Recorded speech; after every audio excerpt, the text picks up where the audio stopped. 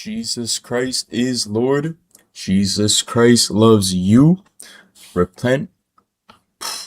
Jesus Christ is Lord. Jesus Christ loves you. Repent and believe in the gospel. The King is coming. The harvest is near. Make Jesus Christ your Lord before he comes as King, because regardless of what you do, every knee will bow and every tongue will confess Jesus Christ is Lord. Give all your love, give all your thanks, give all glory, keep your faith in the Lord thy God, and fear the Lord thy God. In the name of the Father, the Son, and the Holy Spirit. Amen. Galimera, Olimera, Olimera, Galimera. We are, I hope, live on. Yeah, look at that. We got YouTube running now as well. All right, biggest net as possible. We got Twitch, Kick, YouTube running. I think the only thing next is Pornhub. We're gonna start live streaming on Pornhub. Make sure to follow the Pornhub account. That's gonna be dope. Just playing. I'm just playing. We're gonna go to Pornhub's little sister, and that's TikTok. Alright, but dude, in order to stream on TikTok, you need 1,000 followers. The fuck? I hate bots. I fucking hate bots. I hate AI in general. All of AI, I fucking hate. But that being said, but I might bot 1,000 followers on TikTok just to start streaming there. Like, cause that's not. I'm never gonna post videos. I'm good on that. I'm good on. I'm not gonna be doing them little dances. Maybe one or two. Shit, I might buzz it down one time. Shit, ain't nothing wrong with buzzing it down one time. Come on, dog. Come on, dog. Pink gotta buzz it down one time. Come on, man. Come on, man. Ain't no shame in buzzing it down one or two times. Come on, man. But shit, 1,000 followers prior to being able to stream is fucking insane. It's like, dog, I want to get the followers from streaming. But alright, whatever. What the fuck ever. I guess that is a good way to deter people live streaming something terrible. So you gotta actually work at the account and then get the account.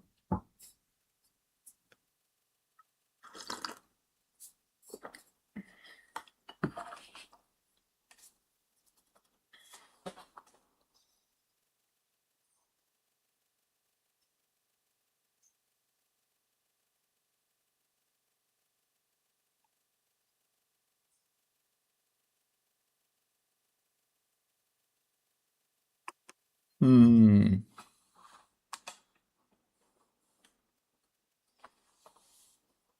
Okay. Alright. We are live. The YouTube's the most iffy one. I don't know about YouTube. Cause I gotta open the browser to make sure it's running to YouTube and then close the browser so that I actually get frames on whatever I'm doing. So YouTube is a little wonky. Who's on?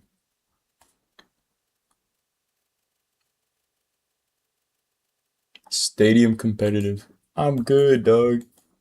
You got that on your own.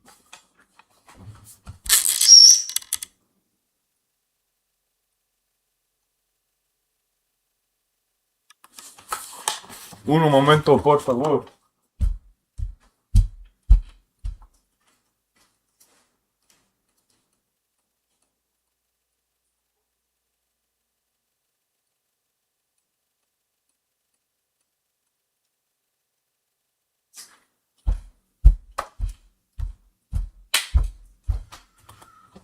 Twas the cat. As long as it's not the dog. My little brother has a little layer over there. A little layer. Like a dungeon. Where he just keeps a bunch of chocolate and shit. I can't have my dogs going over there.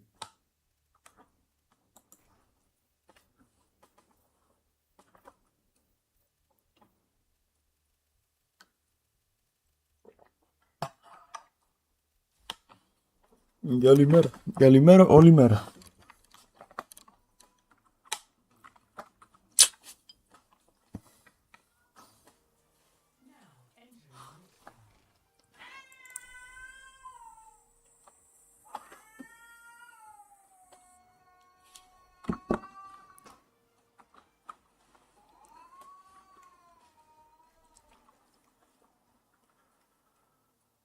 It's alright, they need to get along.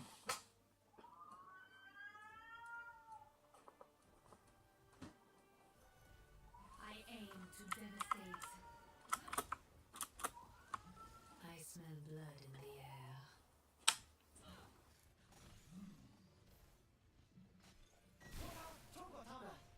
Weather report. Lots of sun.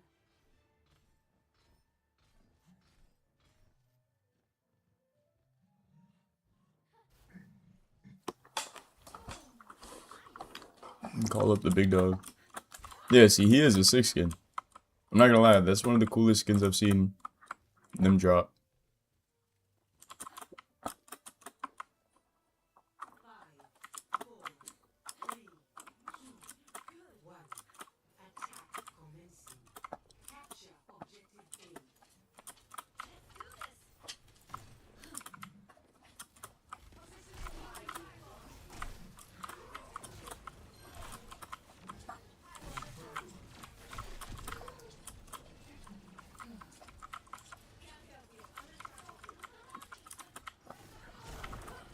Alright, fuck me, what the heck? What up, big dog?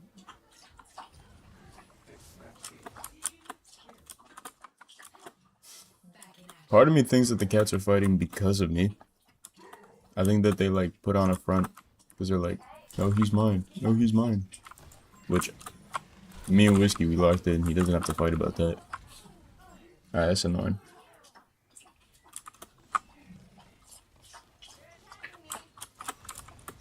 But for the other one,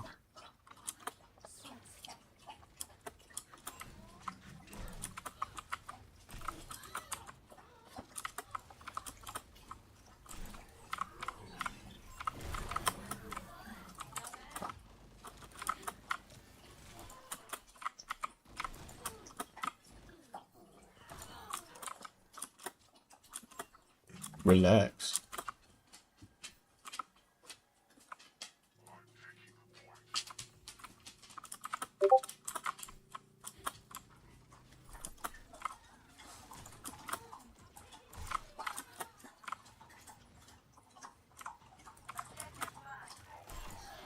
She was low. What the fuck? Dude, alright.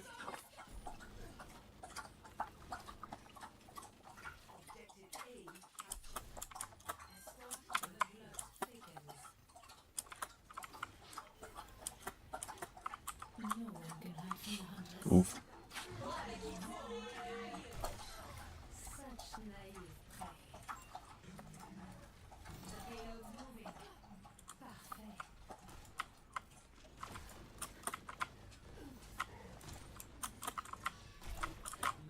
Not charged. That's awesome.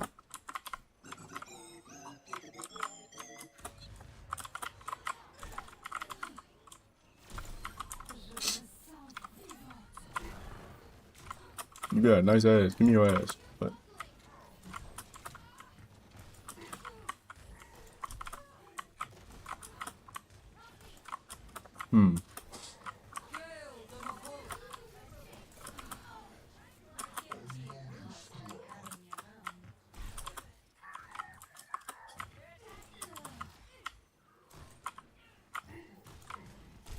damn, he gave me 3 chances. You walk straight into it. No. Your steps are clumsy, girl. What? What? Feel like Lil Jon. What? Lil Jon. Je ne rigole pas.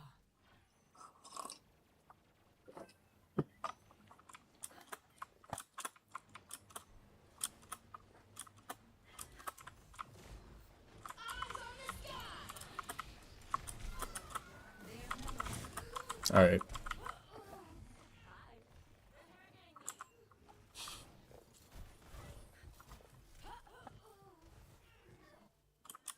It's getting Alright, dude. You would have fuck. You rushed the widow. Congrats.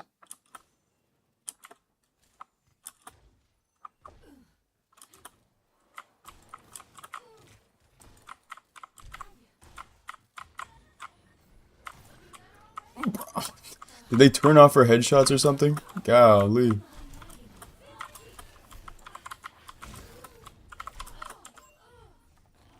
Bitch.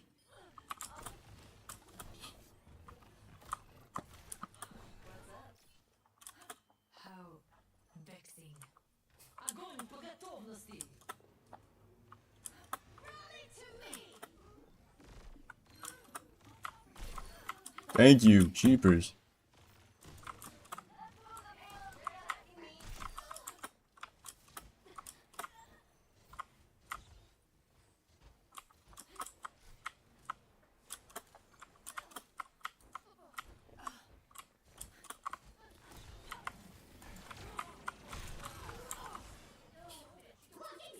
Right back. Kind of ping pong that one.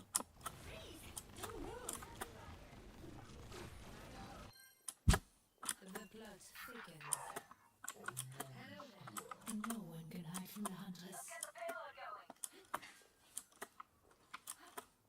The payload has reached the checkpoint.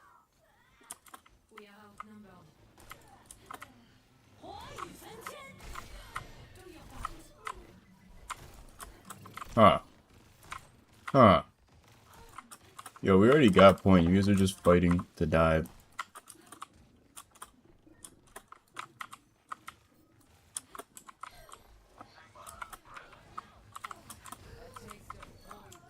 Alright, dude. Y'all are weird. Pitiful.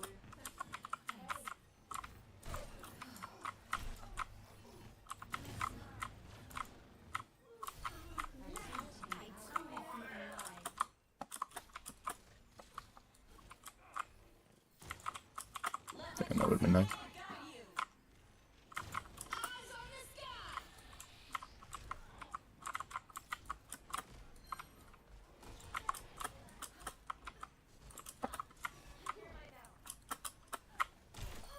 There will be no next time.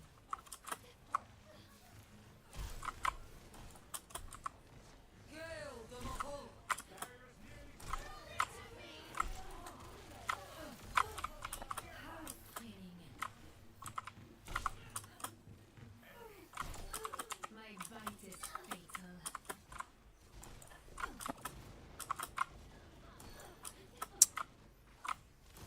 For real, it feels like you can hit a headshot on her. Like her first day dropping, I was able to just every time she had a very nice hitbox. Now it's like, nah, no more headshots for you.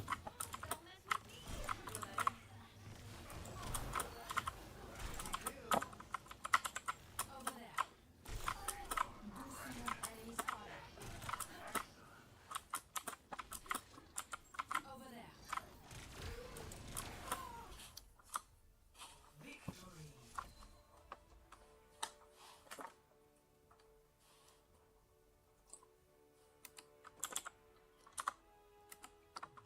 Play of the game.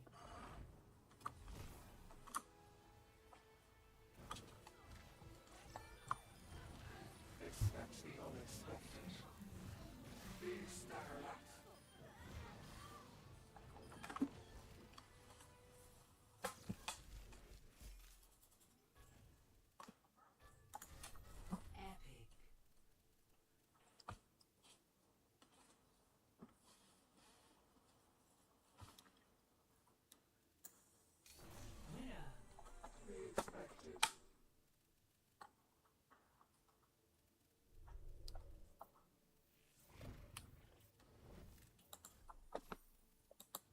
Match chat is such a cool idea. I rock with match chat so much. Just with the current dev team, I feel like that's a way to just get banned. Like it's just to get banned. Like there is no Modern Warfare 2 lobby. You can't just go in there and talk shit. You have to. That was a good game. Like there's no way that it's not that.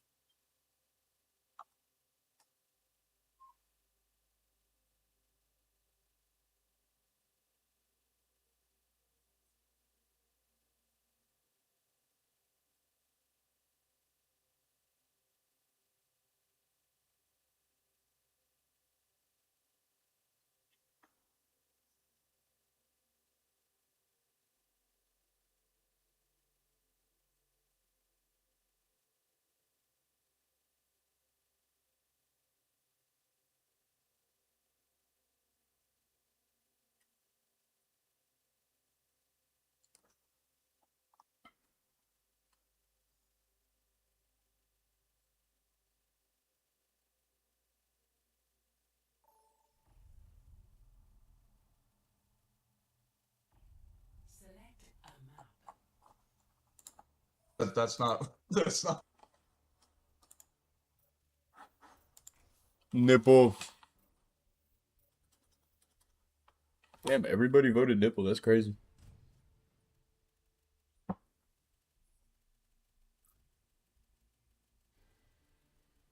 Traveling to Nepal. Nipple.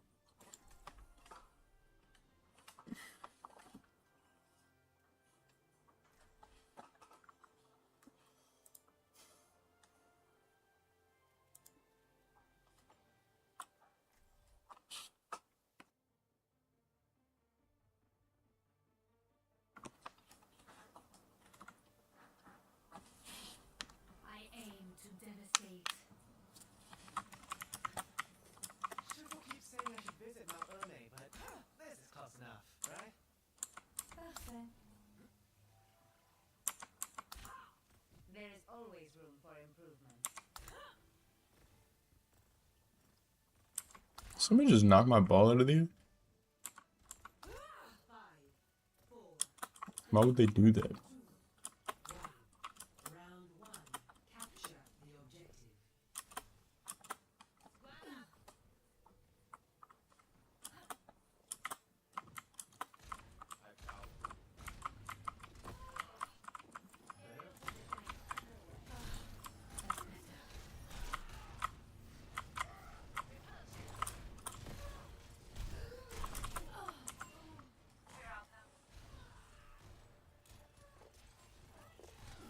The objective is I've been waiting for a challenge. Cascading! I'll protect you. Be right at the gate. Yeah. That makes sense. Okay. Okay. Okay. Fuck me. Okay.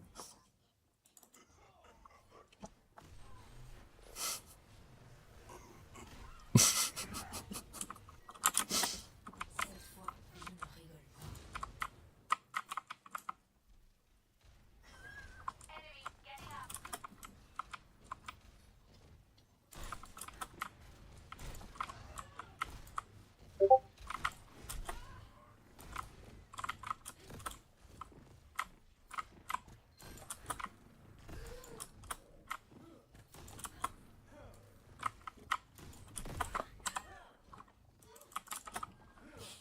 None of this shit. Hold on. None of this shit. Genji up my ass with far in the air. Nah, dude.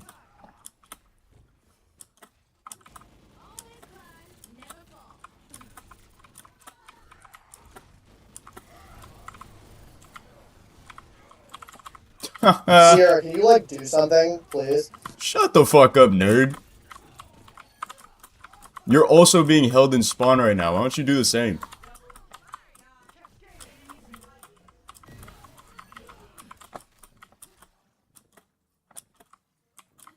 Look at that. Hey. Just swapped and now we have point. Why don't you shut the fuck up, nerd?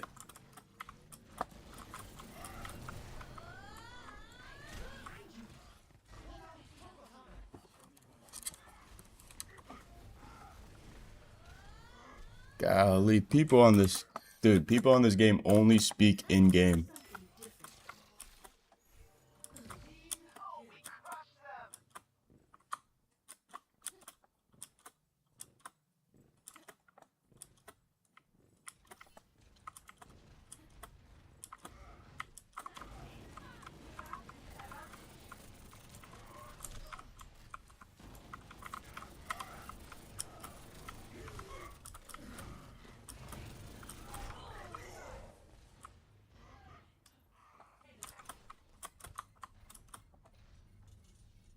Helden sterben nicht.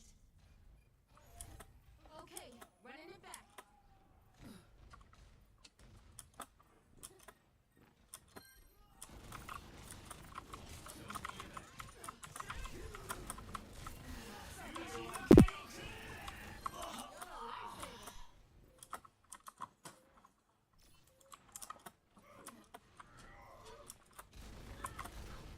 Don't you dare finish the sentence.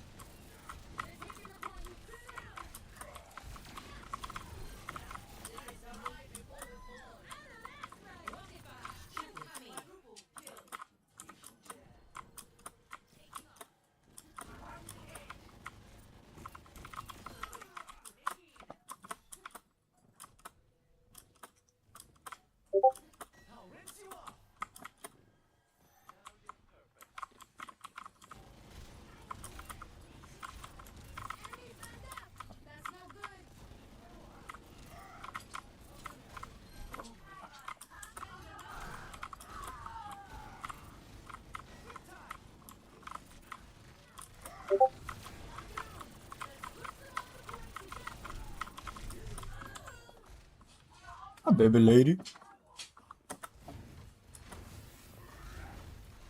Did she really kill me with a movement grenade?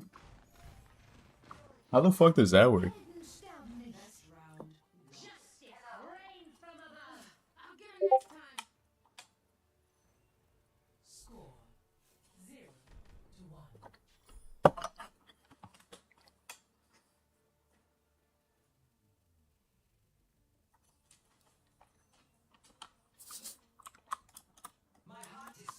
Dude, Lifeweaver is actively throwing.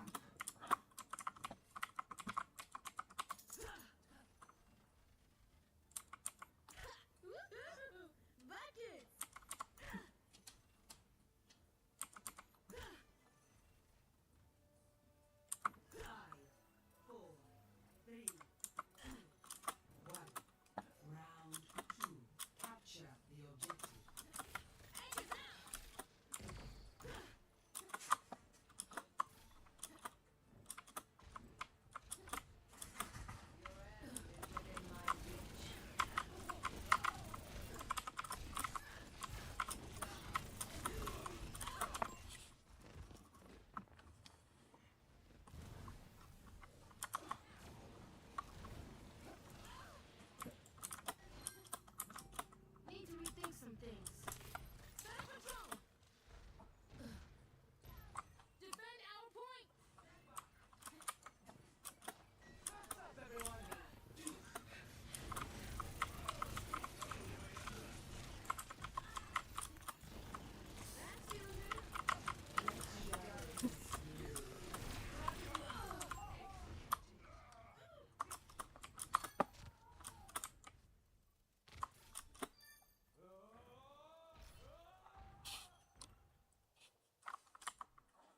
Let's try something different.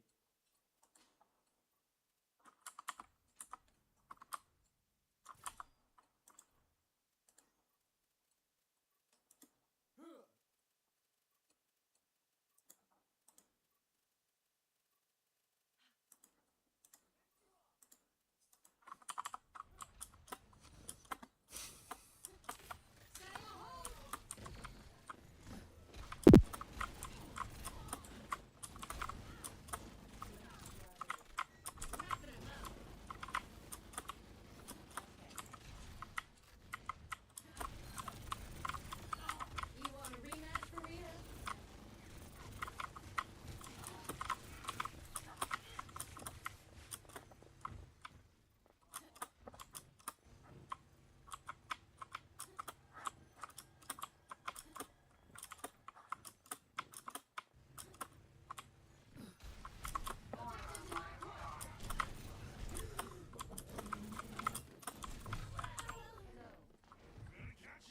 Dude popped in like a scar. Thank you. Okay, running it back. Yeah, that'll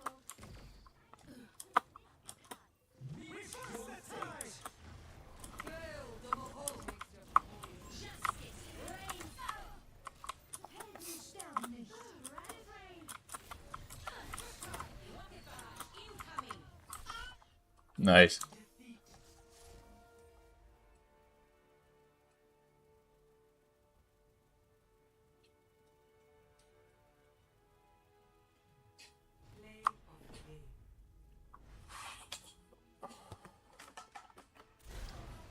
I'm gonna fucking report Narco. Justice reigns from above.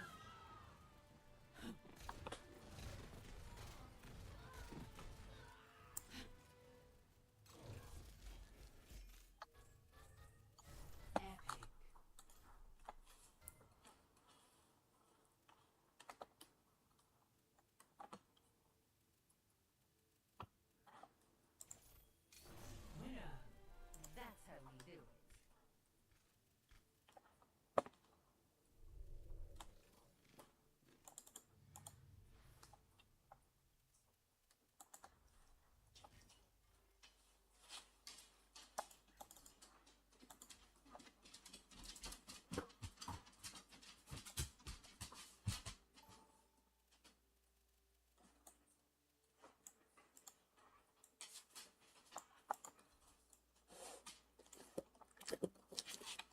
Hi, Bailey.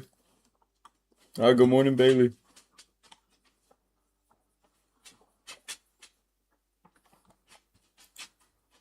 No, it's actually the best one. It's out of these two.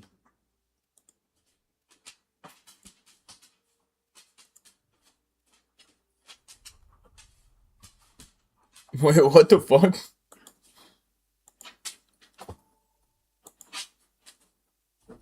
Choose your mouth.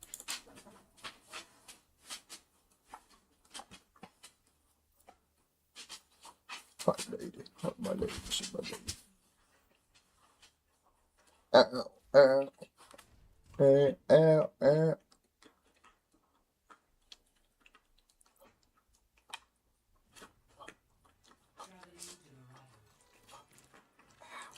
Ow. Ow, that's my arm.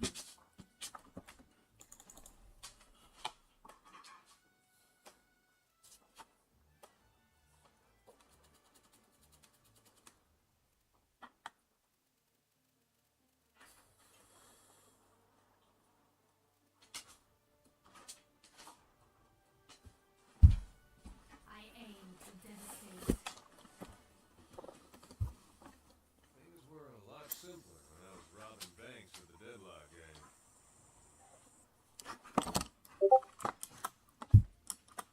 I'll see this matter resolved.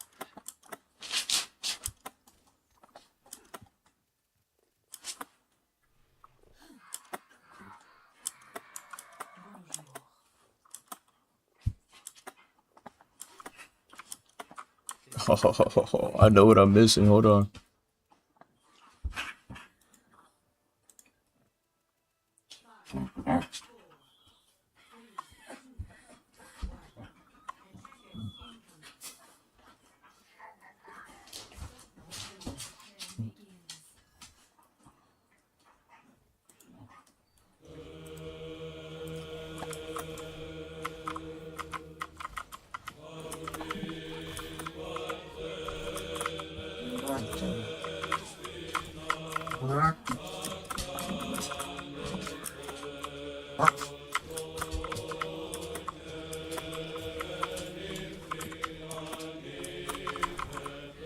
All right.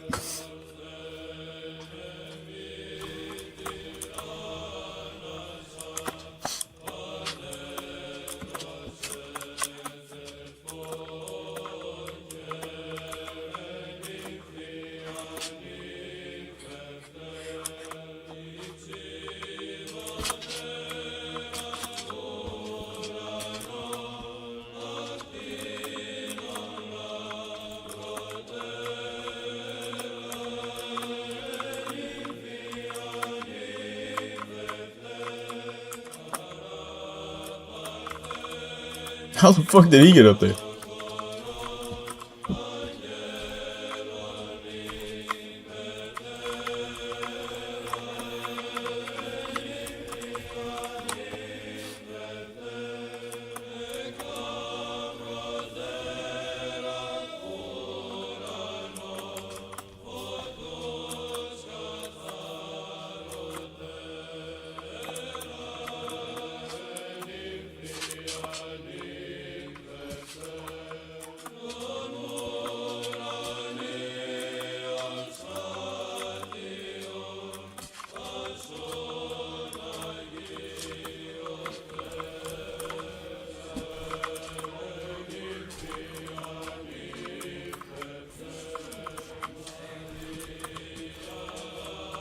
Oh, dude. You lucky bitch.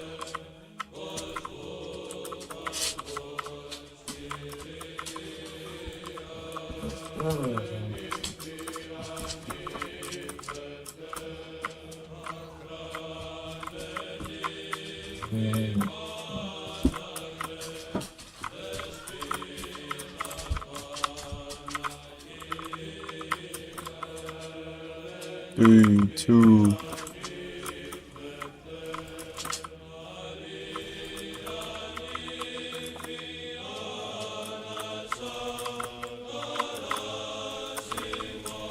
For sure, dude. Fuck me.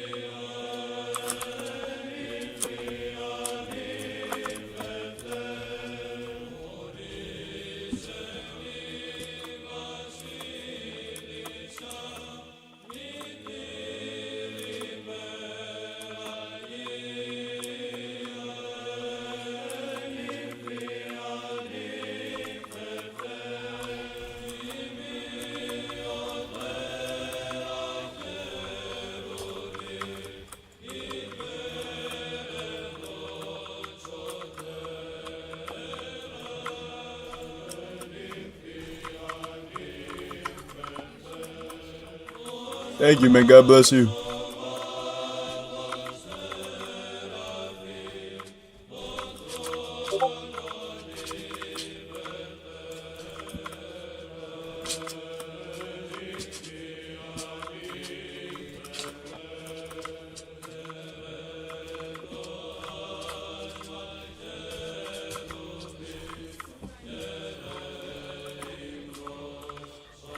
Golly, dude.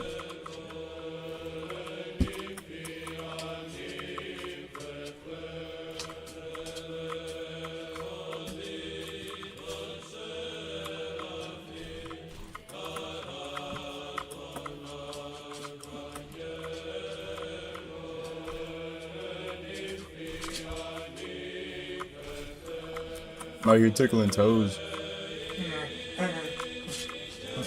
No, dude. No, dude. You should have been dead. Thank you. Fudge.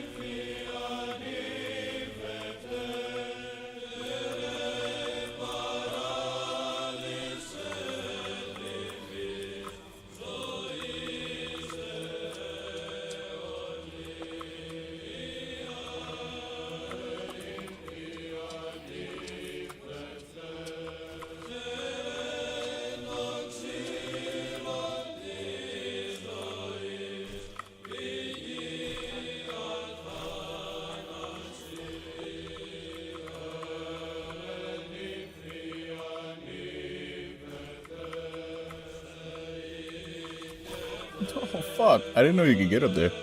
That's crazy.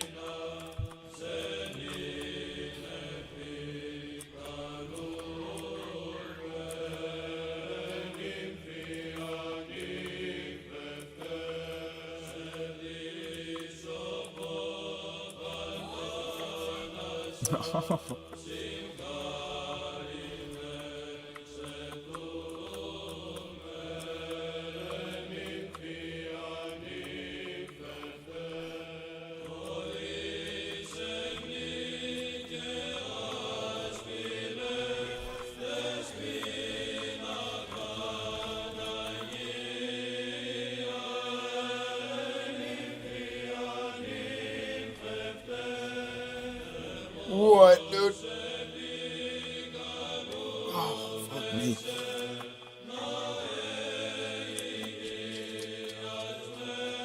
How good you go? How good you go?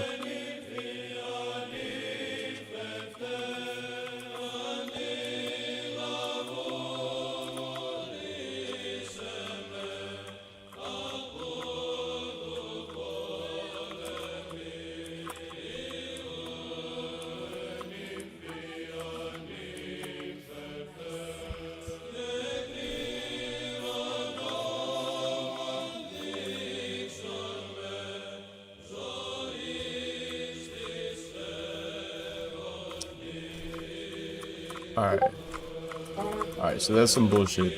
Alright, so that's some bullshit. I'm gonna just say, that's some bullshit.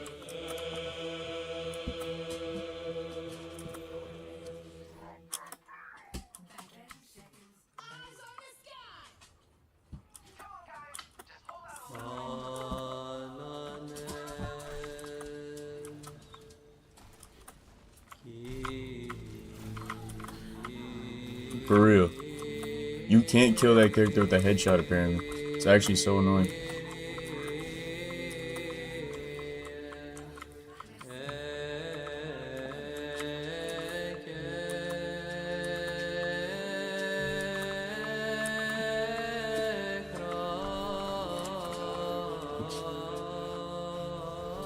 They got point off Diva Bomb, that's sick. Well played, damn it, well played. What? What? Their back was turned. I shot their back.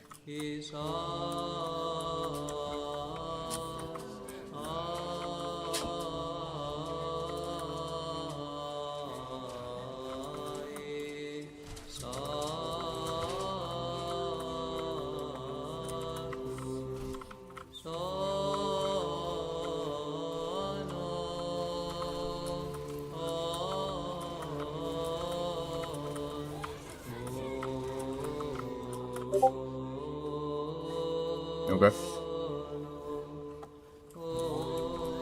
What up, dudes?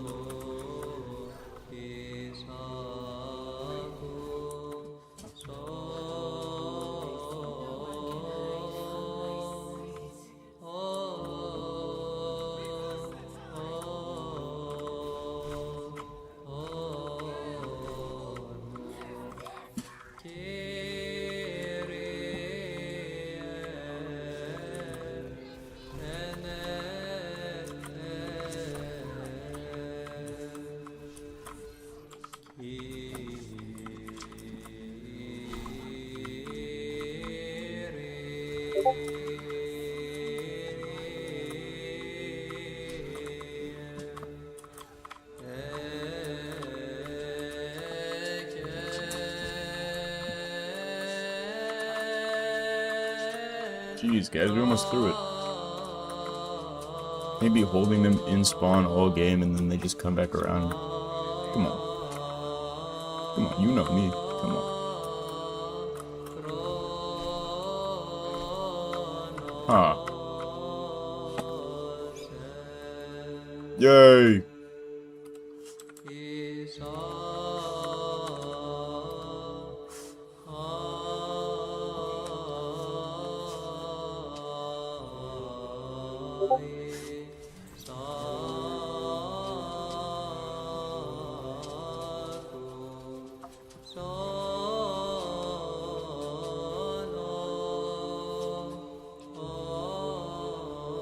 Out. Nah.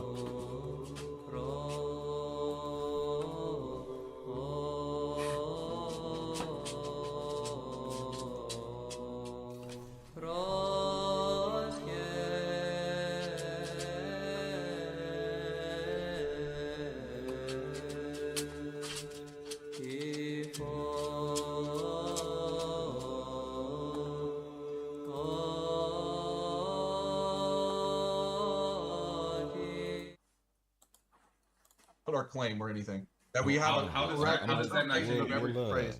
Dude, these people are so stupid. All right, let me engage 1v1 with CK. Yeah, we'll respect Counterdoc's wishes.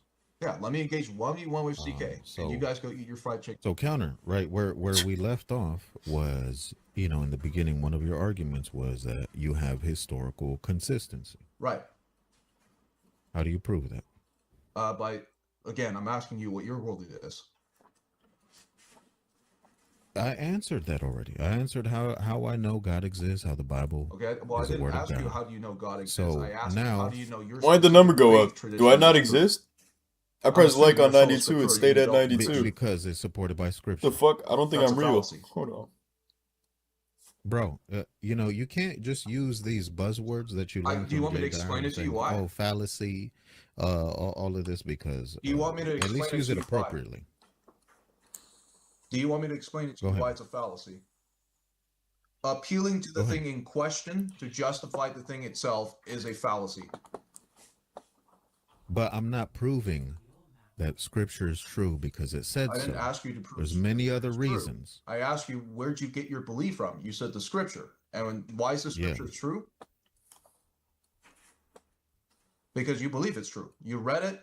You think by yourself it is Yeah, consistent. I get my faith from scripture because that is what God left us. That's what His word is. Okay. And That's the source of my faith. okay. And you think the word is talking about the scriptures? The scripture, Bible, whatever you want to call it, that's the source of my faith. Okay. And you know how that's true? You keep running from my question though. I No, just I'm answered trying a to bunch of your understand your questions. point of view. I'm How trying, do- I'll answer you. I promise. But I'm not asking you about mine. I'm asking how do you prove, because you said you have historical consistency. I'm Yeah. saying prove that. For me to demonstrate that to you, I need to know your worldview first. Bro, I'm not asking about my worldview, somebody else's worldview. I'm asking about yours. I am asking about How your do you worldview. prove your historical consistency? You keep running from that. No, I need to know your position first. So I can demonstrate to you why my position is more consistent than yours. But you're basing it on history. No, I'm basing it off the transcendental argument. Bro, earlier you just said historical No, consistency. you said what other things?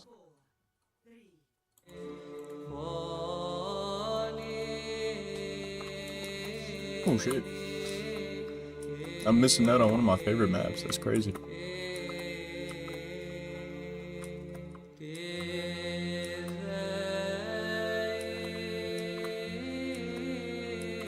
For real, this map is like a third of the reason why I play this game.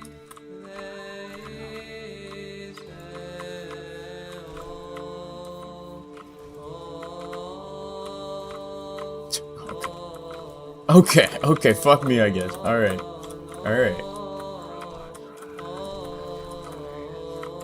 Okay. So my bullets do something. Alright, fuck me. Alright.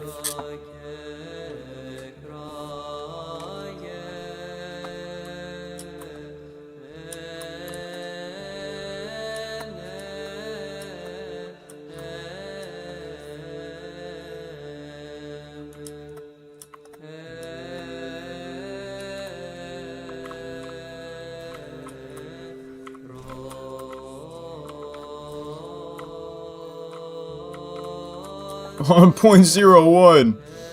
That's crazy. What a hold.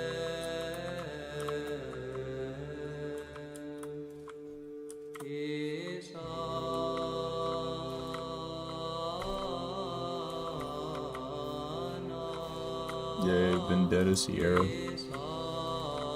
Oh, dude. Let me shoot this damn.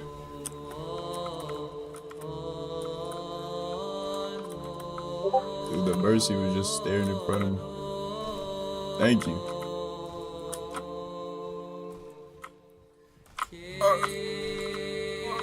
That wasn't a headshot? Neither one of those were headshots? Are we sure? What up, Fair? How you doing, big dog?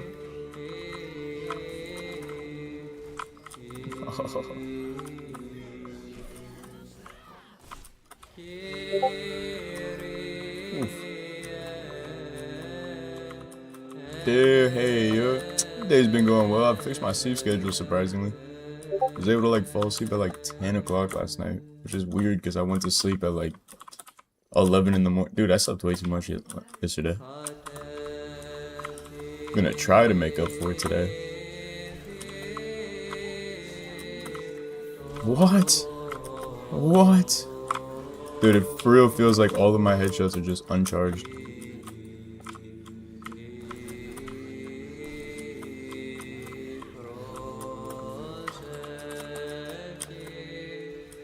Golly. That would be the day I lose my job, real shit. It's like I know consciously, yo, I need to go to work, and then subconsciously, my body just goes, nah, bro, we're sleeping. I'm sorry. Oh, that's killing me. This Mercy won't die. It's the immortal Mercy right here. Dude, I'm not gonna lie. I don't know if it's a talent or a curse, but I can sleep through alarms like it's nothing. Right? Like, it's like, damn it, dude. It's like the body's meant to sleep. I'm sorry. Work is important, but I just dozing off at work.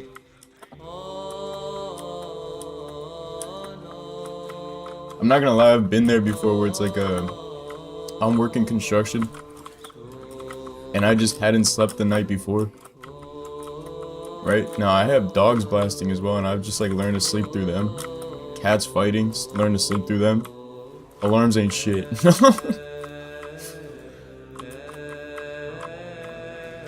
Oh my goodness.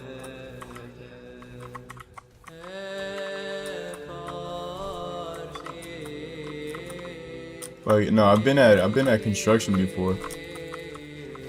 That was charged in her face point blank and it wasn't killed. Dude, you can't kill this fucking character with a headshot. I'm convinced at this point. That's not real. They turned it off for her. That is insane. Every headshot I land on that specific character is undercharged. You're doing construction right now, dude.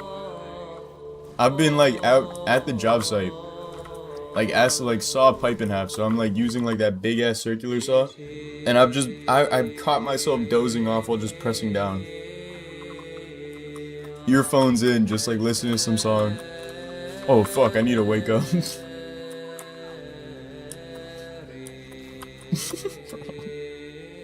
Golly. Real shit, like. Fuck, dude. The body wants sleep, the body will get sleep, it's crazy. As long as you're not driving, it's like, it will happen. No, I've definitely dozed off before while driving and like woken up and been like, oh fuck, thank God I'm still in my lane. Genuinely, thank God. Golly. I'm not gonna lie, I feel like that's very underrated, but it's like, that's when speeding should be allowed. It's like, I'm dozing off. Let me just hit 100 to wake myself up.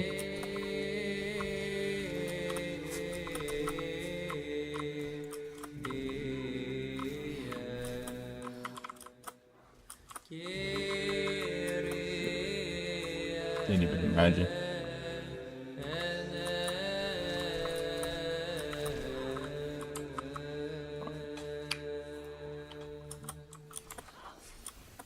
Better get a Red Bull. I don't blame you. I do not blame you.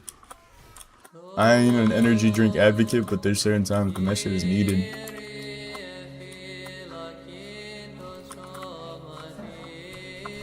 I'm a huge proponent of honey. I like honey. I have like a little jar of honey that I take everywhere. Alright. I'm upset about that one.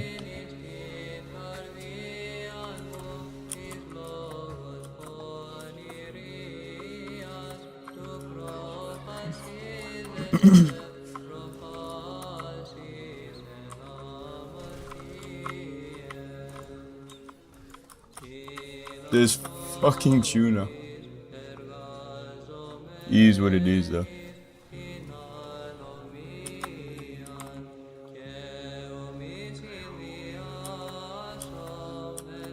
God. Then for work I used to always just bring like a fucking massive like gallon jar of just coffee.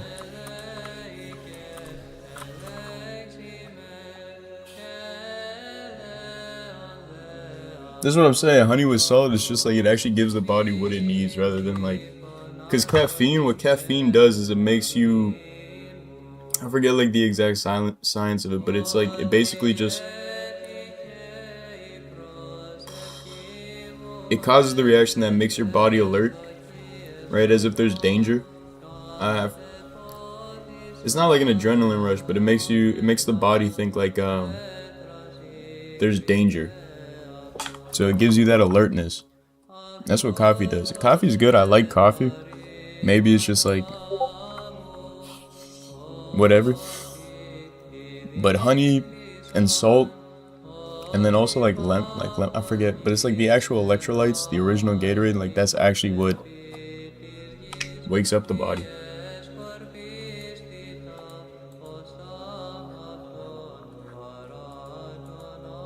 I ain't no scientist.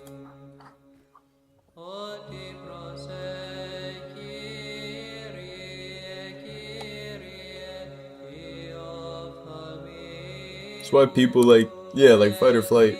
Not even though, because like that releases adrenaline. It's not an adrenaline rush. It's like I forget what it's called. I forget the exact science of it, but it was like it's like a matter of like, it makes your body think you're in danger.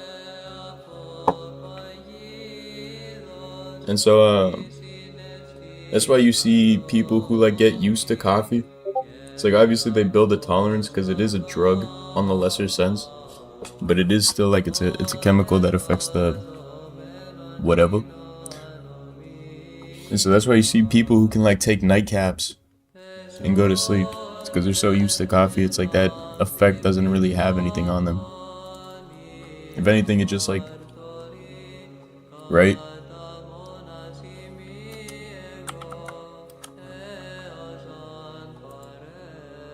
Golly, I second that. He said F whoever put this map.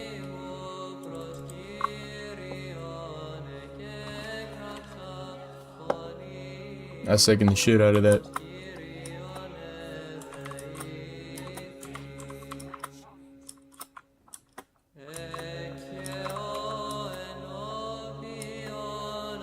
Right, bro, yeah. I don't blame you. Appreciate you for stopping by, big dog. May God bless you. Have a good day. All that good shit. It's not shit.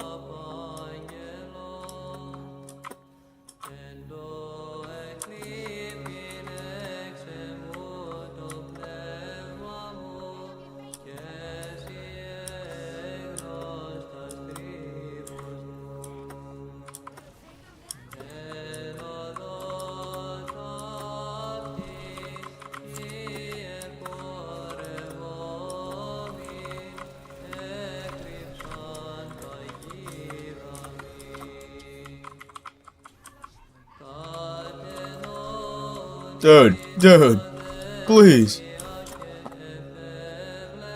That hurts. You hate to see it.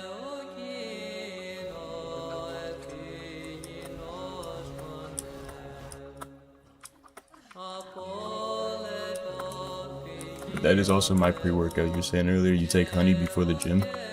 Yeah, bro, that's what I do as well. A little jar of honey that I bring everywhere. I think I got it at my... I think it was a gift somebody gave to me when I was like a baby at my christendom, at my baptism.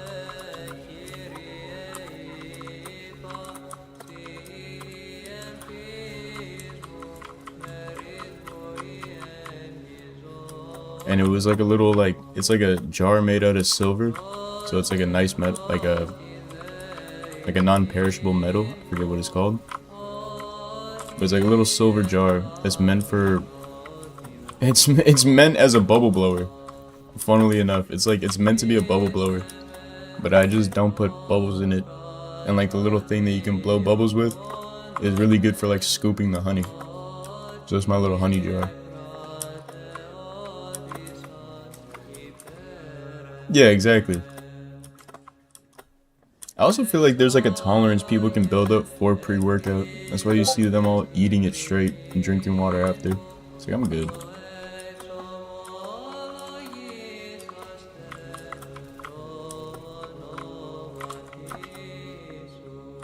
Where are you going?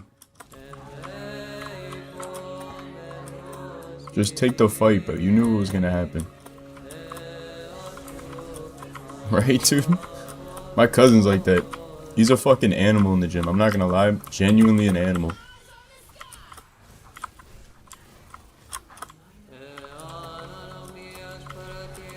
He comes over to the house. Dude, exactly, like...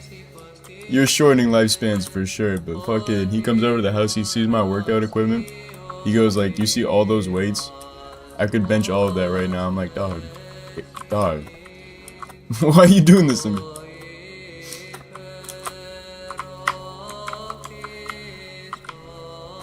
Tell me I need to buy more weights? Tell me I need to get progressively stronger? Nah, bro. Let me just be in shape. Stop making it a competition, dude. No, I'm fucking. It is good when it's a competition.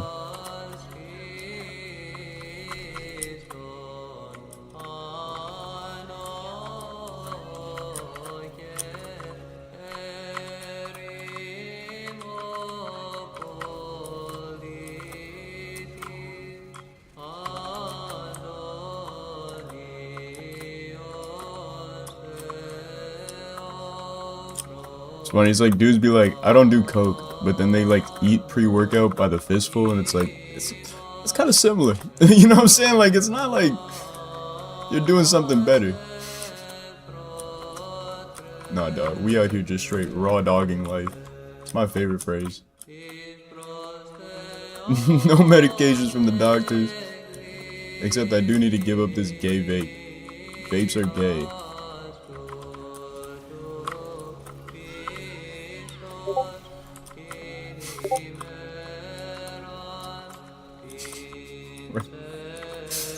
It's like, ah, shit. I can't really brag. I'm doing a gay vape.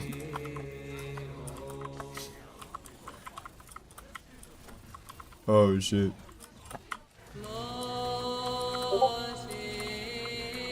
Dude, this character is a tank buster for sure. Like, this is the Junkrat of assault rifles.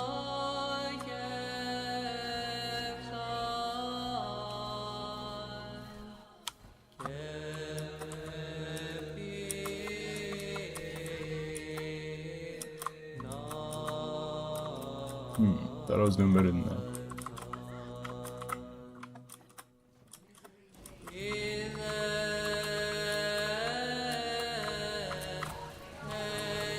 Yeah. Yeah, GG. Yeah, that was a nice play.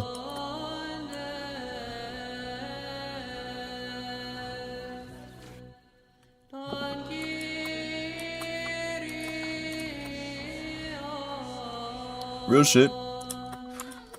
Unless they like really reduce the damage she does with her assault rifle, I can't see this character getting nerfed. Like, I don't know how they would actually nerf her. 80 rounds in the mag. She has the soldier tracking ult on 7-second cooldown. I feel that. Man.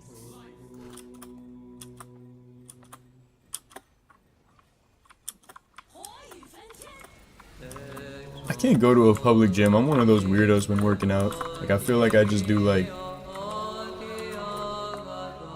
I do like body weights and shit.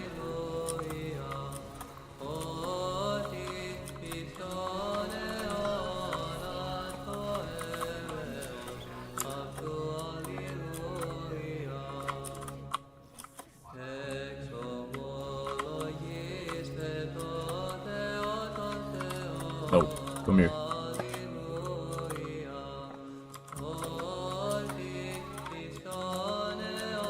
I'm good on public gym settings.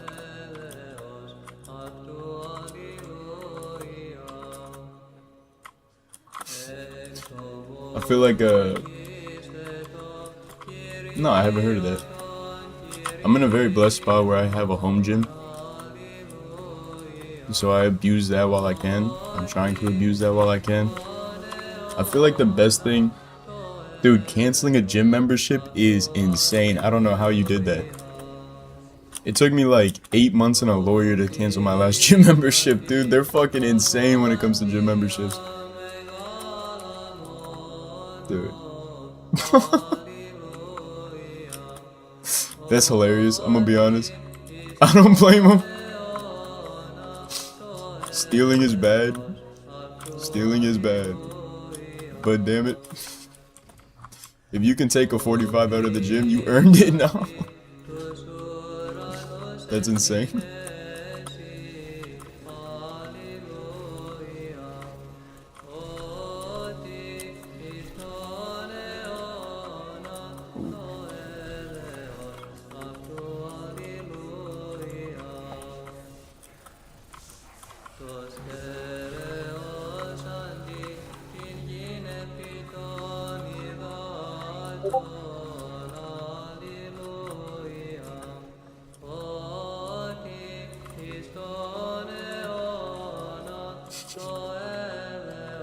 Dude, how do you take a 45 out of the gym with no one noticing? That's insane. You gotta have a big ass gym bag. Honestly, if I ran a gym, I wouldn't let anybody bring in a big ass gym bag. It would have to be like a...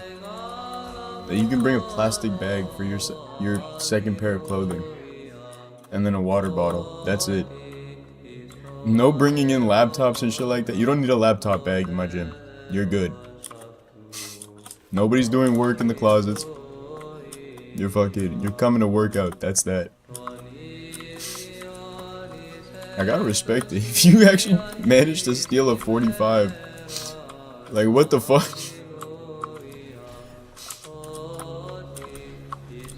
It's like, how did you do that? How did nobody notice? Unless it's like a tungsten 45 and it's just small as hell.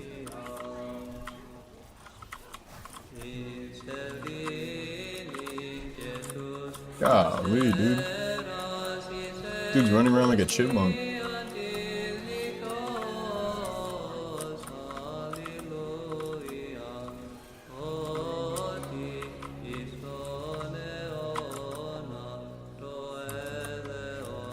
I feel that. That's smart. Honestly, that's smart.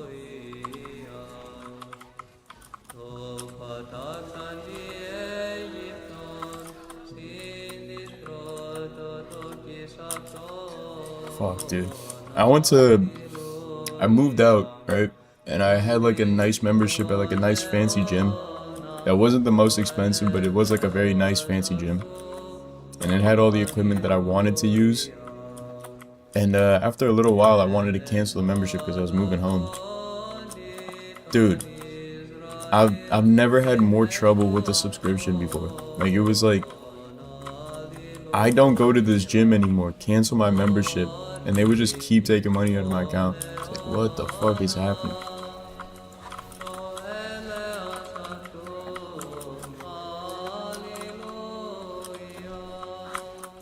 So, just like, fuck it.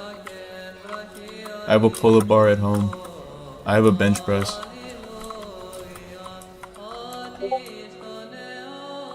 What more do you need? I'll put 45s on my chest and do crunches. Easy.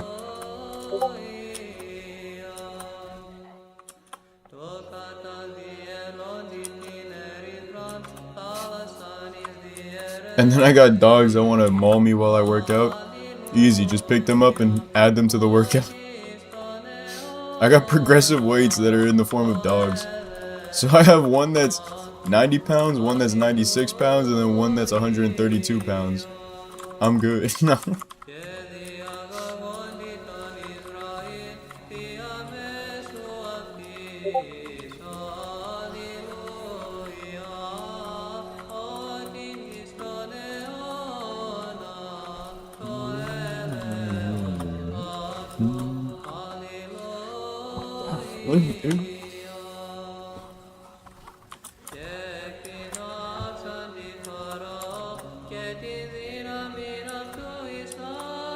Man,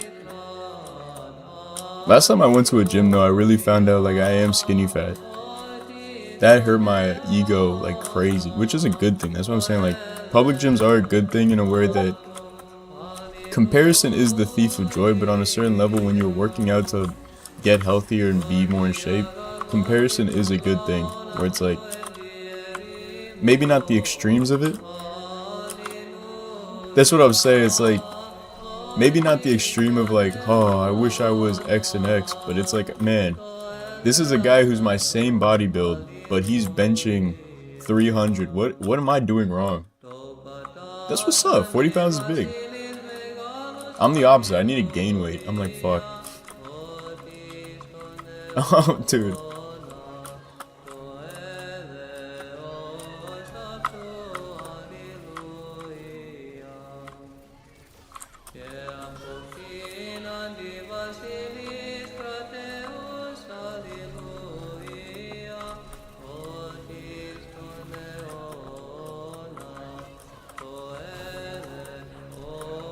Golly.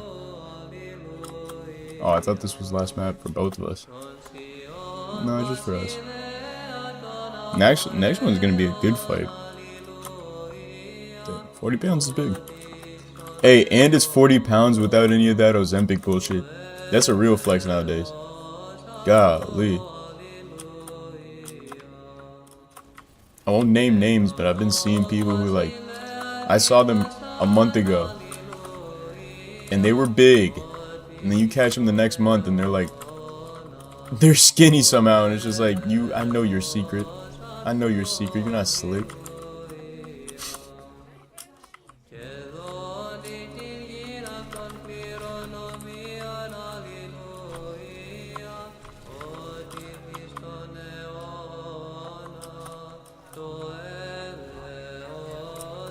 Fuck Ozempic.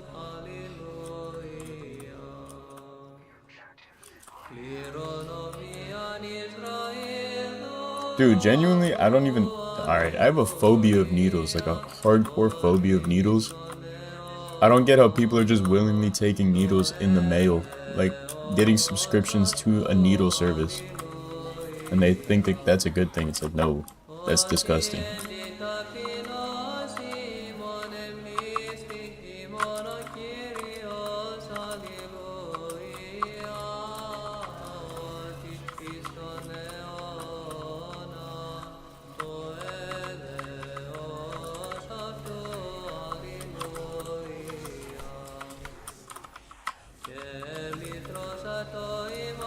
Oh, I missed it. I missed it. I'm dead.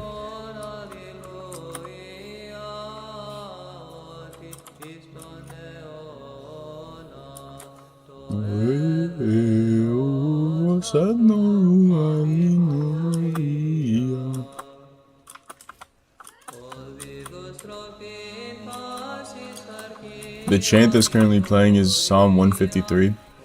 Oh, it's one of my favorites. Genuinely one of my favorite psalms. Maybe not like the actual psalm itself. Obviously the psalm itself. I love all the psalms, but like chanting wise, like when they chant Psalm 153, if I was ever a UFC fighter, this would be my walkout song. This would be my walkout song, no question. Like, easily. So easily, this would be my walkout song. Maybe not even this rendition of it, but this is like a chant I would go to war over. Right? That's what I'm saying. It's like, imagine you have some like rap song, and then your opponent comes out with orthodox hymns. Like, fuck, dog. Like you may train a lot, but I train a lot and I have God on my side. No. I have the power of God and anime on my side now.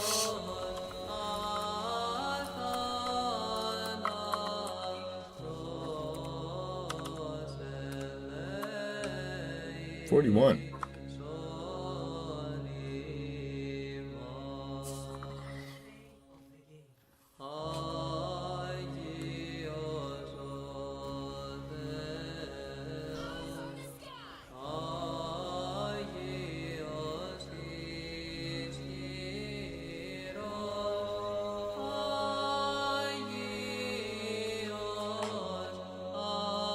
New character is fucking broken.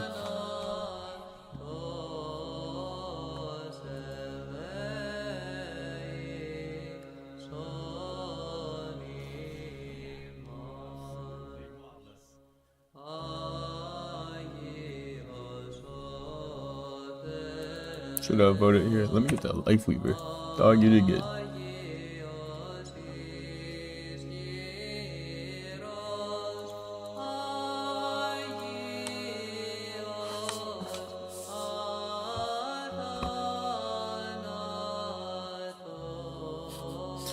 Oh my god, my screen is so fried, it's not even a joke. Here, check this out.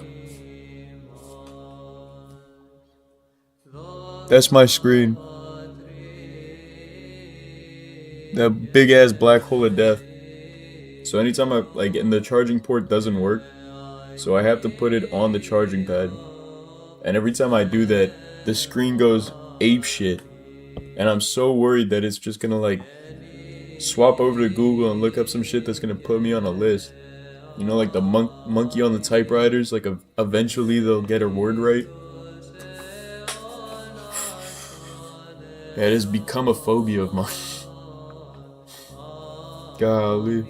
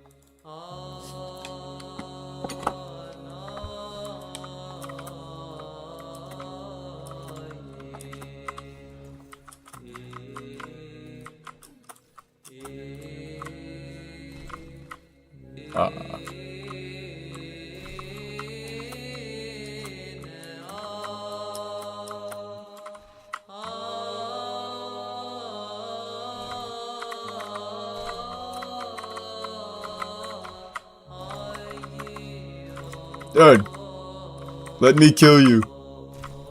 Damn it.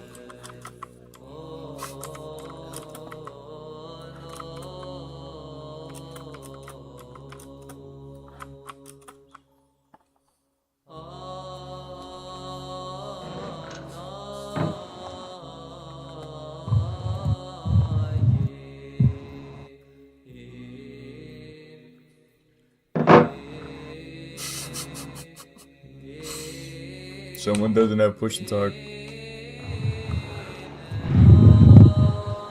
I'm not gonna lie, when my cats are fighting in my room, I will press the push to talk just so that my teammates hear my cats fighting. It's pretty funny. Unless the fighting gets too serious. Damn, bro. What level are you? Damn. I'm not a malicious animal. But when it's just them yelling. Yo, this might be the real life widow, bro. 126, Juno? God damn, bro.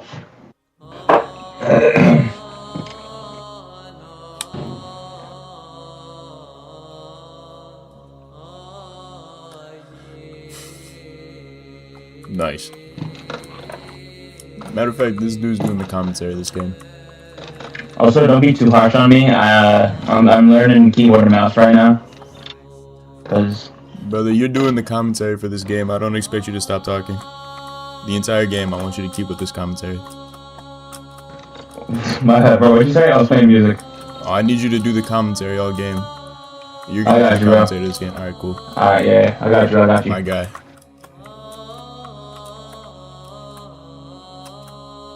I'll try not to be complete dog water. No, you're good as quick play, but I need you to do the commentary. Bro, I will commentate my own death if I need to. Say less. Oh god. Oh my gosh.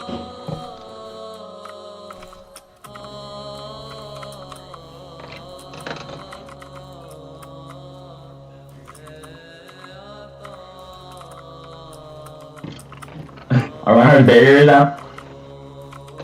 My man.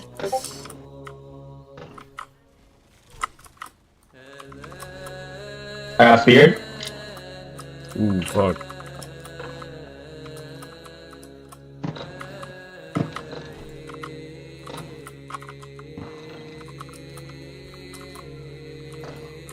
Nice.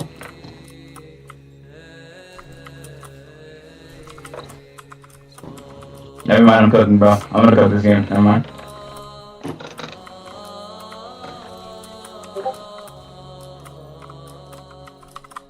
My man. I got 5 kills. Our tank actually does mitigation. Sorry, mitigation.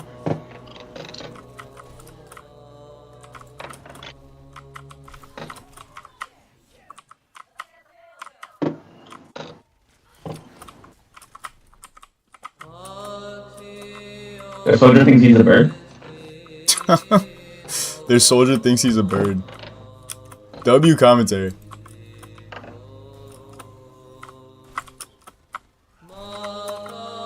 Except for him saying God all the time. We don't gotta take the Lord's name in vain. Or whistles have.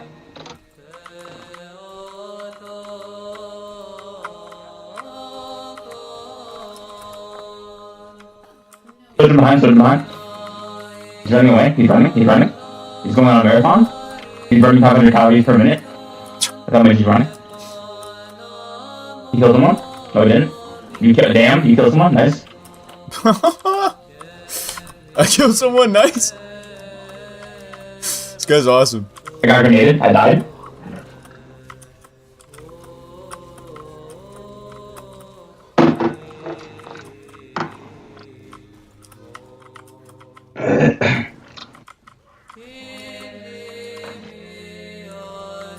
Alright, I'm convinced you can't hit a headshot on that character. At this point, I truly think like it's impossible. I think they turned it off.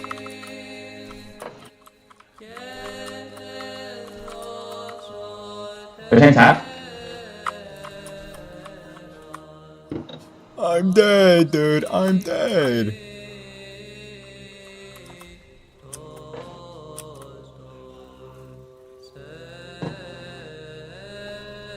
We're winning because of your commentary. Keep it going.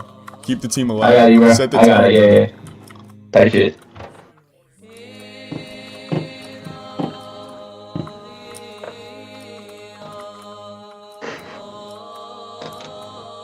Alright, I'm charging forward point. This guy's sick. He's getting killed. Oh. I'm trying to help. I didn't help. Never mind, I did. Oh, no, I didn't.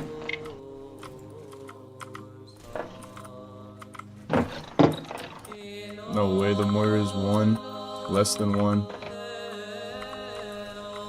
Oh, If someone they were else. less than one, they'd be dead. Shut up, nerd. Thank you.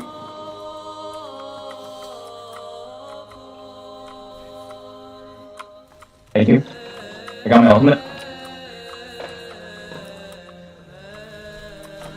Ay, ay, ay. Ay, caramba, even. The ay, ay, ay ain't even enough to describe that. Ay, caramba. Alright. I died. Yeah, we just gotta regroup. This person's a level 18 Sierra, bro. Dude, they This removed motherfucker started playing this new character and then just didn't stop. What you say, Rachel? Oh, Sierra sorry, brother. doesn't have a hitbox. You can't hit headshots on her. You know what? I agree with that. Level 18 is crazy, but that's all I'm saying. Yeah, I agree. Nice reflect.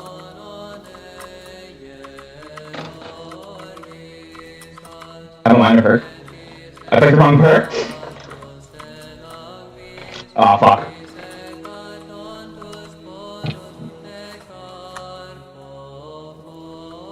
Kinda wanna just go No. Sierra just to dominate with you two. Oh. Let's go crazy. Let's go insane.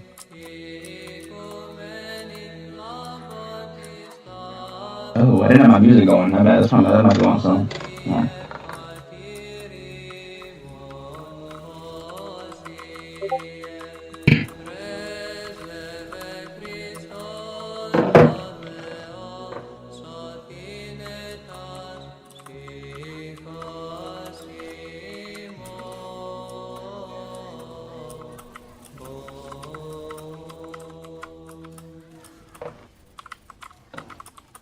Yo, Kiri, can you use your ult? Oh, never mind, I was here. Wait.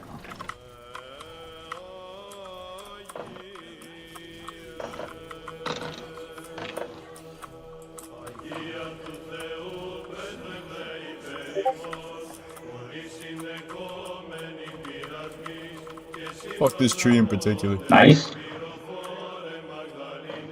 They're fucking washed. They don't have a game. True, dude, true.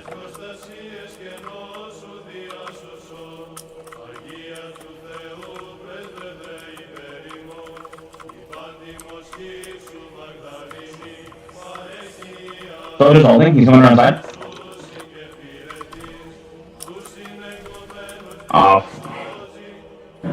Orb! I got double fisted. Tell me about it, brother. Tell me about it. I don't know mage, so it's okay. This guy.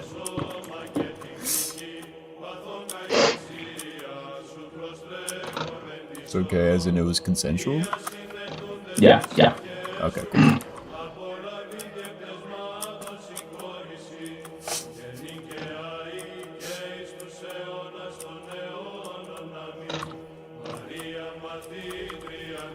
The number to beat is 14 right now. Holy fuck, I wish I could aim and not miss my shots, dude. This is stinky behavior. Oh my god, they're all so low. Are you kidding me? Oh my. Good ult.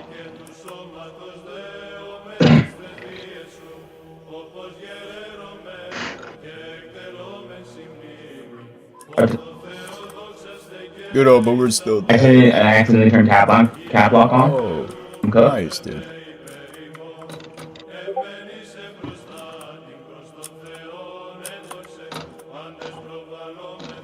Oh, our Mercy's fucking insane. Our Mercy's an actual dog.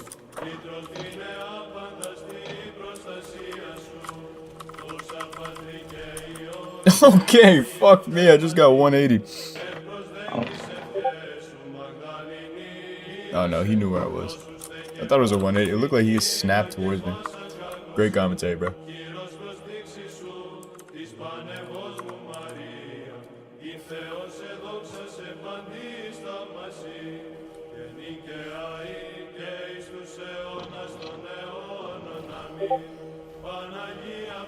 We lost. GG.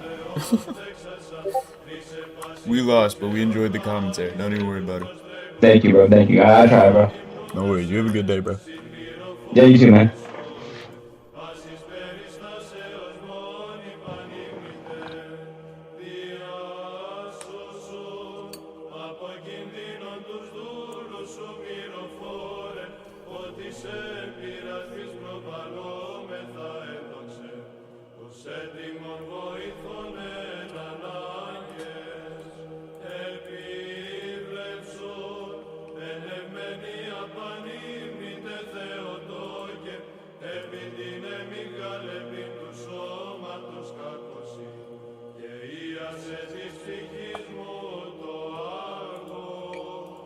I said historical consistency is a separate Right. topic. That's what I'm asking about. The history. Why don't you want to address the full argument? This is the argument that you made. No, my argument is tag. My argument is the transcendental argument. The transcendental argument? Yes. Correct me if I'm wrong, but isn't the transcendental argument used to prove the existence of God? They can be used to, I mean, it's just I'm gonna make a prediction. Correct me if I'm wrong, but he won't take the correction. a presuppositional strategy. Doesn't have to be necessarily proving God. There's tag for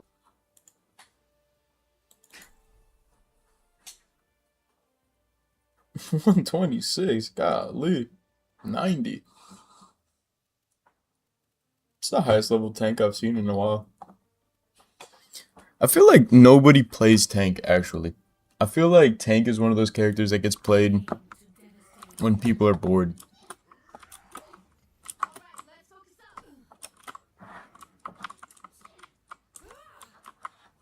Wow, they actually made this a widow's nest. And I have never gone up here before. This is new to me. I've actually never gone up here before. That's kind of crazy. Also, why are these pots invincible? Why are these pots title card? Dude, I feel like I'm the only one who's disappointed in the recent Invincible episode. Somehow I lost a follower.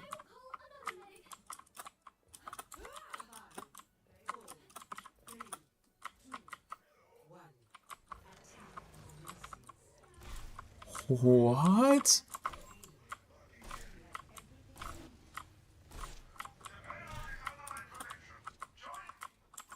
Engage this enemy.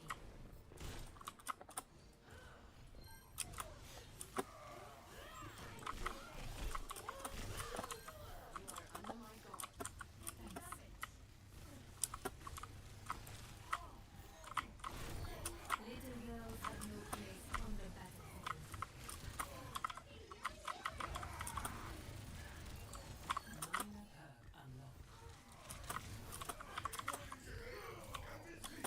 Merci. That's better.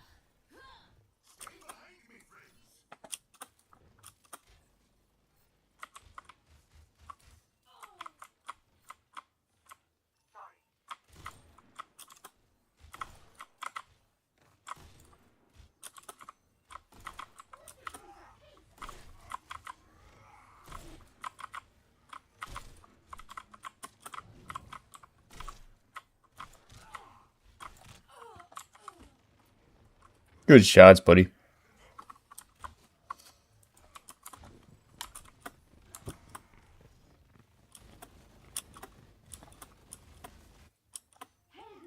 in action.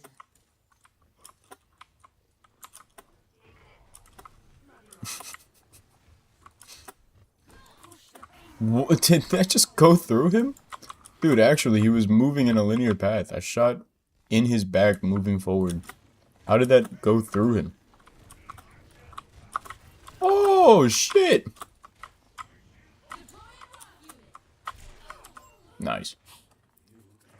And I cheated on the 1v1.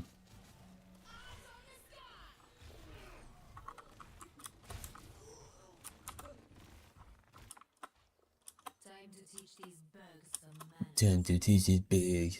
Get your touchdown.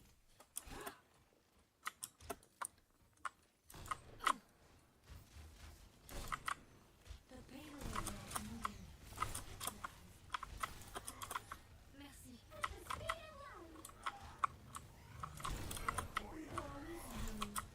Huh. I feel like my crosshair was on their head. I don't know how I messed that up.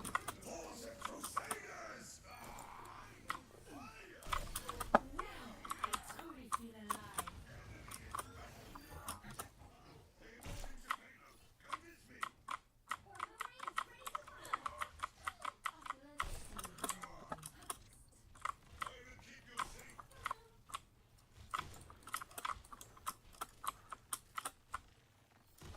Huh. No one can hide from my sight.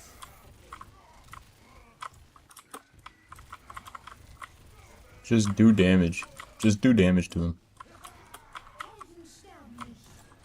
Ah. Ah.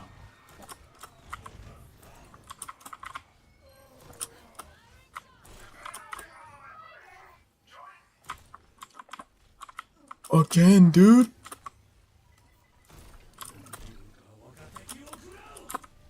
Alright. Alright, fuck.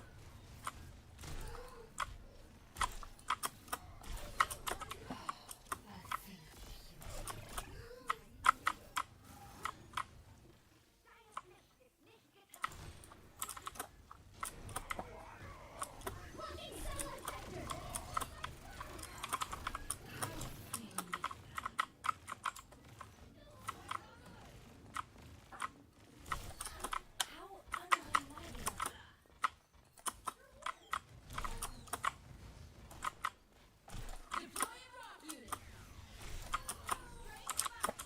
Thank you. No one can hide from my sight.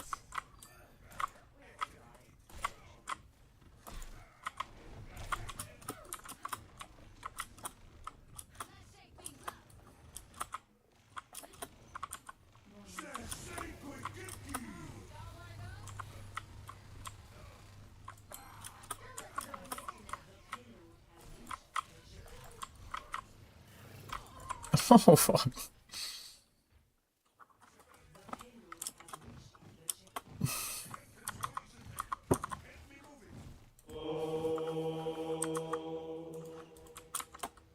It's getting Ελέησον ημάς ο Θεός κατά το μεγαλείο σου, Θεόμεθα Mm. σε Mm. επάσον και ελέησον. Oh, fuck! Thank you, buddy! Alright, relax.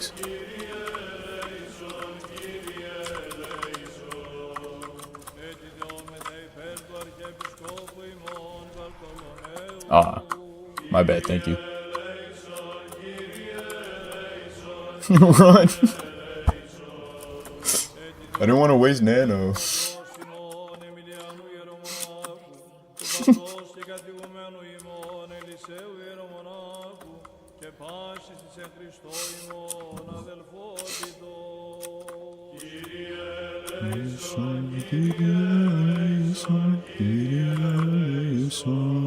Έτιδεόμεθα υπέρ των αδελφών ημών, των εν τες διακονίες όντων, και πάντων των διακονούντων και διακονισάντων, εν τη ιερά μονή ταύτη.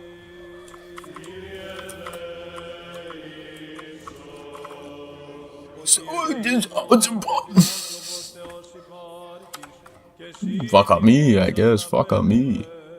το Πατρί και το Υιό και το Αγίο Πνεύματι, νυν και αεί, και εις τους αιώνας των αιώνων. Let me grab this tab. Alright. Okay.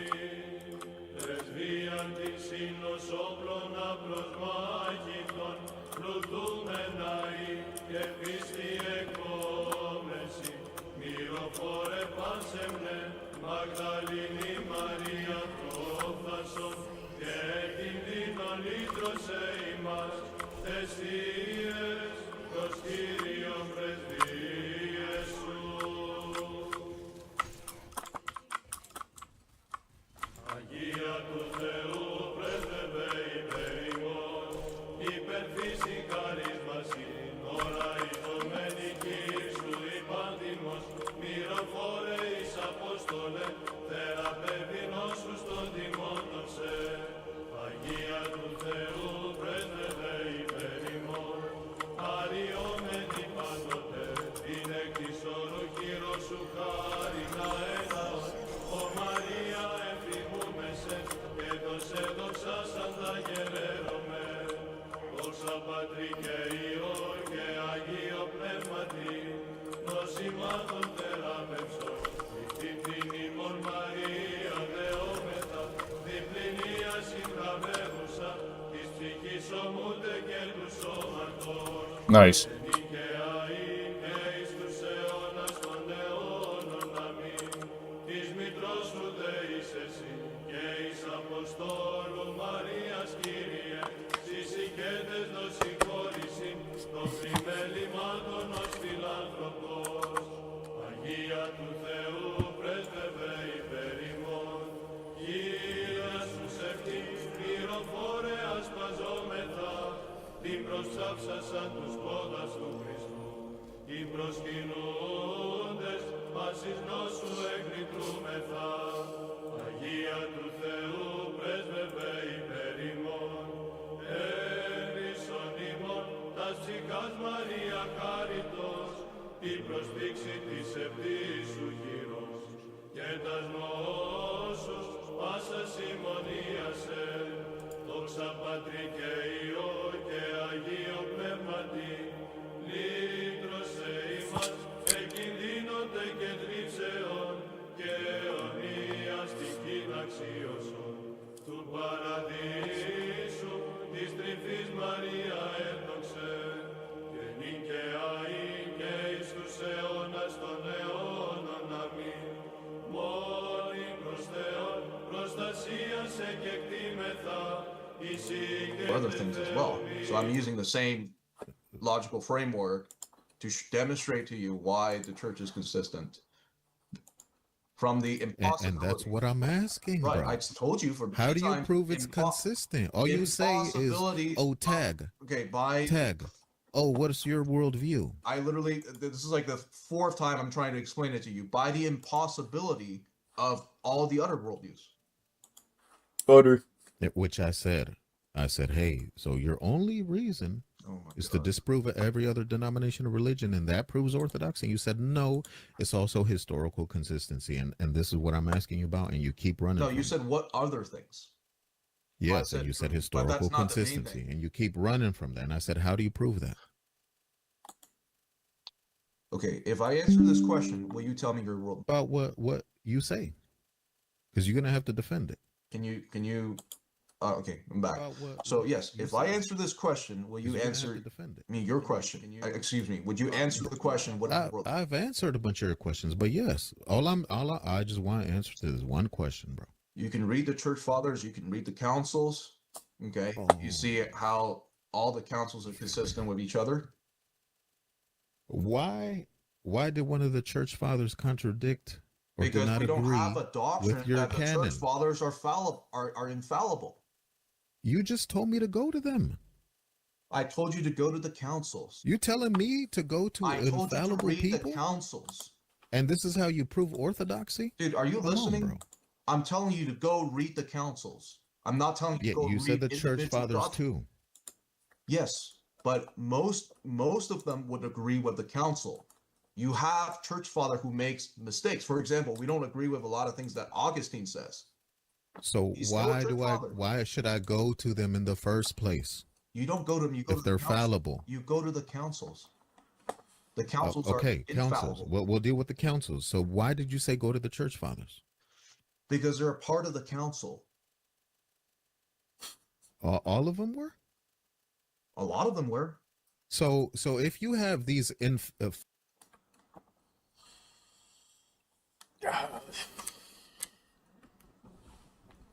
Hey, that's me. Look at that. Hey, that's me. Look at that.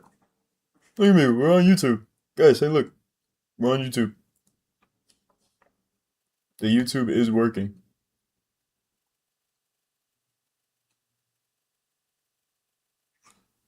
Oh, man. That's a sick name for a YouTube channel.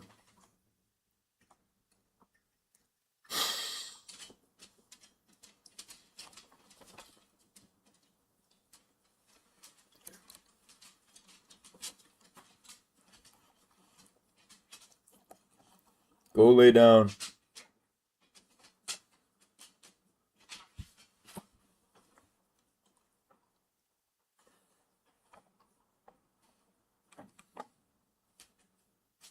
I give my puppy a lot of love.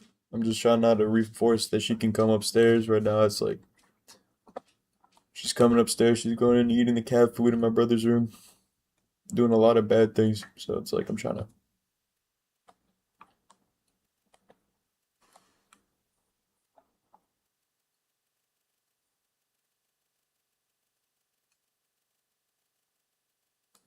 The fuck is a boy dinner? What the fuck is a boy dinner? Today we're doing blue lava facials. Yesterday I made fried drumsticks. Skittles. They're really You can't good. run as fast as T-Mobile. Bet you I can. Well, you better pick it up, because T-Mobile now has the fast. My name's Harry. My name's Clay. My name is Fred. My name is Raphael, and today we are gonna have girls trying boy dinners. What the fuck is a boy dinner? I don't know why, but I'm just jumping to like protein bars. I've never thought what my definition of boy dinner is, but I can imagine it's going to be worse than girl dinner. The version of a girl dinner, but with a lot of protein.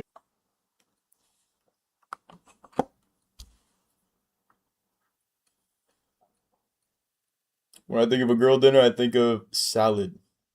When I think of a dude's dinner, I think grilled. I think, I don't know, bread and meat. Bread and meat. The key difference between a boy dinner and a girl dinner is nutritional value. I think Gay. the boy dinner will be a bit. I can't watch this. I'm sorry. 30 seconds in, bro. I'm sorry. I can't watch that.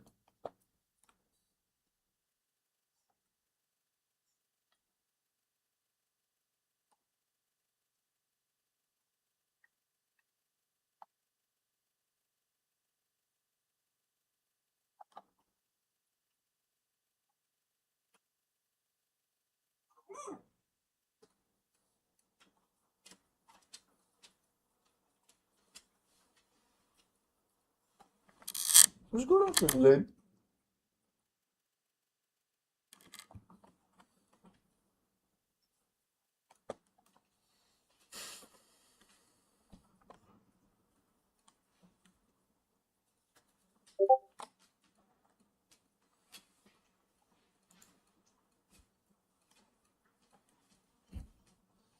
Infant baptism is so important. I hate that it's even a debate. Like, why are people like holding back? It's like baptism is genuinely so important. From a Protestant point of view, it's like, all right, say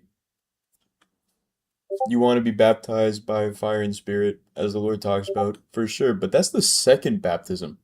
That's the second They always skip over that part. The first baptism is water. The second is fire and spirit. How can you get to the second without going to the first? It's like, dude, just even from a Protestant point of view, it's like you should be baptizing at birth. And I'm not even trying to say like Protestants have proper baptism. It's not what I'm saying, but I am saying it's like even if you believe in only the second, you would still need to get to the second.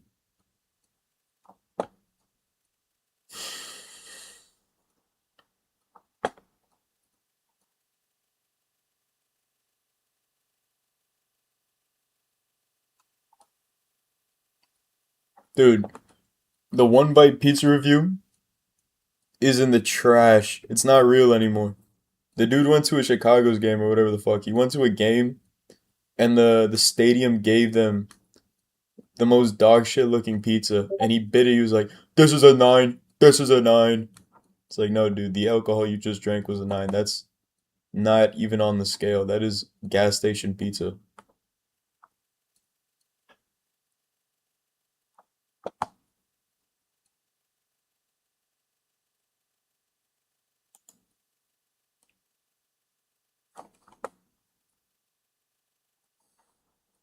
There's quite a few things happening right now, and it is looking pretty bad in relation to what is going on with Islam in the world. We'll see its growing connection with Catholicism, with the Vatican, with Rome, and a specific prophecy that could be fulfilled there. At the end of the video, we'll look at a prophecy that Islam could definitely be fulfilling through the Antichrist when he is revealed But now let's look at everything leading up to that, this false Jesus that is being spread, and specifically and most recently through Tucker Carlson. The Tucker Carlson network posted this on X. It's absolutely insane and ridiculous if you are a Bible-believing Christian. It says the people in charge don't want you to know this. But Is there anything Muslims other than love Bible-believing Jesus. Christians? Islam reveres The issue isn't about Bible-believing Christians. I think everybody who claims Christianity is a Bible believer.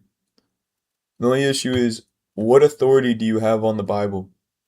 Is it a personal authority? Is it a heretical authority? Or is it the church that compiled the Bibles, their authority on the scripture? Everybody who claims Christianity is a Bible-believing Christian. That's such a weird way to put it. him as a major prophet and a messenger of the Lord. Wrong Lord here, we'll look at that in a minute. They believe he performs miracles and states that he will return to earth to defeat the Antichrist. This is a false interpretation, we'll look at that too. That's why Donald Trump's painting depicting himself as the Son of God offended the president of Iran. It was an attack on his religion, as well as Christianity. This is where I start to just really believe that Tucker Carlson has to be controlled opposition, because you cannot be that stupid and say such a thing like that. The evidence 100% points to the opposite. The Jesus in the Quran is not the Jesus from the Bible. God knew that this deception was going to spread in the earth, and so he warned us through his word. Two of the most prominent verses are 1 John 2:22 through 23. Who is a liar but he who denies that Jesus is the Christ? He is Antichrist who denies the Father and the Son. Whoever denies the Son does not have the Father either.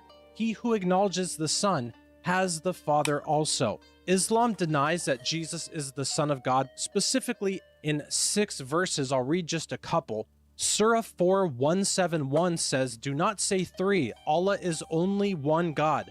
Far exalted is he above having a son."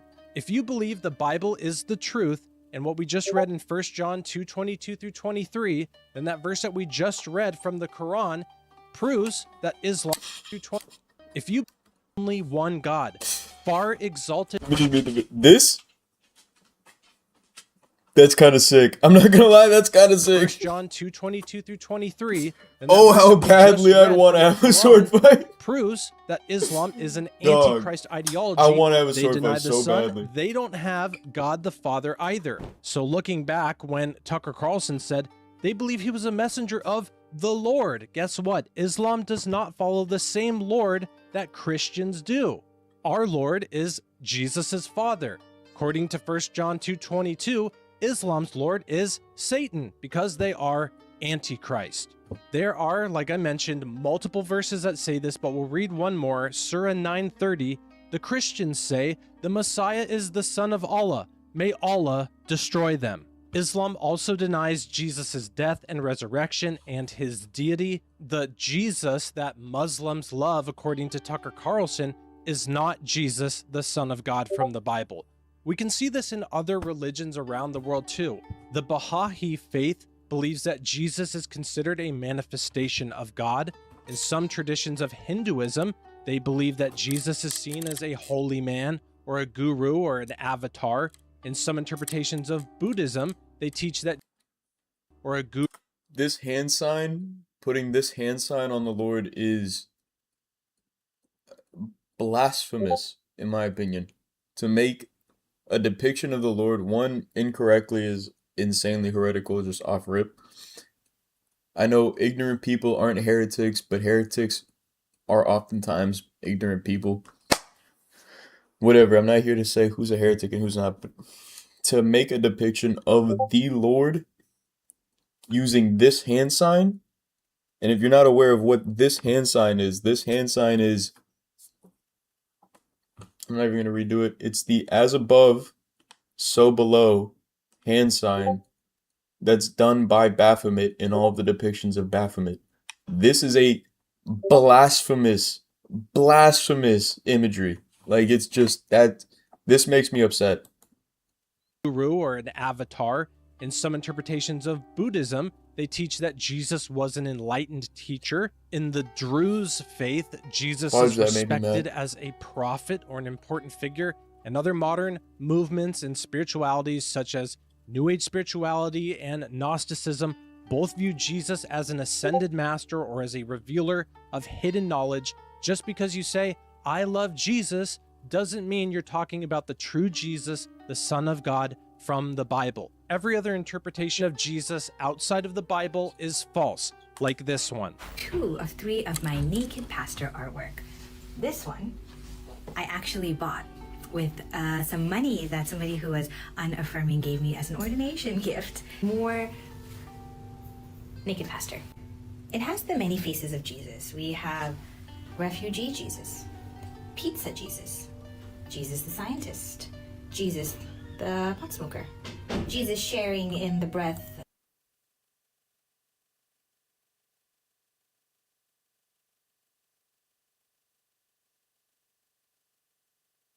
The what? And diversity of our siblings while eating some cake. There's a strange thing happening right now in the world with the Vatican, with Catholicism, and Islam. And it may be the fulfillment of a prophecy in the book of Daniel. I did a video on this on my second channel, Sling and Why can't women be preachers? Jesus the scientist, Jesus the pot smoker, Jesus sharing in the breath and diversity of our siblings while eating some cake. There's a strange thing happening right now in Thank the you for world making the with case. the Vatican, with Catholicism, and Islam. And it may be the fulfillment of a prophecy in the book of Daniel. I did a video on this on my second channel, Sling and Stone Live, the Antichrist prophecy that could unite Islam and Catholicism. But a quick overview with more news that has just come out in the past few days in connection with this is what we just saw Pope Leo do. First, I will read Daniel 9:26. And after the 62 weeks, Messiah shall be cut off, but not for himself. And the people of the prince who is to come shall destroy the city and the sanctuary. The end of it shall be with a flood. Until the end of the war, desolations are determined. This prophecy is interpreted as the prince who is to come is in reference to the Antichrist. This was written way before Jesus came and before the second temple was even built. The city and the sanctuary were destroyed in 70 AD, and they were destroyed by Romans. So a connection to the prince who is to come leads many people to believe that the Antichrist will have some sort of connection to the Romans, and the only people really in Rome right now who have power is the Vatican, which makes it very concerning when we see what Pope Leo just did, signing the Golden Book in the Great Mosque of Algiers. This is more of a connection that we are seeing between the Vatican and Islam, something that Pope Francis was doing his entire time as Pope. If the prince who is to come is the Antichrist, who is connected to the Romans, it is of no surprise that they are now buddying up with Islam, who will most likely be the strong arm or the army and or a massive deception of spirituality in the earth leading up to the Antichrist's arrival. The Antichrist and Islam will probably work hand in hand. No surprise, Satan's kingdom isn't divided, so that makes a lot of sense. We'll look at a prophecy that Islam could be fulfilling in relation to that and the Antichrist in just a little bit, but here's more information showing this growing union between Catholicism and Islam. For the first time in its history, the Vatican has set aside a prayer room for Muslims inside the Apostolic Library, a move that has sparked wide debate across media and social platforms. Deputy Prefect of the Vatican Apostolic Library, Don Giacomo Cardinali, said the decision came after several visiting Muslim researchers requested a small space with a prayer rug to perform their prayers. He noted that the library houses remarkable ancient Quranic manuscripts, along with extensive collections of Arabic, Hebrew, Ethiopian, and Chinese heritage, and the oldest Japanese archive found outside of Japan. Founded in 1475, the Apostolic Library is among the world's oldest, containing about 80,000 manuscripts, 50,000 archival documents, and nearly 2 million printed works, in addition to coins and engravings accessible to researchers of all faiths. The Antichrist is going to need an army behind him, and this prophecy could explain who that army will be. Revelation 24. Then I saw the souls of those who had been beheaded for their witness to Jesus and for the word of God, who had not worshipped the beast or his image, and had not received his mark on their foreheads or on their hands. This tells us that a time will come when Christians are beheaded for their faith.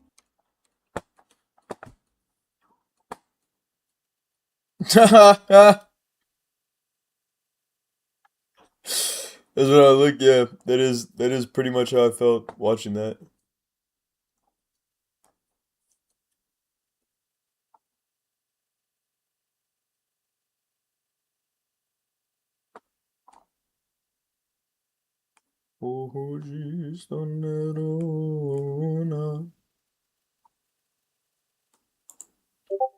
What are we making? You got me making prison brownies today, John. Prison brownies. All right. So we got all those in there. What's next? We're gonna put it in the microwave for 30 seconds. Oh Lord. What? That looks good like that. Looks like Christmas. What? Wow, that shrunk down, didn't Look, it? that's how they get you. What's the next? What? Step? We're gonna melt these peanut butter Reese cups. Found a lot of Reese cups. I thought I had more than that. I ate some. Ooh.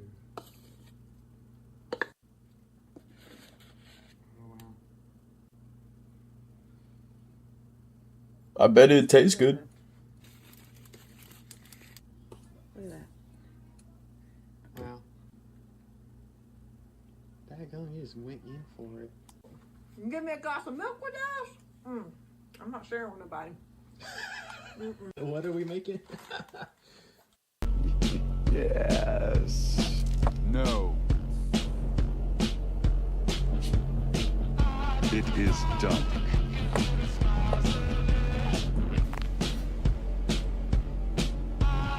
I will not repeat myself.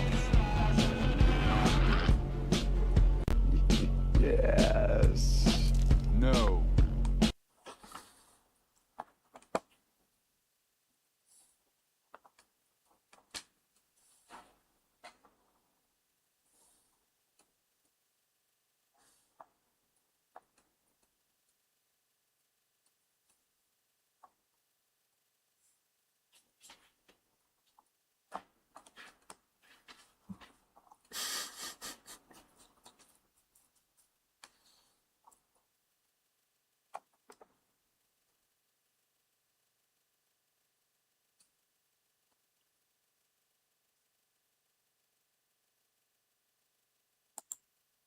My camera has just spent all night in this river in one of the darkest places on Earth.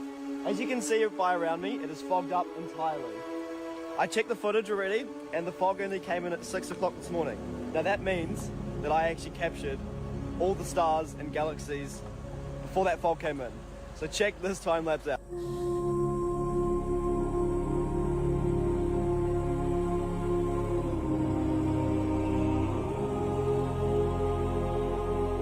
Alright, that's really cool. Somebody said it really greatly the other night. They were saying,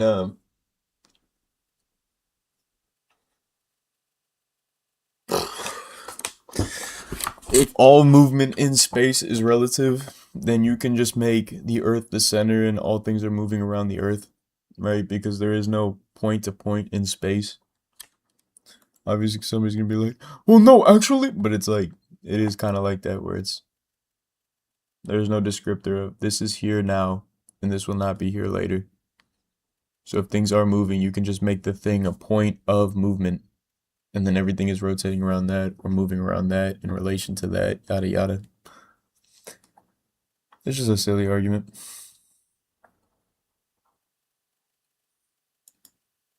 In 2013, Milka sold chocolate bars with one piece missing. At first, customers thought they were scammed, and some were even ready to sue the company, until they noticed a small note inside the wrapper. It turned out the missing piece wasn't a mistake, and people actually had the chance to get their missing piece because every chocolate bar had a code that could be entered on Mika's website, giving customers the chance to either claim the last piece for themselves or send it to a loved one with a personal message. And as a result, over 500,000 people chose to send their last piece to their loved ones with beautiful messages. In 2013, No, that's kind of sweet. What the heck? I like that. At first, customers thought they were Oh wait, let and me some unlike were it because it's an AI voice, but that's sweet, and I rock with that.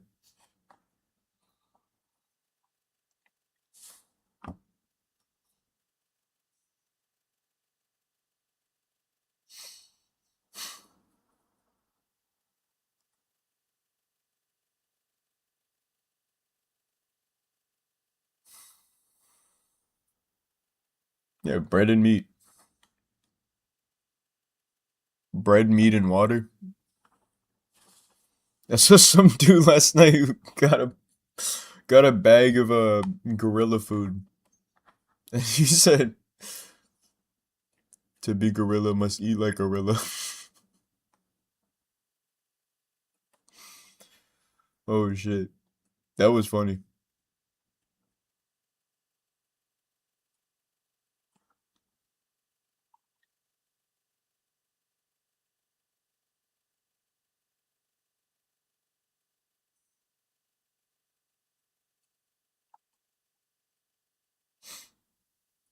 Yeah, I'm really tired of like corporations saying, "Oh, we apologize," like making a public apology, whatever.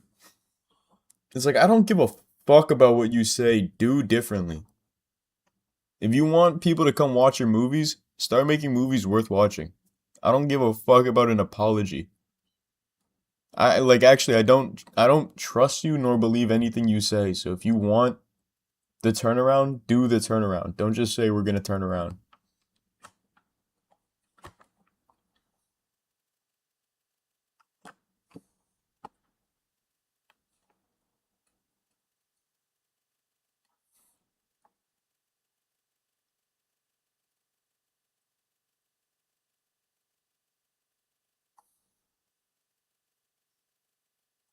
Wow. The American government's put subliminal American propaganda in American media? No way. Are you serious? Are you serious? No way, dude.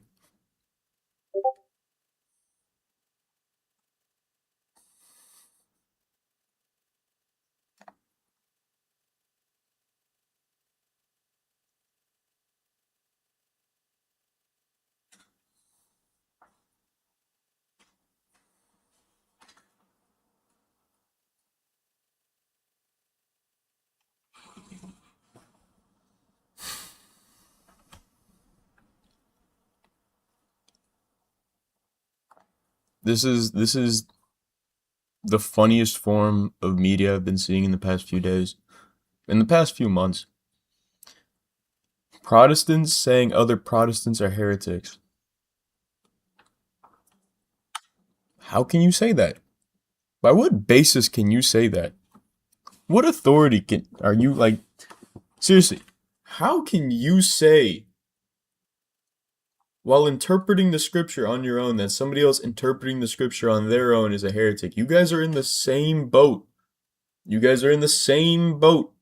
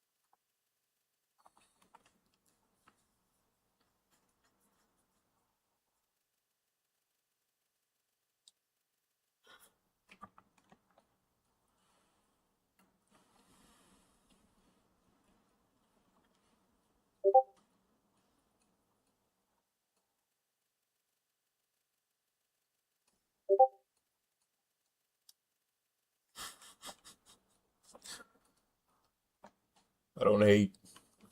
Hating is gay. Love even your enemies.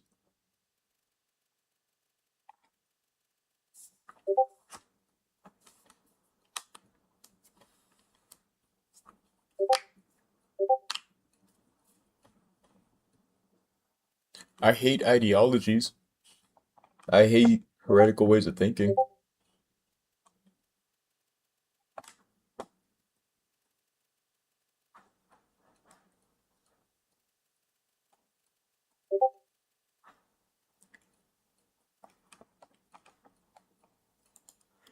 Okay. There's nothing to watch.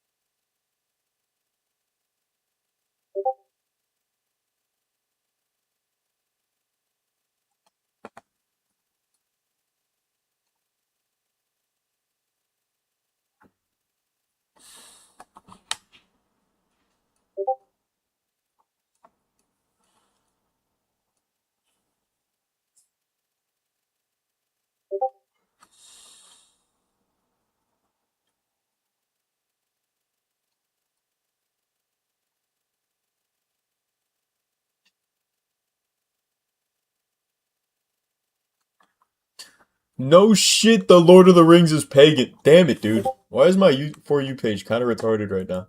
There's like a lot. There's like 5% really good. 90% brain rot. Another 5% just kind of funny.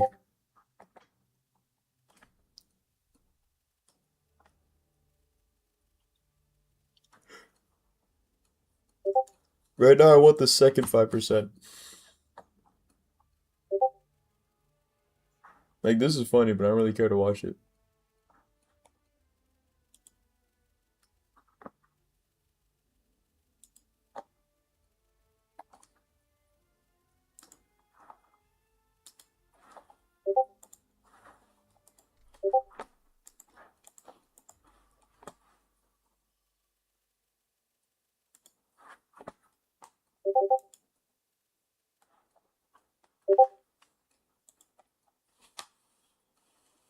Same thing with Civil War reenacting. You don't think I want to do that? You're down to that? You don't think I'd love to march in a line? Yeah. I would love it. Oh, give me some fife. Give me some drums. Don't start, dude. Who just whistled like that? Do not get me going. Play dead, dude. How long would you play dead for? I'd play dead as long as I need to. I'd get hit right away. And I'd lay the rest of the battle. And I'd be, I would act so hard so that everybody could have fun. I would pretend my hardest. Keep I won. Me number one. Yeah, you gotta. That's the thing too, though. You gotta be humble when you're LARPing. True. You gotta be willing to be the guy who gets shot and lays. Yeah. The guys that are just going through it like, nah, you didn't get me. Yeah. Dude, it'd be so funny. Don't make me actually bayonet you, dude. If you're down in Virginia, they're doing like a serious reenactment, and you got shot, but then you came back to life and ruined the whole production. It kept going. So like, I'm actually from the future. I have machine guns. Yeah, nah. Yeah, I'm a robot. I'm a robot. Doesn't count. I'm robot knight. I'm a robot knight. You came down like the Green Goblin. I think it was an Eric Andre sketch. They got it right. They just had them dressed as slaves running across a Civil War reenactment, and everybody got upset. They were runaway slaves. Oh my god! And they ruined it. They ruined the honky fun. Yeah, that's actually That really is funny. pretty funny. Well, yeah, we went there. Me and Shane were just like honoring the troops from the 1800s. And Wait, you were honoring the troops the whole time? Yeah, I was, dude. You didn't do one dope move. Just because I'm doing parkour doesn't mean I don't love this country. So I did a little parkour on this scene just to honor the troops, and you know. I believe you called it a park tour. It was a park tour, for sure. Yeah, okay. But yeah, man, people were pissed. People thought you're being a bugaboo to the point where they were like, "Where the fuck's the mayor at?" Google that real quick. Wait, they tried to just like bring in the other black guy. That's what they tried. Yeah. They were. Yeah, they hated you. They were like, bring back Lemaire. Yeah. Lemaire would have enjoyed his time there. Not deep down inside though. He'd have felt like he'd have been conflicted. What's the confliction? What? I don't understand the confliction. It's the Civil War. It's not. It's never been it's thought the of as one. positive for us. Like I'd be like me. even if it's cool. I mean, no. I get the face. I get the. I get the face. Remember that last part? Especially that specific. Remember that last part is battle. crazy. Like the battle was. Are you like, pissed? Ooh, This lost? Or I could see if we took you through like a tour of the Vietnam jungle, being like, I don't know about this one. It's a Civil War, dude. Dude, did you see the thing? How much love I gave the CTs, dude? You were giving the CTs love, but then when we got there, the guys acted like CTs were a myth. Yeah, they were fucking. I think you just misnamed them. I googled it since. It's the USCTs, United States Colored Troops. It's pretty funny. It is. Yeah.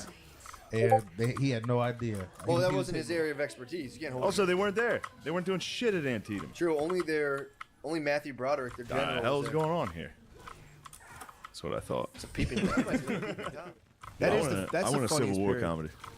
Yeah. Oh my I goodness. need a good Civil War comedy. Let me hit a shot. I don't have the end of it, but two guys get drafted. They're like horse thieves. They're idiots, and then they get drafted, or they get arrested. And like you can either join the union or go to jail. So they have to join the union. They're the only dudes that are like normal dudes. Everyone else is like an old Civil War movie. Like, come on, men, forward. Like, what the fuck is this guy talking know what's about? happening. Yeah, just with some gratuitous violence. That's not bad. Like in two normal dudes. Asheville, North Carolina. Have you all ever been there No. before? No. It's a pretty awesome town, but they have all these like hot springs and stuff around there. Let me And get then, 10. you know, Let me get during 10. the Let me Civil get War, 10. they would send soldiers who were injured there to like just chill and Nice. recuperate. And I was like, you've never seen a Civil War movie just about dudes that are just like fucking chilling in hot springs while all the fighting's going on. Okay, on the that's front Chet- line, that's you 10, know? I'm Like, counting that's it. The end. That's the Civil War movie. That'd be tough to get out of that. That'd be tough to get out of that hot tub. Yeah, man. It's like back to the Civil War.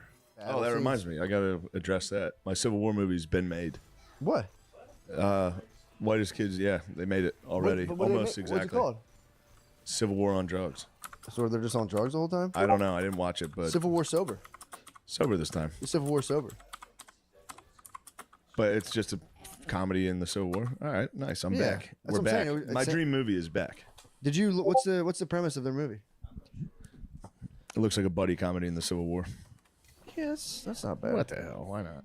Dude, as Yeah, soon as you know go who into it- actually might be the man? Who? Custer. Hell yeah. The guy who killed all those Indians? Yeah. Indians killed him.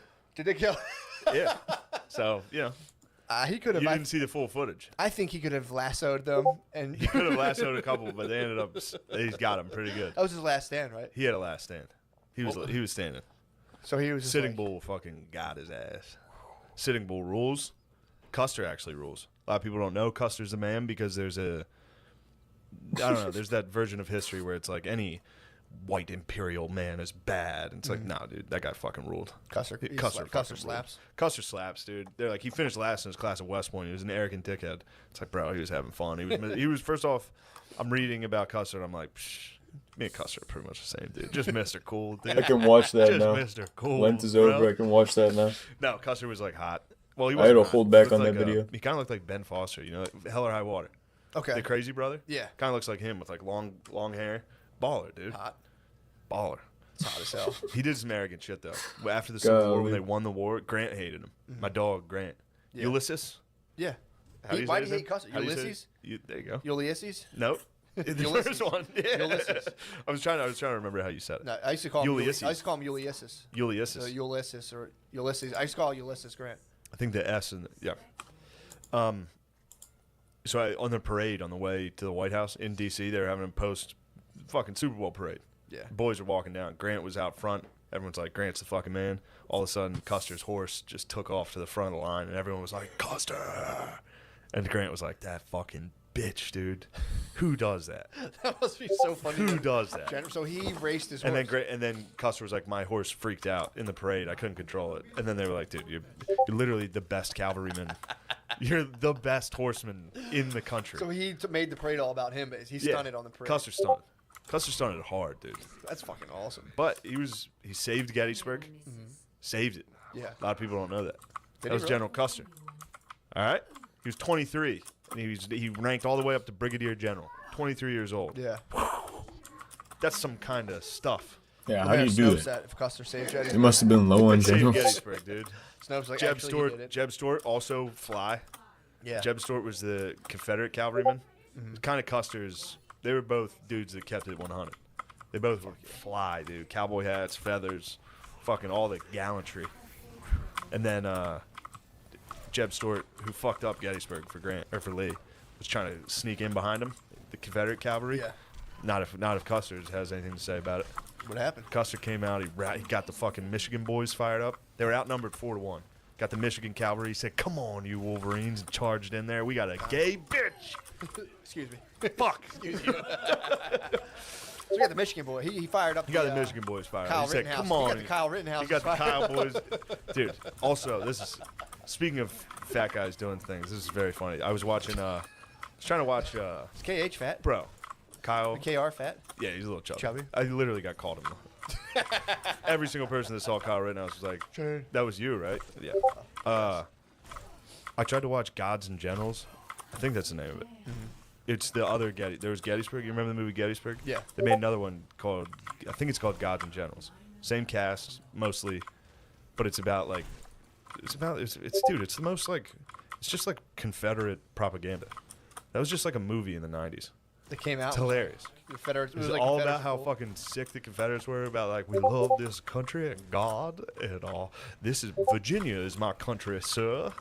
And then just like, slavery is not good, but I love my country of Virginia. Like every single Confederate, and it's like, I'm actually pretty good friends with my slaves. Like, it's fucking crazy. And then I don't know reading the thing. I don't follow it. They have like Stonewall Jackson in the movie. I can't read either. Yeah, he's like Stonewall Jackson's like best friends with his slave in the movie. Is he really? Yeah, and he's like at one point in the movie, he's like, "Hold my hand, Jasper," whatever ridiculous name he takes off Mr. his- Pebbles, hold my hand. Man I respect that I won't let ride a horse. Hold my hand. And then he's like, "Let's pray together, Lord, end this scourge of slavery." Like, oh, and it's just like, dude, what the fuck is this? Lord But, bless these people I own. Someday, let me, not be afraid to take a loss financially and free them. But what was making me laugh was they had a ton of reenactors for I was hearing him saying his prayers. He sees Mexicans. He was like, "What? Lord, you heard my prayer and sent me these Mexicans. How much were they? What, $3? Pretty much free. Perfect. And I don't have to feel guilty. Damn, what is the reach on that thing? Just give him NAFTA, and he was like, "What?" Thank you, Joe Biden, for giving us NAFTA and freeing us. We can use other people's slaves. What's that? You enforced the crime bill? So now we can use slaves again in prison? Thank you, Joe Biden. But you did a TikTok dance or you talked to Cardi B? Oh, no guilt to you. But, fucking, what was making me laugh is they use reenactors in both these movies, in Gettysburg and in Gods and Generals. They use, because they didn't really have good CGI in the 90s, so they just literally had full reenactments of these battles. But the only people that do reenactments Both are fat dudes. DPS, even though it was shitty, For full some auto reason, kills. I got both With DPS. ponytails. Like Win, all the damn actors it. are, like, Win, historically damn it. Kind of accurate. Like they look like the generals they're portraying. They're like skinny because everybody back then was fucking skinny. Yeah. Nobody was fat. Yeah. Especially in the South. You got to be like a millionaire. Yeah. And which is hilarious because in like 2 generations, everybody in the South is fat. Yeah. It took like 2 generations from like skinny farm boys to just obese. It's high fructose corn syrup. Yeah, they got fucked, dude. Yeah, dude, we're people. There's like it's another epidemic. But yeah, when you get to watch the fat. movie, fat, Trump's taking care of fat, dude. If you're never gonna watch this fucking movie, but I'm gonna check it out for real. If you're telling me it's all fat people and like so hot crazy. generals It's with like cool beards, and but then they show the battle line, and it's all just fat dudes. My 2 But then headshots, before one they got go off to bubbled and battle, one it's was like there's undercharged. Southern Nice, again, mothers and they're undercharged, fucking dude. I in love that. Impala. That's my favorite thing in the Like, game. quilted you this How do they flag, know that I just Henry? love it when my I shots are love you, undercharged? Defend this country of Kentucky. He's like, I will, Mama. I'll come back. And I love that. I love that. That's my favorite thing about the We gotta game, defend dude. slavery. Fuck, man. It's pretty great. Well, the real problem with the boozing this weekend, the Yeah. thing that I lost the most, was I got home. I brought my laptop on this trip, and I tried Kill to that guy complete in the Battle of particular. Fuck Gettysburg that guy in as particular. I've been playing the Civil War game. I've literally played every battle up until Gettysburg. And then I got hammered, and I led the boys into a slaughter, dude. I was like blacked out. I was like, fucking charge. You're lessies, dude. I fully granted out, and I got blacked out for battle. And just got worked. What? Yeah, man. I don't know what I hit. Are you playing the around his game you head. were saying you needed a PC for, or are you still playing a different game? No, it's a different game. It's not War of So you Rights. blacked out and led your men to death? I let the Confederates take Round Top. So do you wake up that next morning and see the carnage? That's and you're just like, my God. Oh, all those good boys out there on the battlefield. I love that being part of your hangover. Like, what have I done? My boys. Just holding your own gloves. Yeah. Papa John's, I need you here immediately. Oh, Papa. The boys have gone to the grave early. Send garlic butter. I need you, sweet garlic. Yeah, dude. At the end Leave of that little pepper. At Gettysburg, yeah, I was basically Pickett. George Pickett led the charge, and all his men got killed. And Robert E. Lee was like, round your men up. And he's like, but sir, I have no brigade. Dude, I woke up and just hit a full, like, my brigade is gone, sir. Yeah. Oh, dude, that's one of the Those most. are two rough ones. I'll be thinking about that all week. Blacking out and sending my guys. Dude, guys were out of ammo. I was like, stay and fight. Are you playing against a computer? Yeah. It'd be so much funnier to think of another person who's sober playing. Like, what the fuck? What is this guy doing? There's one thing about the Civil War people often get wrong. It wasn't those doctors weren't that bad.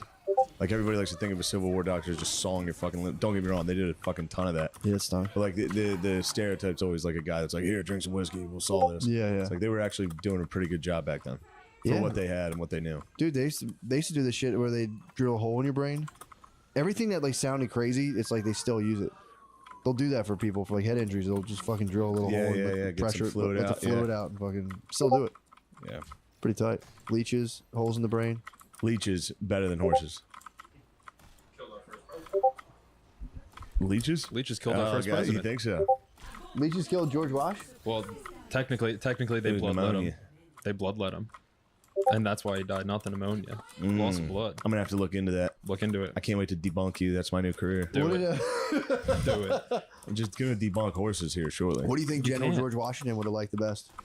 What his favorite animal was? Yeah. He probably loved his horse. Yeah. Spudman, Woodman, and you. That's the 3 days of Gettysburg. You come down to Gettysburg. It's a fine town. Rolling hills. You could never imagine a battle this fierce would be fought here. But it surely was. Many boys gave their lives to a greater cause. Cause you and I probably couldn't understand. Dude. Okay, that's a new rule. Dude, that I have to only. That's literally. I gotta like every- rewatch this everything back on because the Civil for War is real, like, my shots are going Robert through E. people. Lee, That's yeah, awesome. It's always Just Shelby Jeff Foote. Bridges. Just Shelby Foote just being like, there was an owl in the tree and it was going to who. And one of the privates was so disheveled he said, Sergeant, it's me. Thank you, Jeepers. This guy, Shelby Foote is king. Every dude. time I Here's call it what- I was out, doing that I on end up Safeville, the like fucking- hitting shots. It's like, dude, He's I like, know they're before- fucking with me. this guy It's was like fibbing, dude. He's like, before it's a Pickett psyop. shot, I'm getting psyoped a on rabbit Overwatch. raced out before the men.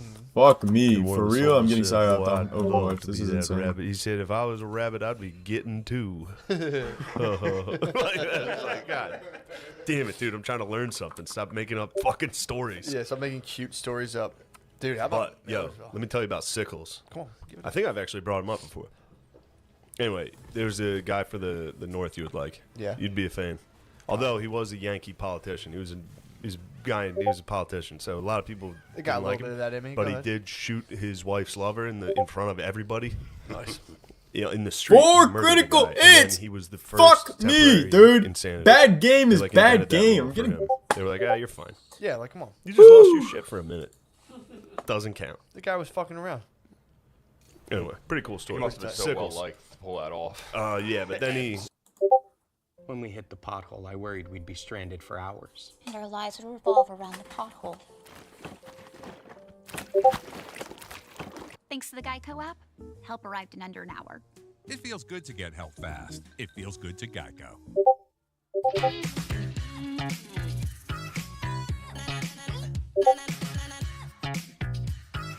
Today we're cooking every animal's ribeye. From massive wild game tomahawks Why does that taste good? to some truly stomach-turning ribeyes barely considered edible. Nope, nope, nope. We've assembled the most exotic ribeyes on earth to find out which ones deserve a place at the dinner table. I almost just threw up. And others that must be banned from the world of food forever.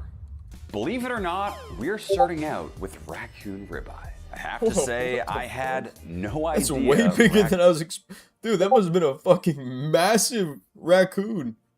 Where did they get that slice of meat on a raccoon? Where did they get that big of a meat slice? Like what?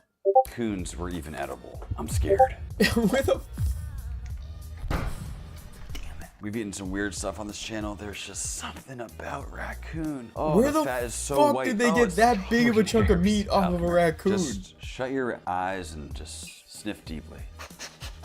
Ooh, baby, smells like roadkill. So I believe the piece they sent me is more like the whole raccoon. Like this to me looks like the backstrap area. I think these are the that makes sense. It was hind rolled up. legs. That makes sense. Save this one for Kyle. Save what for Kyle? So what we're gonna do here is try to specifically access just the ribeye. One leg gone. Ooh, another leg gone.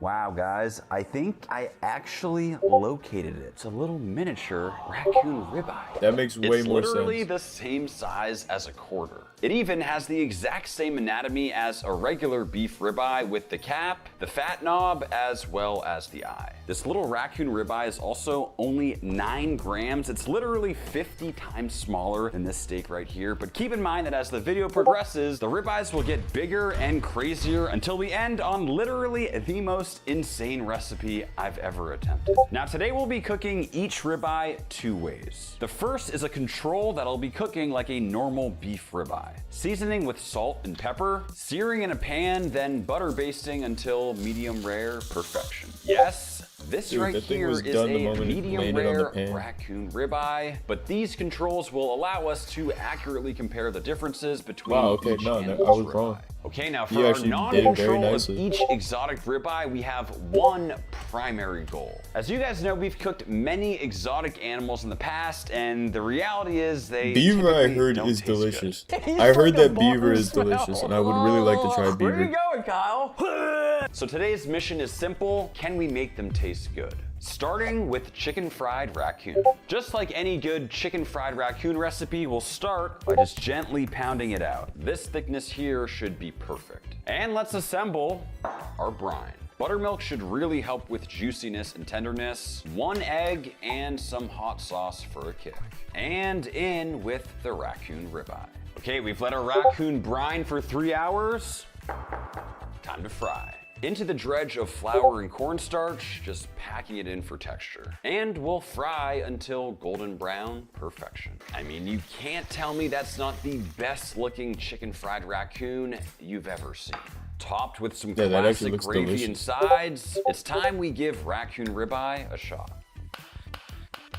All right, guys, I hope you are ready to eat some very exotic ribeyes. We are starting out with a raccoon control. Obviously, some of these are not gonna taste good. Our main goal today is, can we make them edible? Let's start with the control. Got a hair or something on there. Not great, but am I allowed to say that that wasn't that bad? I agree. It kind of reminds me of veal. Ooh, that aftertaste though. Why do I kind of like it? But I think we can agree that we wouldn't choose this. The question is, can we make it actually edible and actually good? Let's taste the non-control. That tastes exactly like chicken thighs. Why does that taste good? I can't believe that's not like fried chicken or something. Dude, that actually looks very good. And I know fried anything is deceiving because you can fry up. You could fry dog shit and it would look delicious.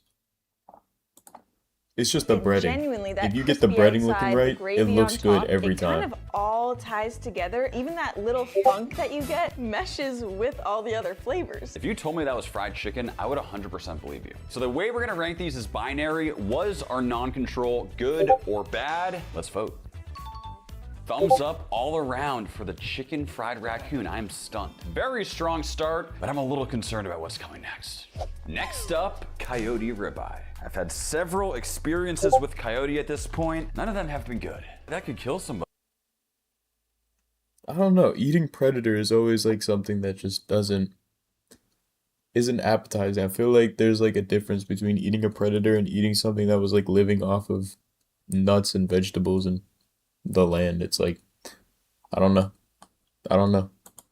Dude, it tastes I don't like know a how to dirty explain that. sock. Honestly, it doesn't smell terrible. That is one of the first times in my life I've opened up a crazy game meat and it didn't smell horrendous. It appears as though this is the entire ribeye loin. Taking a slice here, if you look close, there's what I believe here is the tail. We have the eye right in the middle, and then there's even that little cap or spinalis on the side. As always, for the control, I'll simply season with olive oil, salt,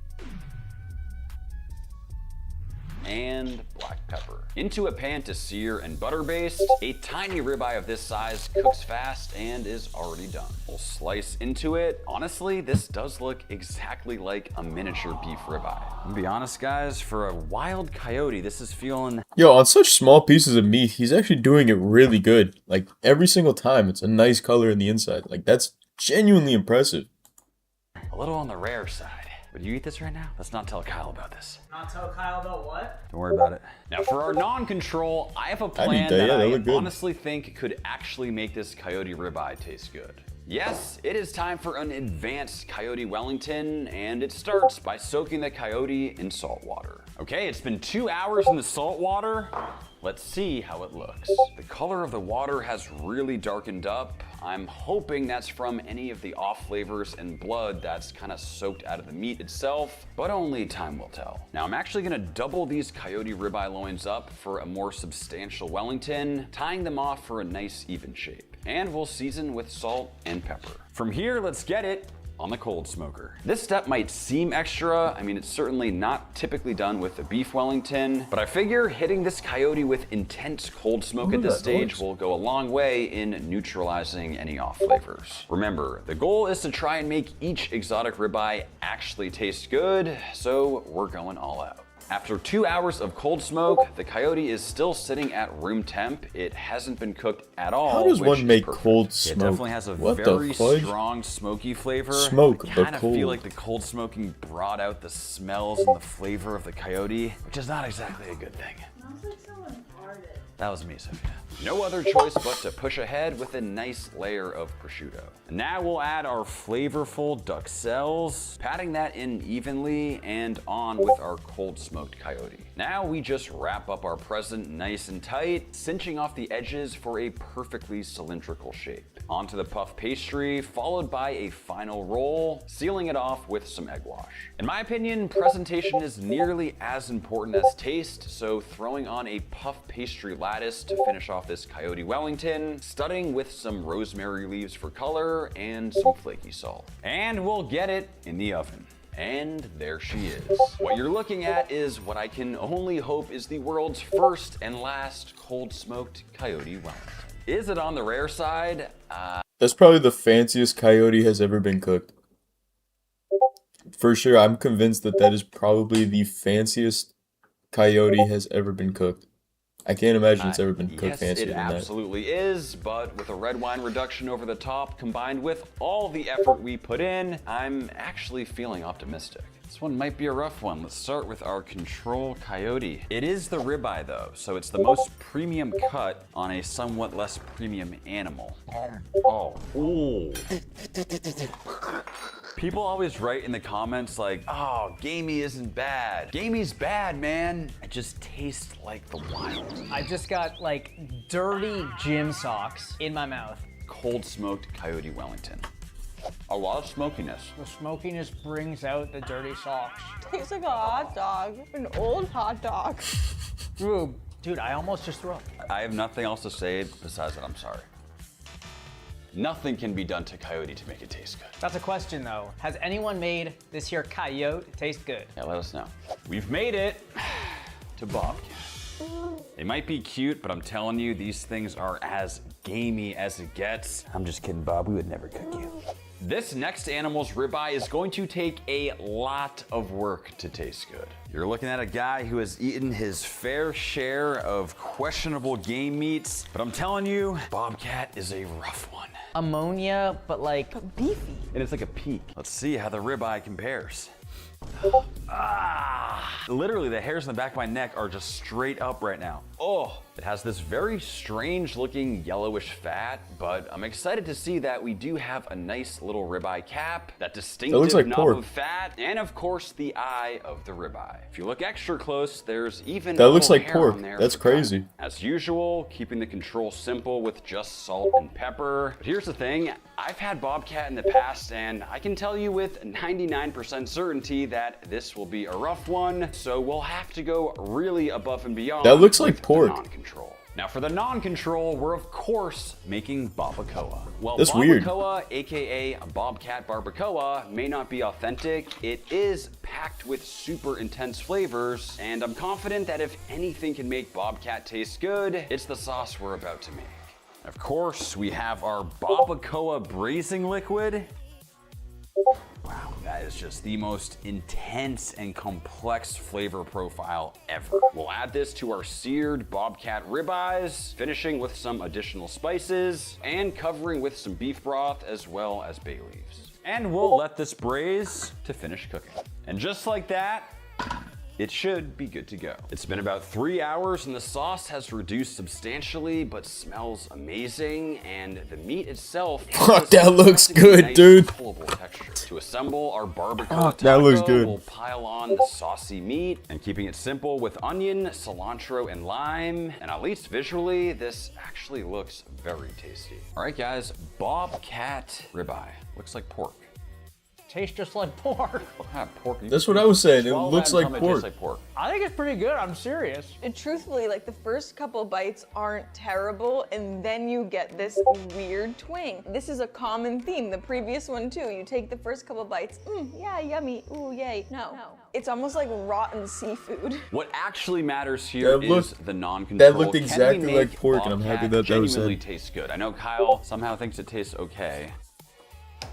That's great. Significantly better than the control. I mean, it's got that spiciness, still a bit of a dry texture somehow, even though it's covered in sauce. That's gonna be on the line for me. I love the sauce on it. If you don't chew too much, honestly, it's better. Time to vote. Did we make bobcat taste good? Yeah. No way. Would I want to eat that again? Maybe not, but it wasn't bad. This was palatable. I respect it. This is one I am quite possibly most excited about. It's time for alpaca. And what we have here is a whole alpaca Yeah, rib dude. roast. We finally reached Prey a meat just tastes better than reasonably predator sized meat. animal, I don't know what it and is about it. despite essentially zero They were meant to be marbling, eaten. It's very That's how clear I'm visually seeing it. that this is a ribeye. Treating the control just like we have the previous. Alpaca Like, is that an just animal makes the I most don't sense. have They much were meant to be experience eaten. eating, but based on how it looks and smells Obviously, so all far, food is I now feel clean like it for us to actually eat. has a decent chance. I mean, it looks But there's something about prey meat for our where it's just non-control, we they're have something meant to be right up eaten. my alley, but with a major twist. What we're making is not your average alpaca ribeye jerky, and you're about to see why. But we'll start by seasoning our slices with salt. It's been marinating for a few hours, time to dehydrate. What we're making is a unique dish from Peru, home of the alpacas, called Oyuquito con charqui. It's essentially an alpaca jerky survival stew, and the Well, obviously this one's gonna be good if there's like a And I'll see you regional guys recipe about it. tomorrow. And just like that, our 12 hours are up. Let's see what we got. I'm not gonna say it looks appetizing at this point, You're but talking about it looks we good. need to trust the process. Okay, so this is where things start to get a little Alpaca weird. ribeye This jerky? is That as looks good. counterintuitive as it gets, but after dehydrating overnight, we're now going to rehydrate it. Yes, our Huh. dehydrated jerky is being immediately Huh. put back into What the water. fuck? Yes, this is a real recipe. You're not gonna try one at And least? let's Try one. assemble Oh, yeah, yeah. In the meantime, we'll remove our rehydrated jerky. As you can see, it's now very soft and pliable, and we'll just chop it up. Almost has this shreddable, kind of weirdly soft texture at this point, but it is still fully cooked from the dehydration process. Sort of like soggy bacon. Now we'll go in with the garlic, a bit of cumin. Now it doesn't Next, look good. this delicious looking Peruvian chili paste. It looked that really will good, and now gently it doesn't cook look down. good. It smells unreal. In with the rehydrated and chopped alpaca. I feel like this is ribeye gonna be the one jerky. where the control is better than the recipe. Letting those flavors combine. For what is essentially a beef jerky stir fry, this actually looks and smells amazing. Next, we go in with the potato slices. Once those potatoes cook through, it's Those are very uniform slices, honestly, dude. once we Nice. threw the jerky back in the water, Nice. I thought this Nice recipe uniformity would on the be slices. a guaranteed fail. Needless to say, I cannot believe how appetizing this Oh, I ended up definitely got kicked out from the game. What is going on with your haircut? It's all good. I'm enjoying this video. Where'd you even get an alpaca haircut? I got it, guy. Welcome to Kyle's Cuts. What can I do for you today? Let's see here. Definitely not. I'll go with this. I got you, fam. Just do me right. I got a big date tonight. Whoops. What? Nothing. Let's hurry up here. All right. Ooh.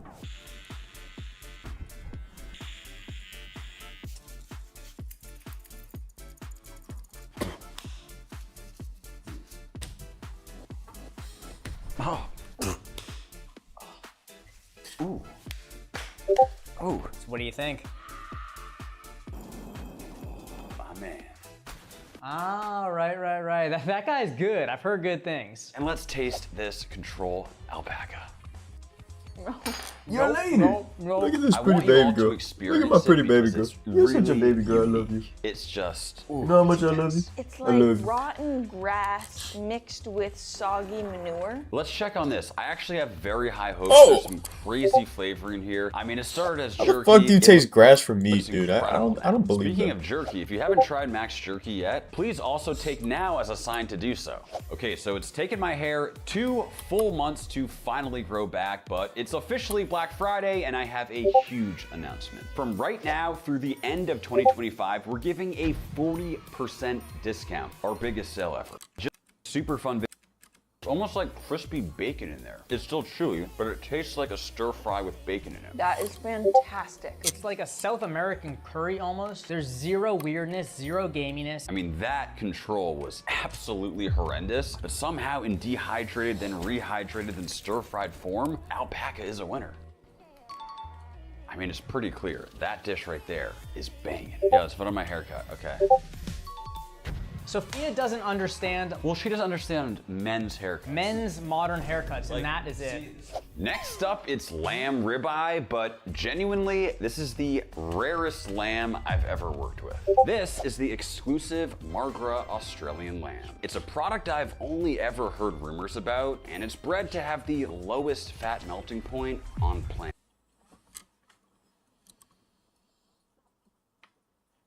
Oh shit, that looks good. Oh fuck, that looks good. Dude, lamb is my favorite meat on the planet. That looks delicious.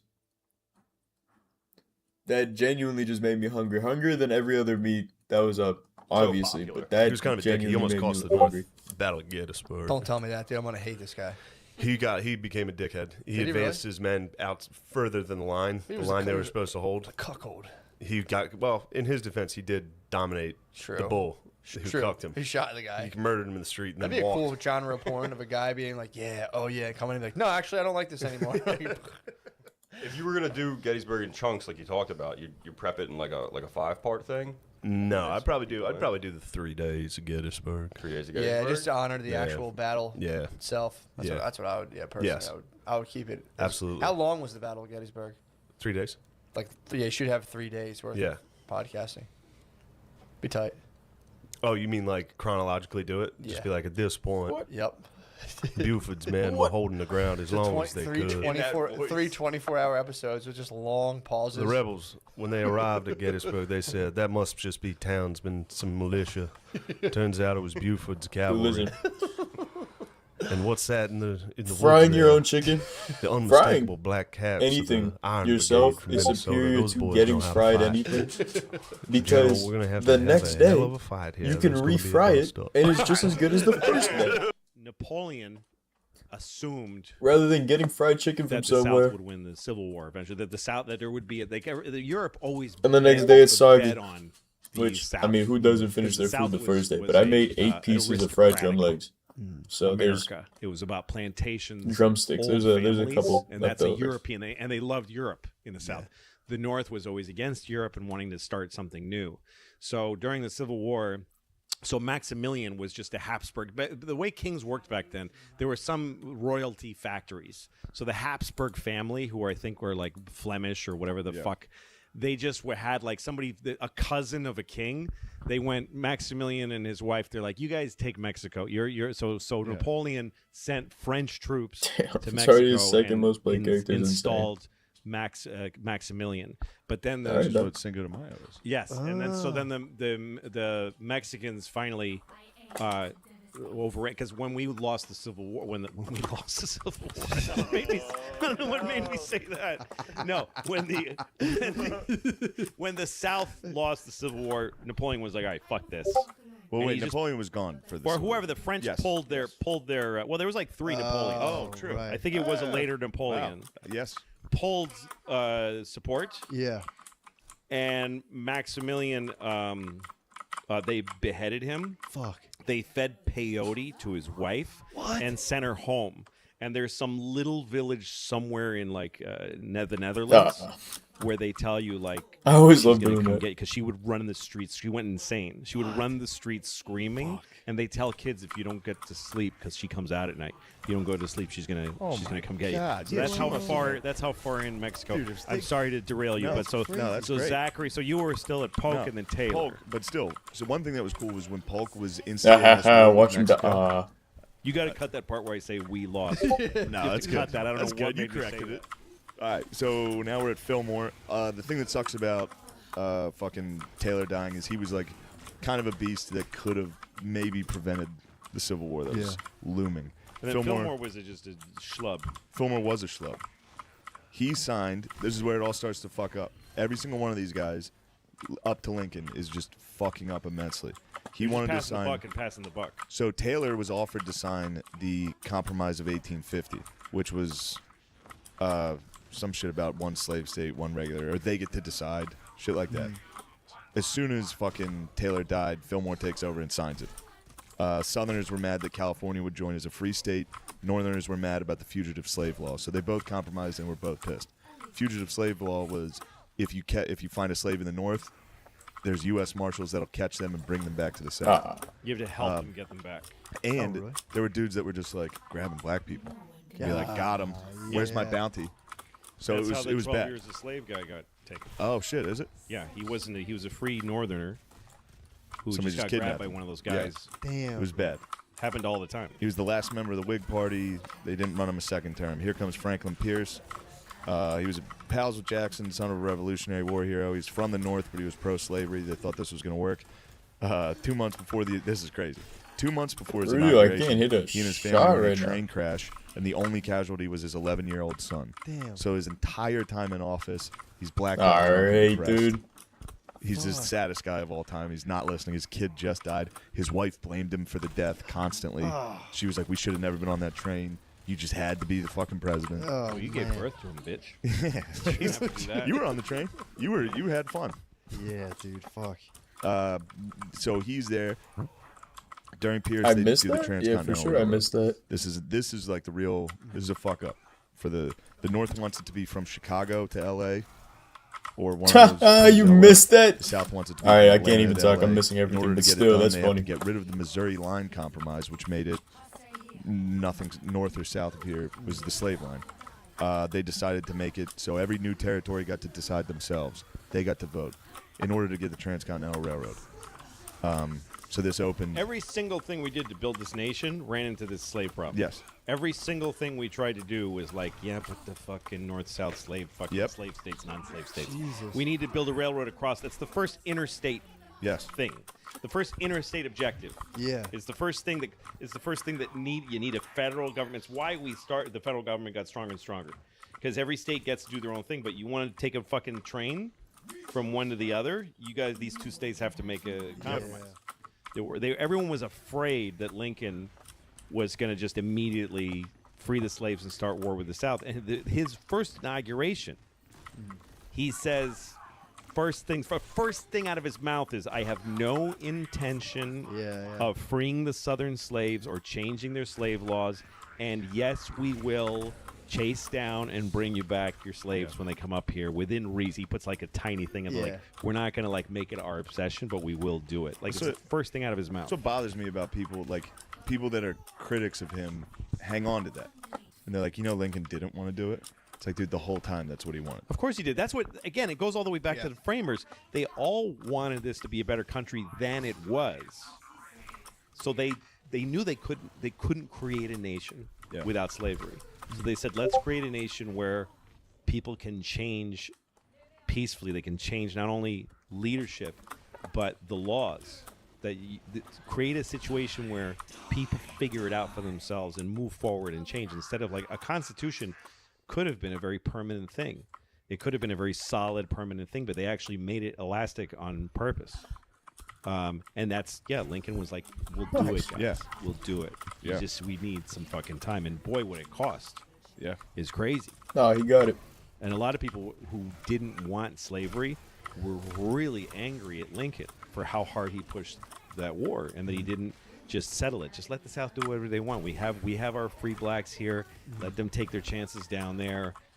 You're killing millions or however many fucking, I don't know how many people it was. Like 250,000 people died in the Civil War? Yeah, probably around there. Something like At about least. how many we killed in Iraq in a day? Yeah. Pretty much. True. Yeah, for doing nothing. Less than For doing Middle nothing. Eastern civilians. Yeah. Measure it in like Persian weddings. Yeah, exactly. But yeah, it was. Yeah, Lincoln's the best. It was really something. I mean, it just took a lot of political guts, a lot of fuck. Yeah.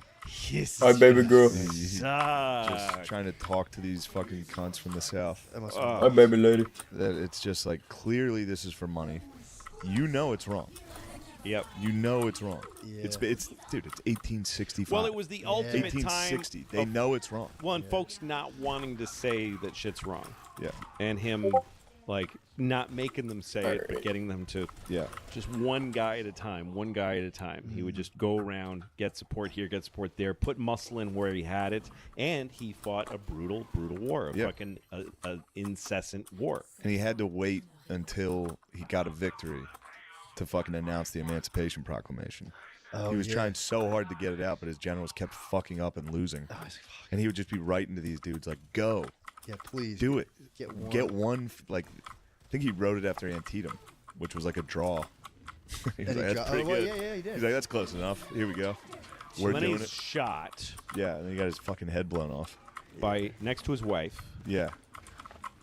And they put a little napkin. That was what they did for him. They put a little napkin back there and hoped, but it was not a good. It was not a very. He was alive absorbent for a napkin. while after. Yeah, that's what He I'm didn't saying. just It's like die they right could've- away. He didn't have to die at all. Yeah. Yeah. He didn't die right Bled to away. death. Really? Yeah. Bled to death. He was like alive in the He's like, "Can you hotel guys for like just-" and a they're day. like, we don't know how to do anything. Yeah. Yeah. What play was he saying? Does anyone know? Fuck, I do know. Wait, what? What play? What was the play? It was at the Ford's Theater. I don't remember the. See what he was watching. Yeah, it was something good. Yeah. He was fixated. He was into it. He didn't Hamilton. notice the That's the assassin. weird thing. It was Hamilton. Yeah, it was Hamilton. Yeah. He was sitting there like, what was it? Nice. What is it, He was sitting baby? there watching it like, I gotta pretend to like What this. is it, baby girl? It was fucking Hamilton.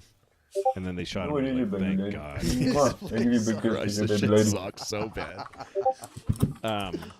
So that brings us to Johnson. So who, Johnson this is was great. the first guy to be impeached. Was he impeached? Oh yeah, First guy to be impeached. Yeah. Johnson shows up. This is great. He was like a tough guy.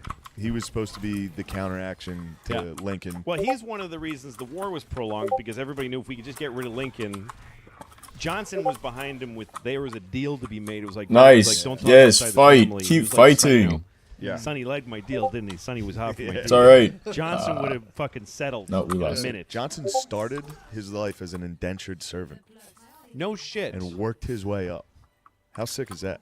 That's impressive. And then before his inauguration, he got fucked up on whiskey and just couldn't talk. His inauguration, it was in the rain and the mud right after Lincoln got shot. Well, and he everyone was was the like, first one. He's the one who proved you can impeach a president, but you cannot get the fucking votes It's a waste of time, and he ends up stronger. Yeah. It's the dumbest move in the world. It's vanity. Yeah. It's just that Congress hates the president. It's just bullshit. Yeah. But it doesn't accomplish anything.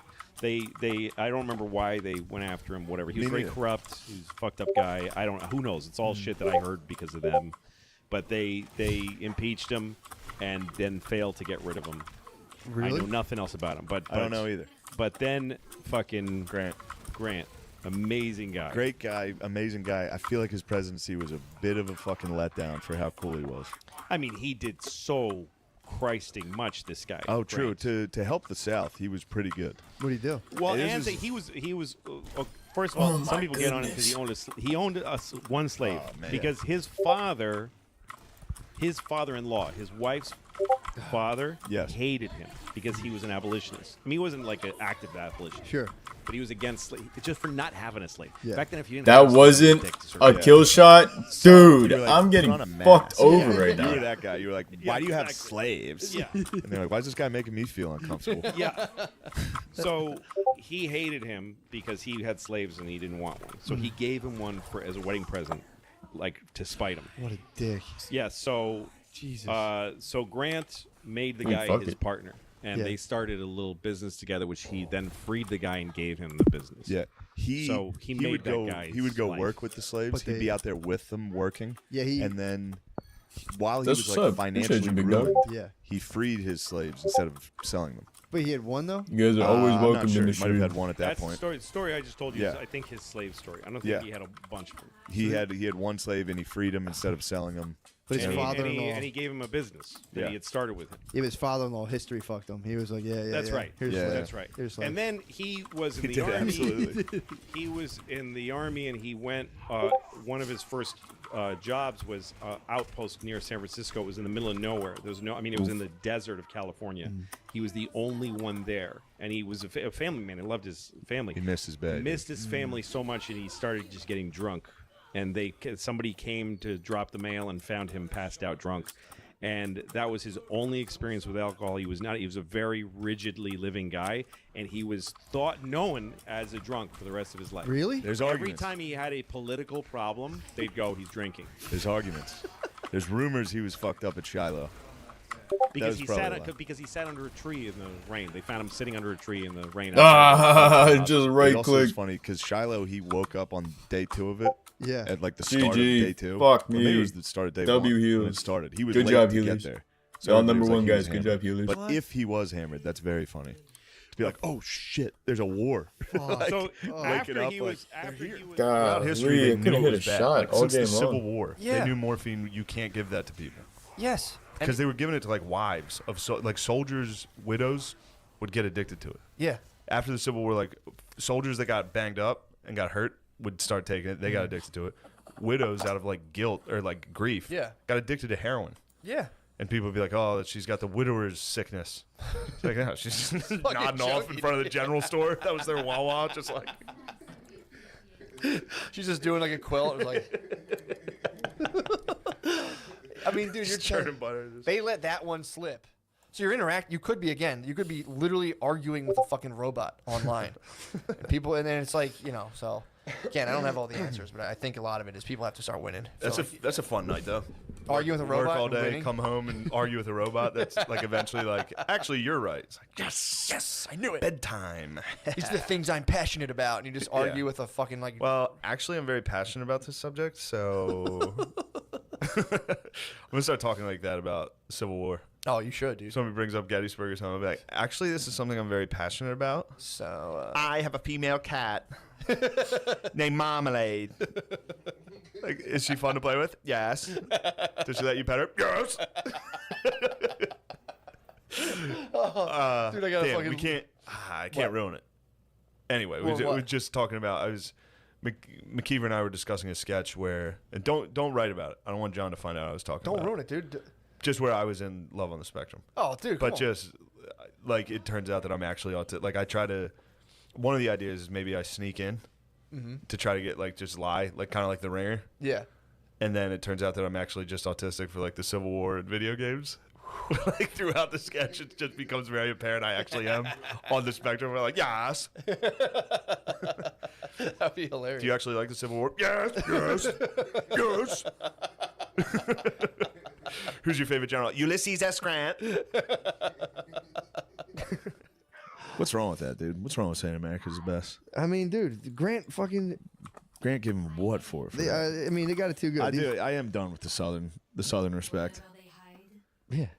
Fuck those Were you boys. a gentleman there for a while? Every once in a while, I'll go in phases where I look, if I get into a Civil War phase, Sip a little iced tea. I'll go, damn, Stonewall was the man, or something like that. Then I got to snap out of it and be like, that was a fucking traitor, dude. That was a fucking traitor. Yeah, dude. Lincoln was the bro. Grant and Sherman were the bros. Yeah. Custer was the bro. Yeah. Stonewall Even has a John cool- Brown was the bro. Yeah, man. It's all Union, dude. John Yeah. Brown was the bro. Nah, it's all Union, bro. Look at that. Father Corby, bro. Yeah. Jesus Christ, bro. The bro. Gabe Davis, bro. All Union. Although I think Gabe's from Florida, but whatever. He's in Gabe Buffalo. Davis has Union colors on, though. Yeah. Blue. Buffalo Bills, blue. Absolutely. I don't know. I always go back to whenever I'm stressed. Like this weekend, I watched Ken Burns' Civil War again. Mhm. Always goes back to the Civil War. I'm like, this is great. Really? Always. So when you get stressed out, you seek solace in like Civil War Just stuff. go to the Civil War and learn about it. Really? Yeah. It's funny. My cousin. I told you before. My cousin got real into the Civil War. Yeah. Wonder what that is. I don't know. Tism. Did you ever like while you were watching this stuff? Like, did you ever like fantasize about being like a general in the Civil War? at all? Absolutely not. You have never done it. No. You never fantasize about battle or anything? No. Okay. I mean, you think about what it might be like, but no, it would always suck. Yeah. So There's you weren't never a stoked time on where it. I'm watching it. The whole time I'm watching or doing anything with it, I'm like, there's not one moment of this that wouldn't have just sucked ass. So what do you think you're getting out of it when you go? I don't know. I think it's like any subject I study. It's if I have that's why I liked history so much because I always knew it. Mhm. It's like if I have a base understanding of something, I can study it pretty easily. Yeah. So like, yeah. Where'd you get your base understanding of history? My mom taught 5th grade when I was a kid, and every year they went to Gettysburg. So you just I would go on a field trip with her class every year to Gettysburg as a young youngster. man. Yeah. You remember this? Yes. So you were in From like kindergarten to 5th grade. You were in every year. utero on the battlefield, Mhm. and you were like, "Don't forget." I was like, never forget, dude. This is the answer. Pickett's charge. Well, it's cool. Someday you're gonna be depressed and watch a documentary about Pickett's charge. Never forget. Hey guys, like and subscribe to this video. I'm a fucking YouTuber. I'm a grown man that's a YouTuber because I'm a dumb motherfucker. Click here if you like the content. Oh my goodness, I can't hit a shot. Fuck me, my headshots are turned off, dude. Thank you, fuck.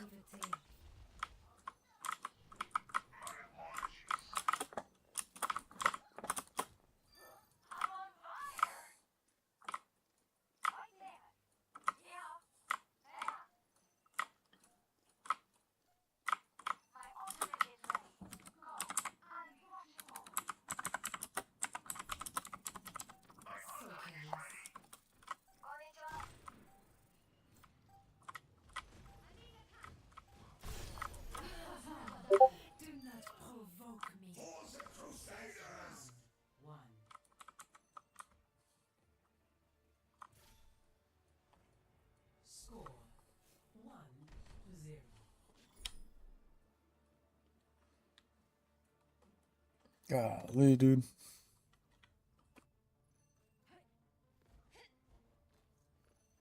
One day, you'll pay for all the crimes you've committed. You're less handsome when you talk. Hi. Hello. What's up? 5, 4, 3, 2, 1. Round 2. Capture the objective.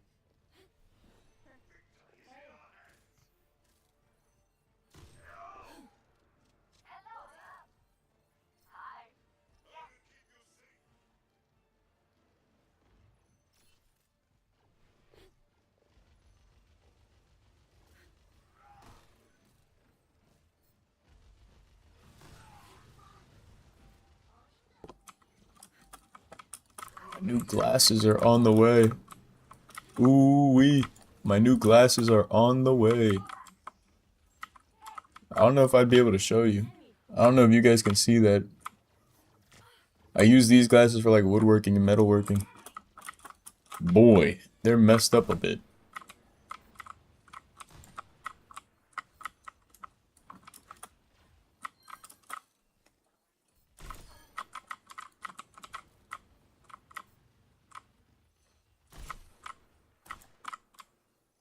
There is the bit of like, I get no frames while streaming, but at the same time, it's like, it should be a minimal change. Like, it shouldn't be that drastic to where I can't hit a shot. That kills me. It's like, dude, come on. Come on, dude, you know me. I'm going to where they should be.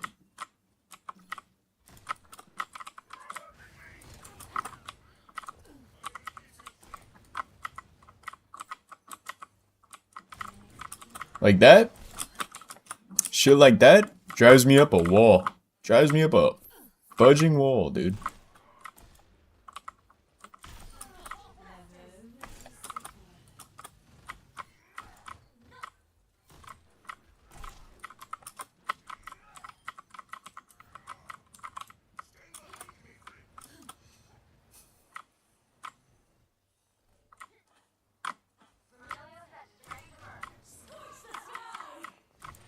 Oh, that would be cool.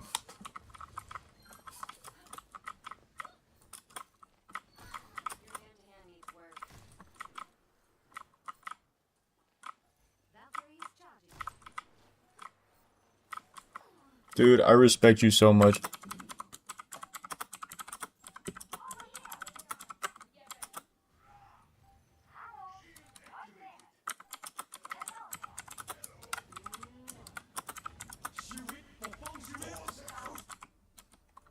I respect you so much for saying we in a team game.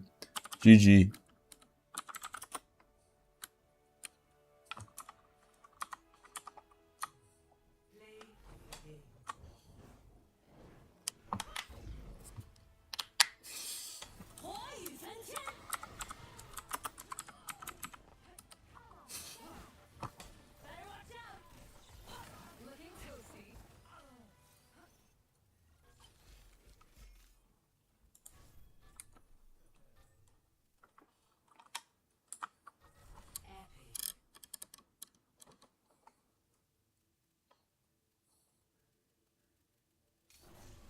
What a guy. He said, oh, we suck.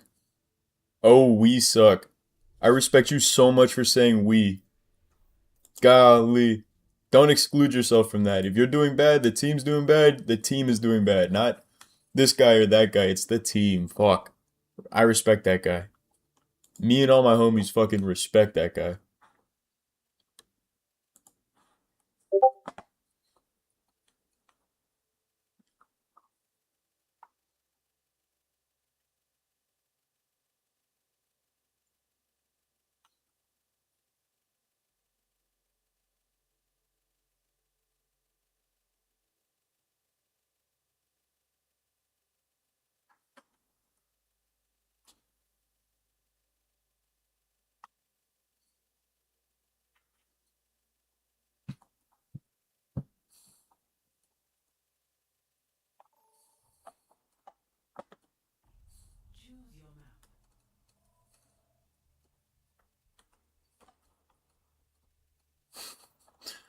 This is a funny debate because guess what? You're both wrong.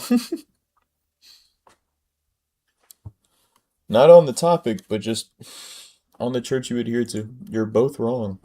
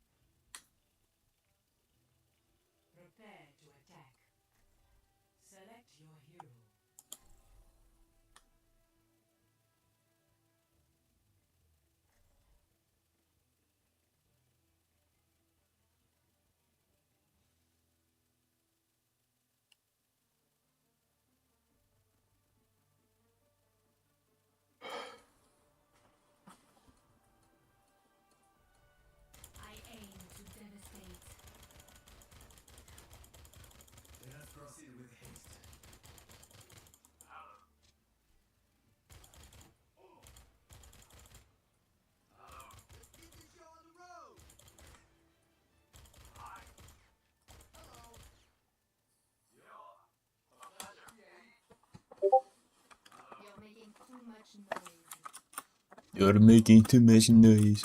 The French. French people are like, I think the only people I'm genuinely racist towards. Yeah, they are their own race.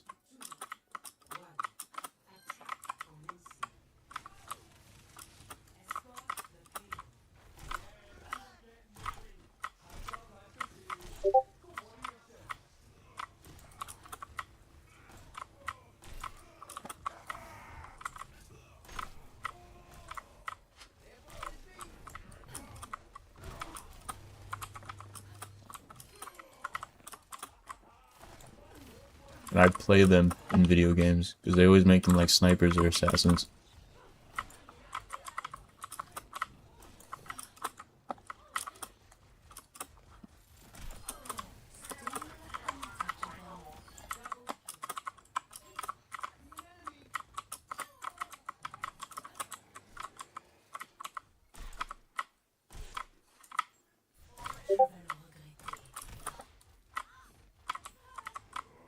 Insta swap to monkey. Nice, dude.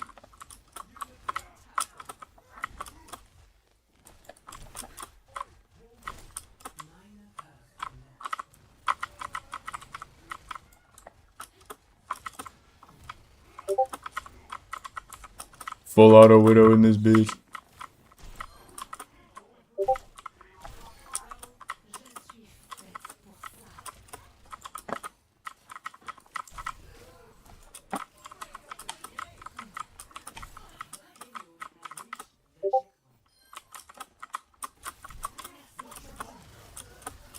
You leave me alone.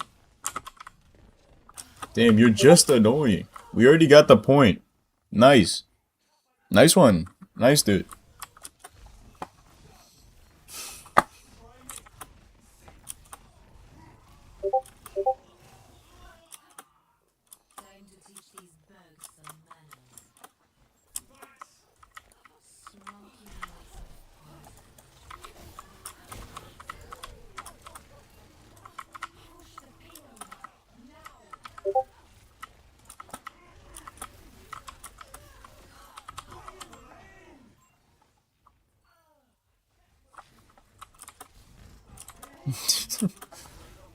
They are rage baiting successfully.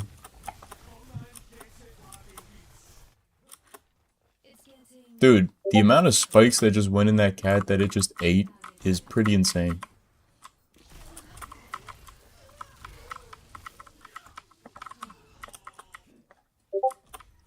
Why you run? Why you run?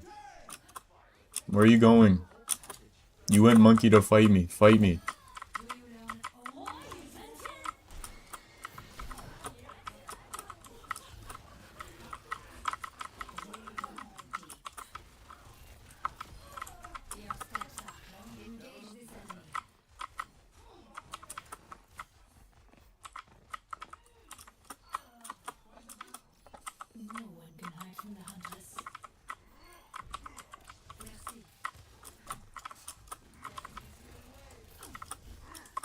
Okay, dude. Leave me alone.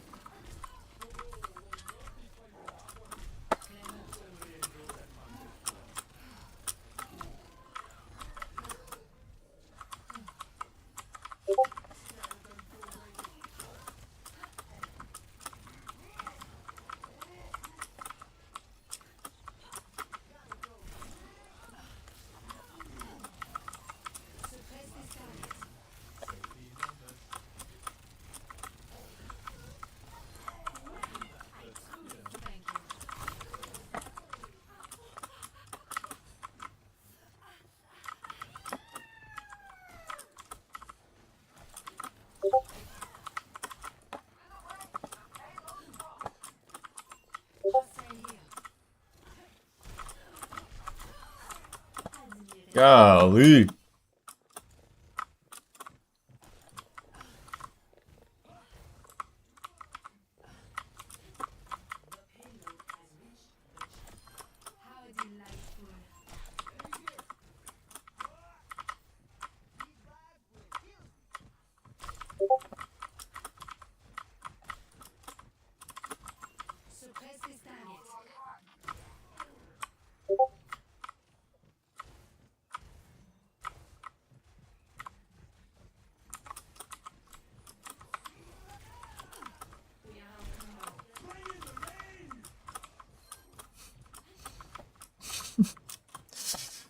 Dude, this guy's so fucking horny.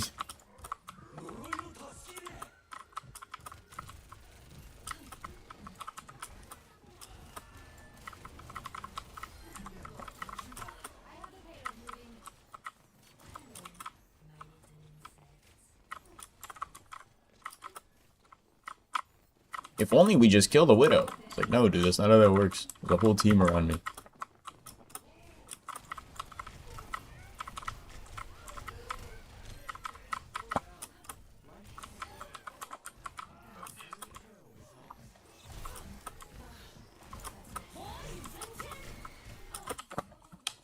I'm honored.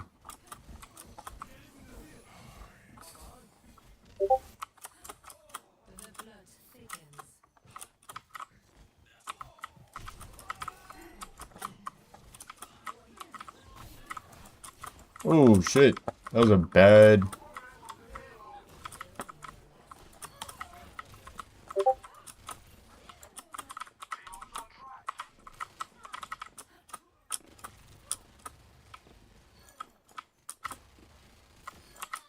Where you going, bitch?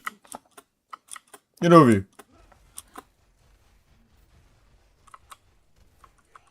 3, 2, 1.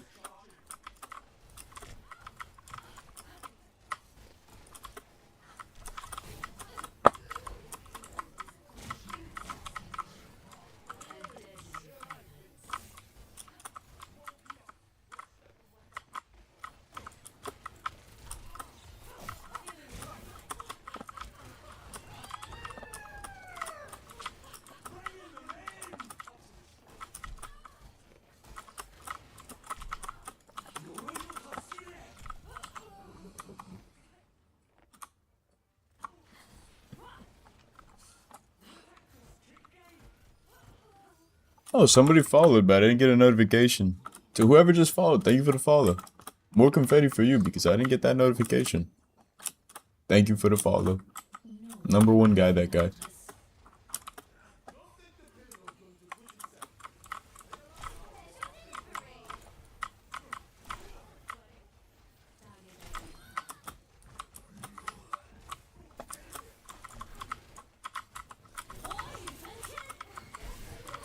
Alright, dude.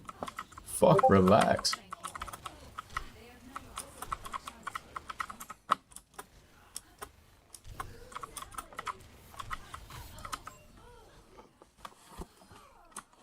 Jeepers.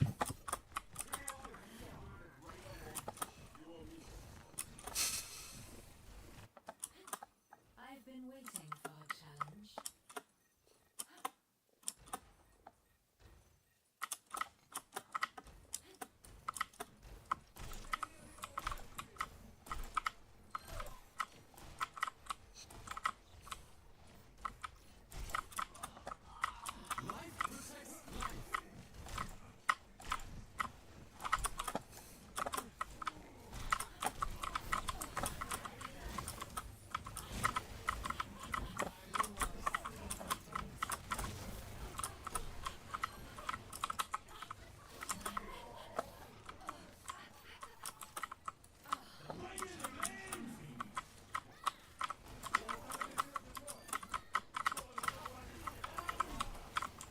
Where you going? Come here. Come here, you wanted to hang out so badly. Let me give you some attention. You missed.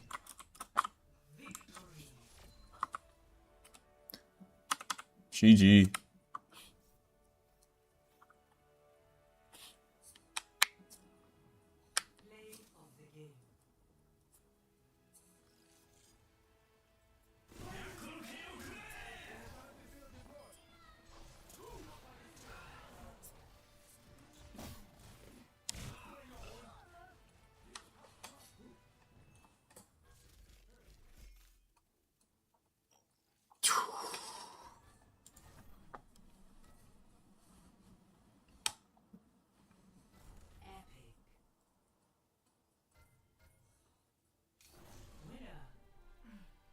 I always hit my mark.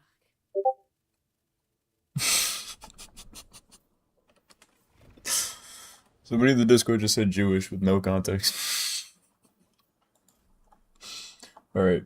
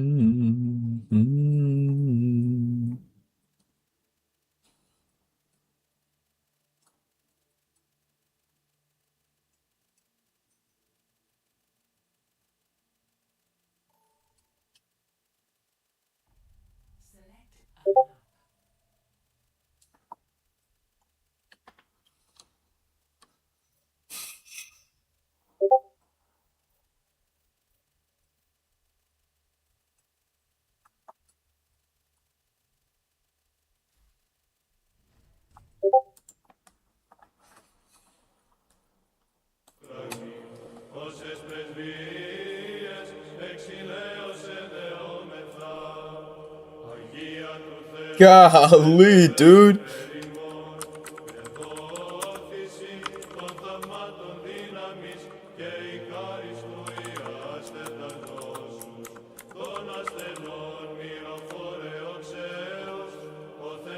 It's insane. Go outside, man.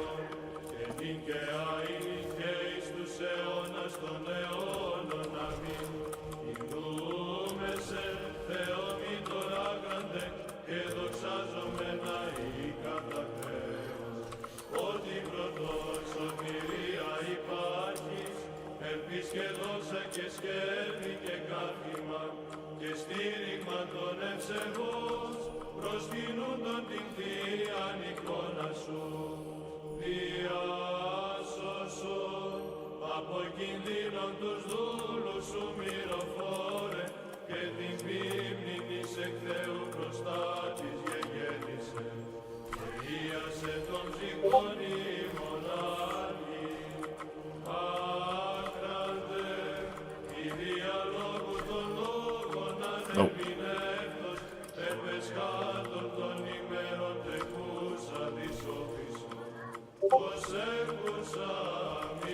Oh, nice shot. Nice shot. Nice cock. Nice shot. I mean, nice shot. My bad. My bad, bro. My fault. What?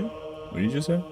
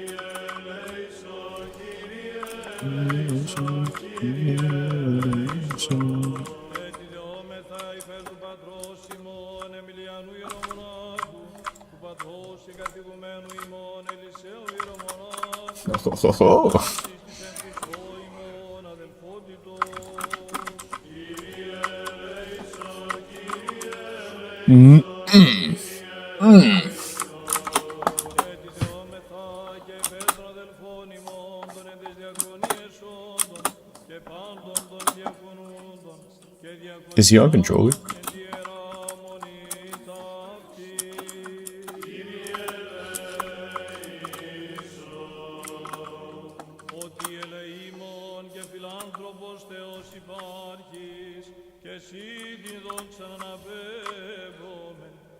Πατρί και το Υιό και το Αγίο Πνεύματι, νυν και αεί, και εις τους αιώνας των αιώνων.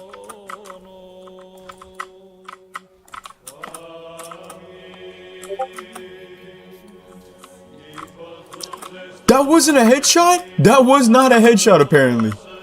Fuck me, no, that was a headshot. I don't care what anybody says, that was a headshot. Ay, dude.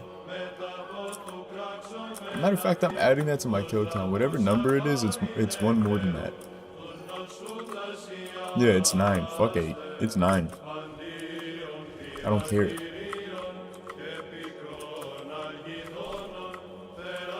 Well, I guess the 8 is the Brigitte, so it is 9, or it is 8, but still. Still. I don't even care. I ain't never cared.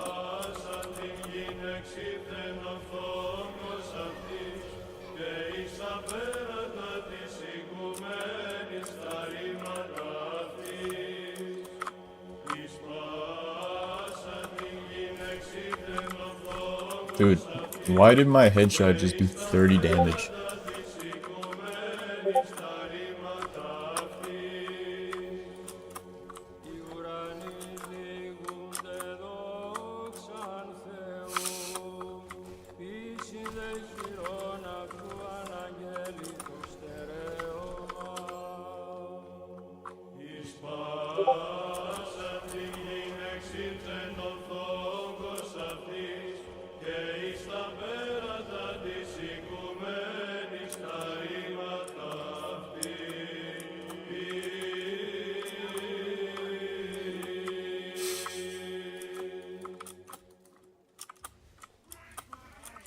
Υπέρ του καταξιώθηνα ημάς της εμπράσεως του Αγίου Ευαγγελίου, Κύριον των Θεών ημών οικετεύσομαι.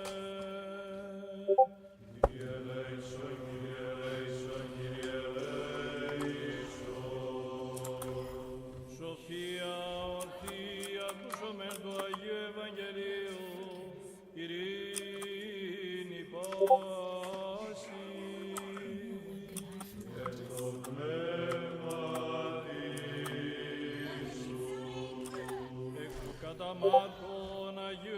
Dude, for real, it feels like I'm shooting Nerf darts.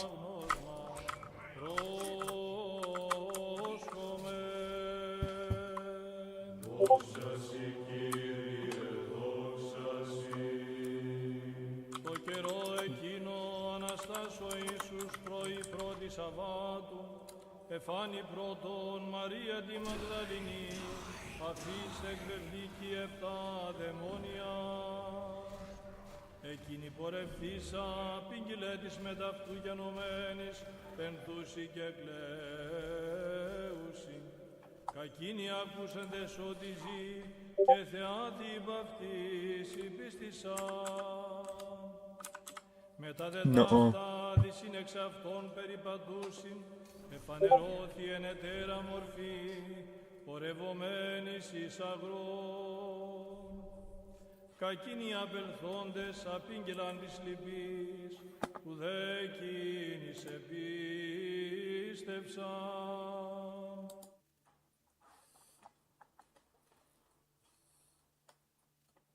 Kyrie eleison, Kyrie eleison, Kyrie eleison.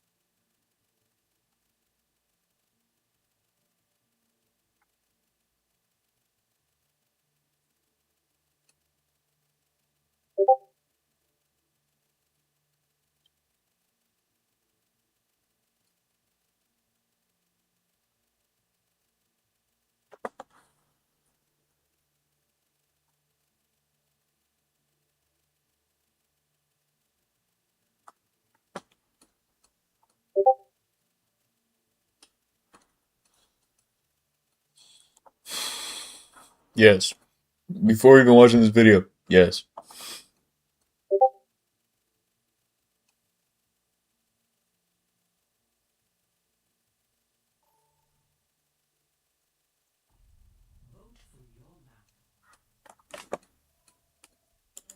Ύστερον ανακειμένης αυτής της 11 εφανερώθη και ονείδησε την απιστίαν αυτών και σκληροκαρδίαν. Ότι της θεάς Either one of those maps I'm cool with. The third one I didn't want. και πίστεψαν. Και είπεν αυτής, πορευθέντες εις τον κόσμον άπαντα, κηρύξατε το Ευαγγέλιον πάση τη κτήση. Ο πιστεύσας και βαπτιστής σωθήσετε, ο δε απιστής σας κατακριθήσετε. Σημεία δε της πιστεύσας η ταύτα παρακολουθήσει, εν το ονόματι μου δαιμόνια εκβαλούσι, γλώσσες λαλήσουσι κενές, όφης αρούσι, ενθανάσιμον την πίωση, του μη αυτούς λάψει, επί αρρώστους χείρας επιθύσουσι, και καλώς έξουσι. Ομένουν Κύριος μετά του λαλήσει αυτής, ανελήφθη στον ουρανό, και κάθισεν εκ δεξιών του Θεού. Εκείνοι δε εξελθόντες εκήρυξαν πανταχού, του Κυρίου συνεργούντος και των λόγων βεβαιούντος.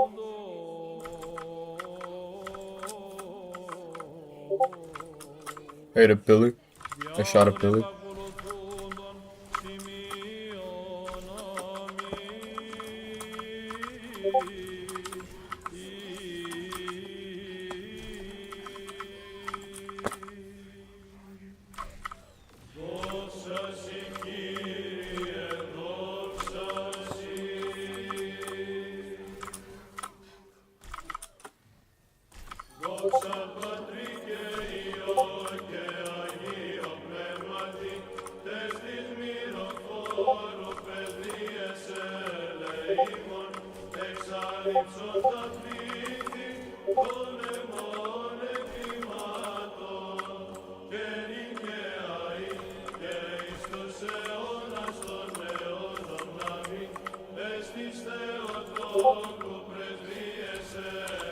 Nice shot, dude.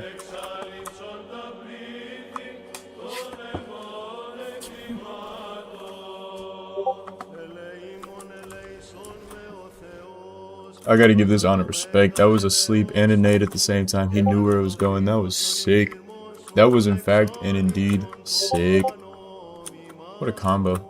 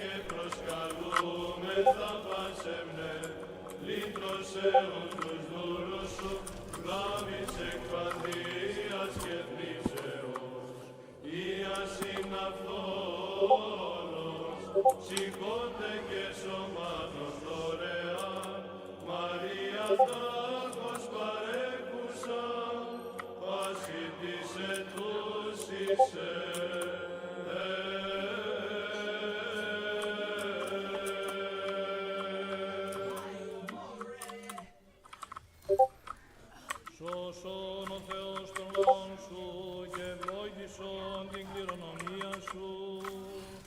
Επίσκεψε τον κόσμο σου εν ελέη και εκτριμμή. I was doing something, damn it. Russo always gotta get involved. Like, damn, dog, it's not about you. I just wanna touch and tickle your healers, bro. Let me just touch and tickle your healers. Jeepers. I'm the only one they've killed. That's funny. That is hilarious. I don't want to talk about it. Give me that, bitch.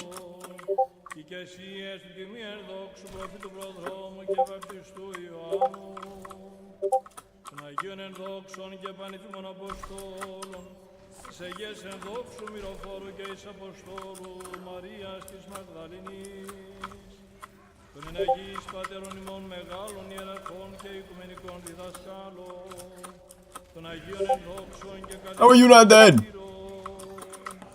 των Οσίων και Θεοφόρων πατέρων ημών, του No. Οσίου και Θεοφόρου πατρός ημών Σίμωνος του Μυροβλήτου, του κεφύτρος της Αγίας Μονής Ταύτης, των Αγίων και δικαίων Θεοπατώρων Ιωακήμ Πιάνης και πάντων σου των Αγίων, οικετευομέν σε μόνε πολυέλε Κύριε, επάκουσον ημών των αμαρτωλών δεωμένων σου και ελέησον No. I had to give respect to that honor.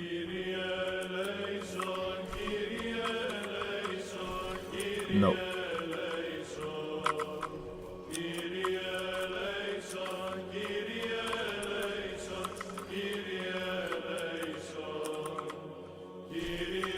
No.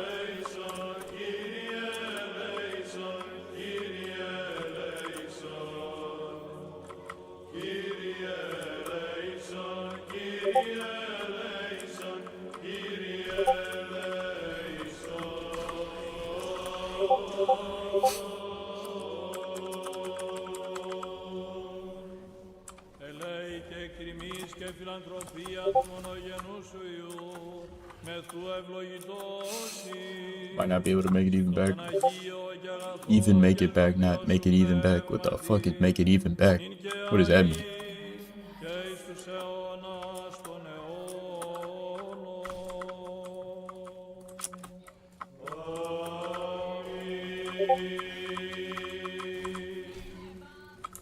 Opa.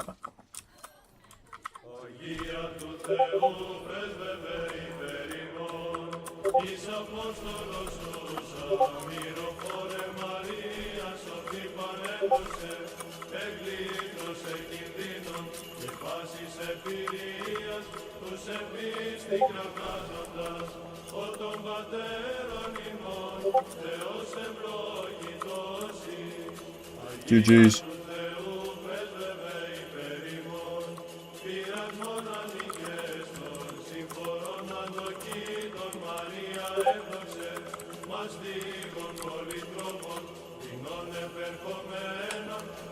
Επάνας τους ψάλλοντας, ο των πατέρων ημών, Θεός ευλογητός εις, τόσα Πατρί και Υιό και Αγίο Πνεύματι, ψυχικήν ευεξία και σωμάτων τηρώσει Μαρία έδοξε, παράσου της εμπίστη, το θείο σου λειψάνω, προσιώσει και ψάλουσι, ο των πατέρων ημών, Θεός ευλογητός εις, εν και εις τους αιώνας των αιώνων αμήν, σωμάτων ιατήρα και ψυχών των σωτήρα παθαίνετε εξασάν, Χριστόν συμπυροφόρο, Μαρία εκκλησόπη, διασώσε τους ψάλλοντας, ο των πατέρων ημών, Θεός ευλογητός εις. Yes, dude! This was the only one. Dude, this is the only Echo skin I wanted. That's sick. That is a sick skin. This might be actually one of the best skins in the game. Just genuinely speaking. This actually might be one of the best skins in the game. That's also sick. Fuck it. All of them. Alright. All of these were sick. This is even alright.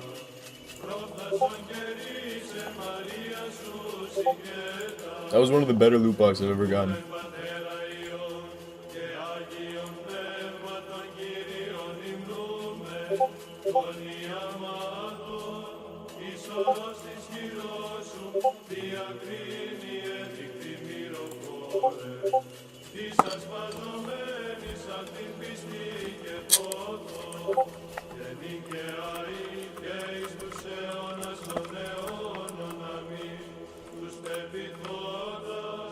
Ανεβιάστος Παρθένε, προς δική σου προστασία. Ανεπηρεάς του συντήρησον και σώσον. Αγία του Θεού πρέσβευε υπέρ ημών, τους πίστη προσκυνούντας της οροχειρός σου και εμφερίας των θείων εκτύπωμα. Σκέπε και What up, Papa? Μαρία Χριστού μαθήτρια. Go lay down. Αγία του Θεού πρέσβευε Okay, go lay down. υπέρ ημών, σωρός επ' της θυρός σου ιατρείων πέλη, πνευματικών διοτάφτη προστρέχοντες, παθών και νόσων παντίων απολυτρούμεθα.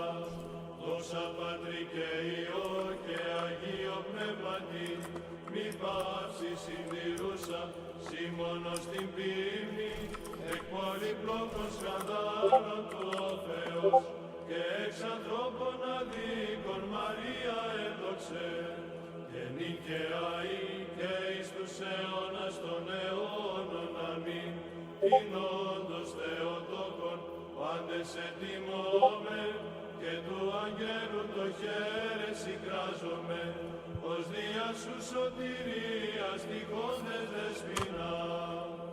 Terrible choices, but that is a good map to come out of it. Αξίων εστίνος αληθώς, μακαρίζεις σε την Θεοτόκον, ή να η μακάριστον και παναμόμητον, και μητέρα του Θεού ημών, την τιμιωτέραν των χερουβίμ και ενδοξωτέραν, ασυγκρίτως των σεραφείμ, την αδιαφόρος Θεόν λόγων δεκούσαν, την όντως Θεοτόκον σε μεγαλύνομαι.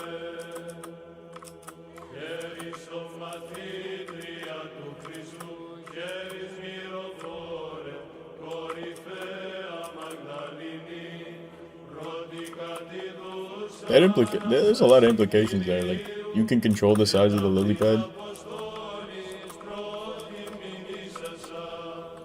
Χαίρις εις Απόστολε του Χριστού, χαίρις ο Μαρία, μυροφόρον η καλονή, χαίρις η το χαίρε μετά της Θεοτόκου, Πέτρος ερωτιστής απ' τη Αναστάση αυτού, όρθρισα στο τάφο του Ιησού, επέστησιν μύρης, μυροφόρε πρωτηδιό, εκλήθης και μίστες την έγερση Κυρίου, Μαγδαληνή Μαρία, χαίρουσα Εύησας, τους ασπαζομένους πανευλαβώς, της επ' την σου χείρα, την μυρίσασαν το Χριστού, σώμα μυροφόρε διάσωζε εκβλάβης, και πάσης επηρεία νόσων και θλίψεων. Έρανε τον τάφον Μαγδαληνή, η Αγία Χίσου, πανεβόδη μοίρα περνά, Χριστού του Save my grapple. σωτήρος ανάδοσου την χάρη, και εφήμας τους πόθο ασπαζομένους αυτήν. Εις Χριστού εγέρσεως Θεόν, πρώτην και αγγέλων, επακούσας. No way it wasn't charged. No way. What is she on? She must be on like 2 HP. That's crazy.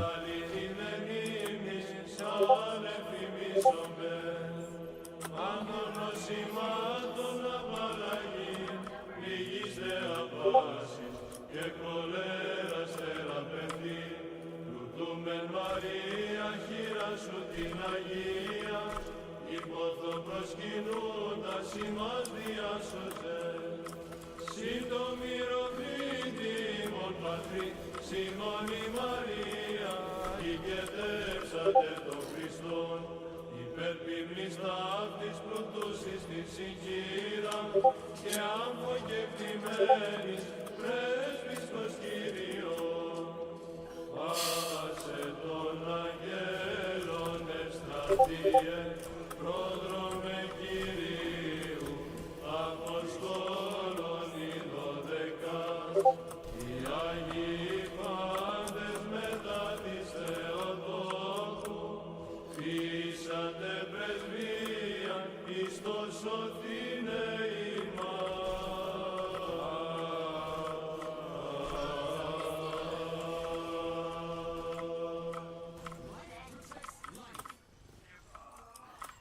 Θεός, Άγιος ισχυρός, Άγιος ο θάνατος ελέησον ημάς. Άγιος ο Θεός, Άγιος ισχυρός, Άγιος ο θάνατος ελέησον ημάς. Άγιος ο Θεός, Άγιος ισχυρός, Άγιος ο θάνατος ελέησον ημάς. Δόξα Πατρί και Υιό και Αγίο Πνεύματι και νυν και αεί και εις τους αιώνας των αιώνων. Αμήν. Παναγία Τριάς ελέησον ημάς, Κύριε λάστη της αμαρτίας ημών.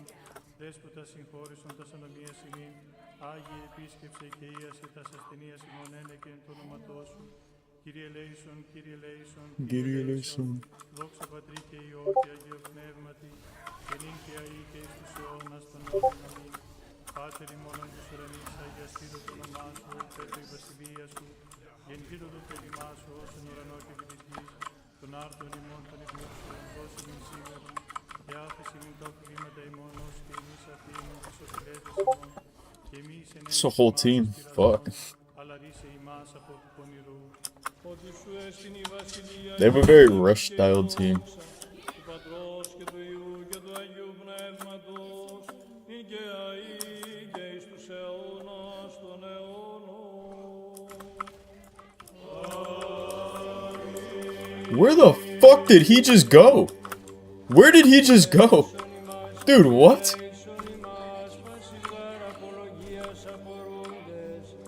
Άφηση την ηγεσίαν ως δεσπότη αμαρτωλή προσφέρομεν ελέησον ημάς. Δόξα Πατρί και Υιό και Αγίο Πνεύματι, Κύριε ελέησον ημάς επισήγαρ πεπίθαμεν, μη οργιστής ημις πόδρα μη δεμνιστής των ανομιών ημών, αλλά επίβλεψον και νήνος εύσπλαγνος, και λύτρωσε ημάς εκ των εχθρών ημών. Σίγαρη Θεός ημών και εμείς λαός σου, πάντες έργα χειρών σου και το όνομά σου επικεκλήμεθα. Και νυν και αεί και εις τους αιώνας των αιώνων. Αμήν. Της εσπλαχνίας την πύλην άνοιξον ημίν ευλογημένη Θεοτόκε, ελπίζοντες εις έμια στοχίσομεν, Χριστί με διά σου των περιστάσεων. I escaped. Σιγαρή σωτηρία του γένους των χριστιανών.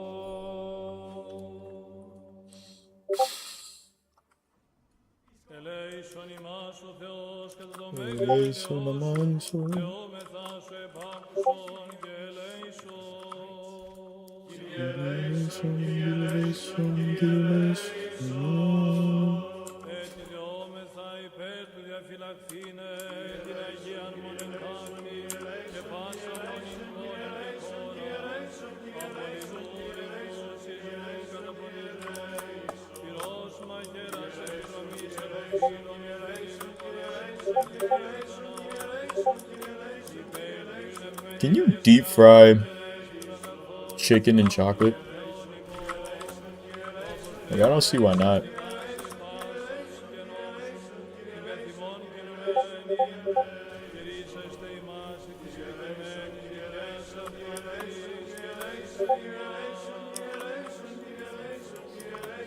Like, there's oils in chocolate.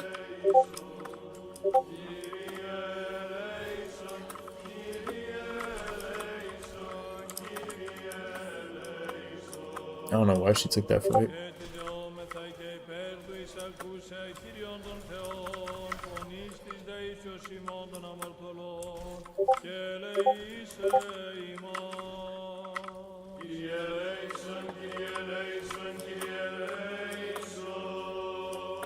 Επάκουσον ημών ο Θεός, ο σωτήριμον, η ελθής πάντων των περάτων της γης και των ενθαλάσσι μακράν.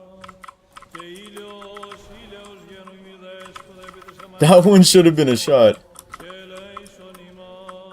At least a shot, not even a headshot. That should have been on. That was on target, if nothing else. Alright, fuck.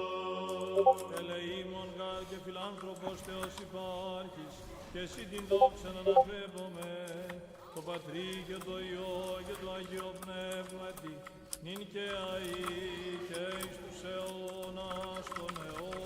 Let me just make a point real quick.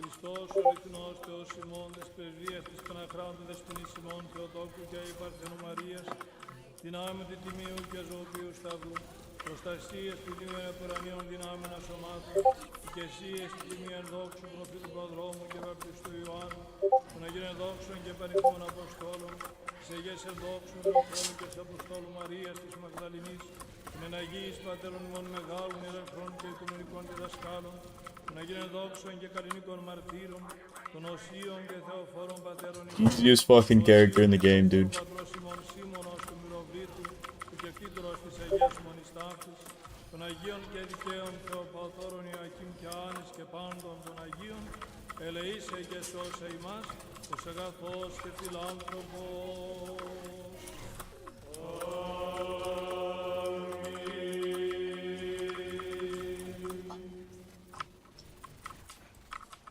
Φανταστός την Θεία και σε σου ασπαζομένους εικόνα και δυσόρων της χειρός, πάσης απολύτως εωργής και θλίψεως, πυροφόρε πανέδοξε και πάσης ανάγκης, ημάς την απάλλαξον Χριστού μαθήτρια, όπως στες πρεσβείες σου πάντες, πάντοτε σωζόμενοι φώτο, το σεπτό σου όνομα γεραίωμε. Δέσποινα φθορμέ, Good shit, Life Weaver. Good shit, dude. και λύτρωσε ημάς από πάσης ανάγκης και θλίψεως. Την πάσαν ελπίδα μου είσαι αναντίδημη, μήτε του Θεού, φύλαξον με υπό την σκέπη σου. Εκ παντίον κινδύνων τους δούλους σου, φύλατε ευλογημένοι Θεοτόκε, ή να σε δοξάζω No. No eating his food. των ψυχών ημών. Την πρεσβεία, Κύριε, πάντων των Αγίων και της Θεοτόκου, τη συνειρήνη δώσιμην και ερέησον ημάς, ως μόνος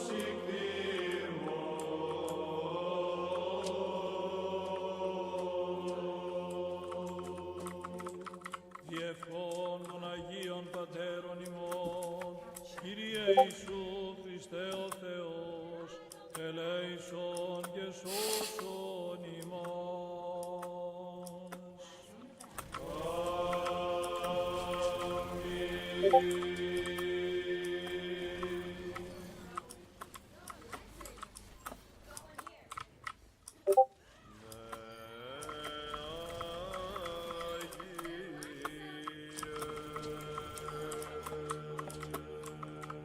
Όσιε του Θεού πρέσβευε υπέρ ημών, εν ιδιοδεύσας ημών οδόν, φωτός επληρώθης παραδείσου του φωτεινού, εξού της εις τέχνης επιλάμψης, τες προς δεσπότην πρεσβείες κατάπεμψον.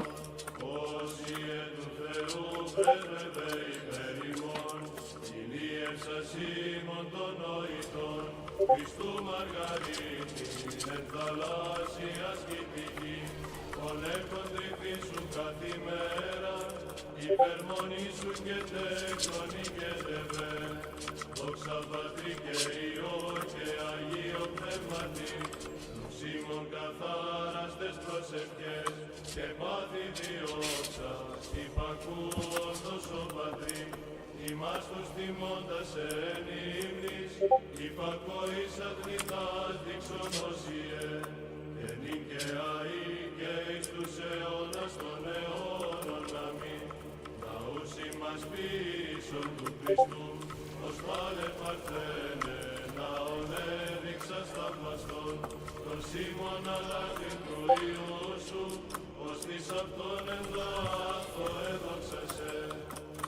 Όσιε του Θεού πρέσβευε υπέρ ημών, εκ του κόσμου εις άθο των ιερών έφτασας, πάντα τα τέφνα καταλήψας και τα επίκυρα, όλων των πόθων σου προσήσουν μόνον εγώ, μον υπέρ της πίνης σου σήμωνη και δεβέ, όσοι του Θεού πρέσβευε υπέρ ημών, αποστάς τα φασίως των μεριμνών όσιε, εν της ησυχίας πελάγει ευχής συνευλές, και ως εμπόρευμα των αρετών πλήθος έσχες, έξω της υμνούσης εσύ μον χορήγησον, δόξα Πατρί και Υιό και Αγίο Πνεύματι, νίκη της ανεφάνης προς τον εχθρόν όσιε, ως της πειρασμής επικύλης νικήσε ο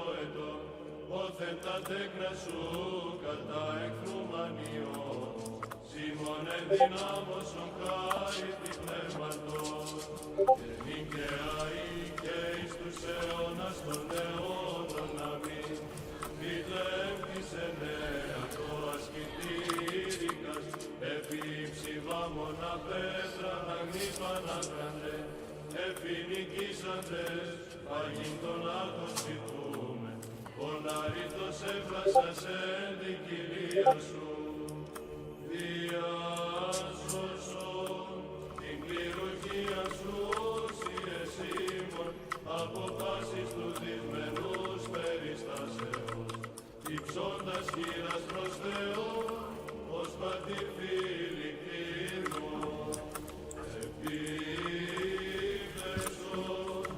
εν εμενία πανύμνητε Θεοτόκε, επί την εμιγαλεπή του σώματος κακοσύ, και ίασε της ψυχής μου το άργο.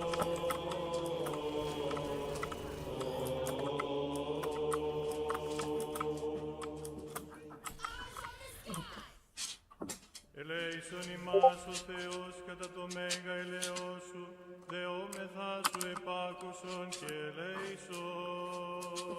Κύριε ελέησον, Κύριε ελέησον, Κύριε ελέησον. Έτσι δεόμεθα υπέρ των ευσεβών και ορθοδόξων χριστιανών. Κύριε ελέησον, Κύριε ελέησον, Κύριε ελέησον. Έτσι δεόμεθα υπέρ του Αρχιεπισκόπου ημών Βαρθολομαίου. Κύριε ελέησον, Κύριε ελέησον, Κύριε ελέησον. Έτσι δεόμεθα υπέρ του πατρός ημών Εμιλιανού Ιερομονάχου, του πατρός και καθηγουμένου ημών. Alright, let me recharge. Hold on, let me put a good video on.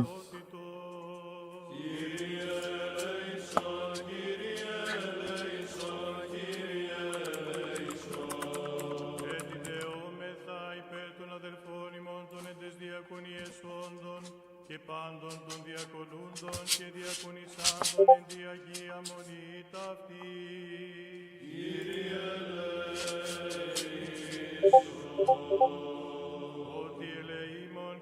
What's going on, patrons?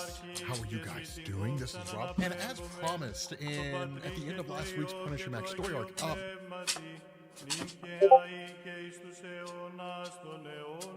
what's going on, guys? This is Rob, and we are back with Invincible. Yes, we are, and we're running a little bit late here. But I guess better late than never. It's just been a really, really busy week. I'm buying office space, or getting office space.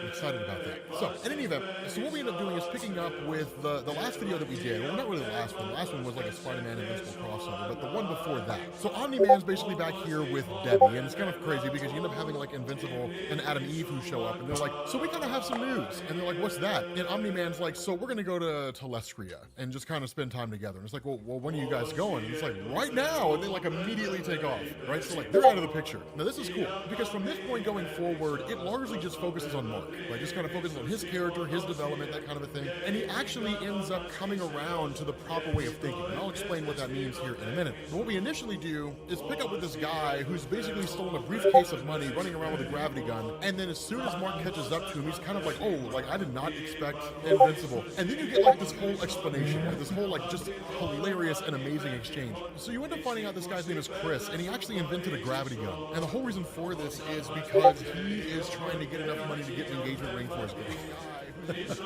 So obviously this guy has no intention of using, you know, his technology and whatnot to like just rob arbitrarily or something like that. He has the right motivation, he's just doing the wrong thing to achieve his goal. And Mark's kind of like, okay, cool, look, I get where you're coming from, man. I get that you're kind of in a weird spot. I don't know why you would turn to bank robbery for the purpose of buying an engagement ring, right? Like, why would you risk your freedom to buy a ring to marry your girl, right? I mean, like, you can find other ways. And so Mark ends up taking the money to basically return it to the bank, right? Just kind of, you know, no muss, no fuss, call it a day. And then in turn, he tells them, like, just sell your weapons legally, right? Like take your stuff and sell it to, like, scientists or somebody like that. People who will buy it and give you the kind of money you need in order to, you know, be able to get this engagement. Right? So it's kind of a cool little thing. But from that point, you actually switch over to Vegas, and Dinosaurus is just tearing everything up right now. Here's the crazy thing about this. Dinosaurus was almost kind of depicted as like a freedom fighter, or really more like a environmentalist, right? Like an extreme environmentalist to a degree, right? In the sense that like his philosophy is, you know, humanity is in a lot of ways kind of a scourge on the planet. But more so than that, his whole stance here is interesting as it is. I'm gonna let this run for a little bit. Las Vegas is a problem, right? That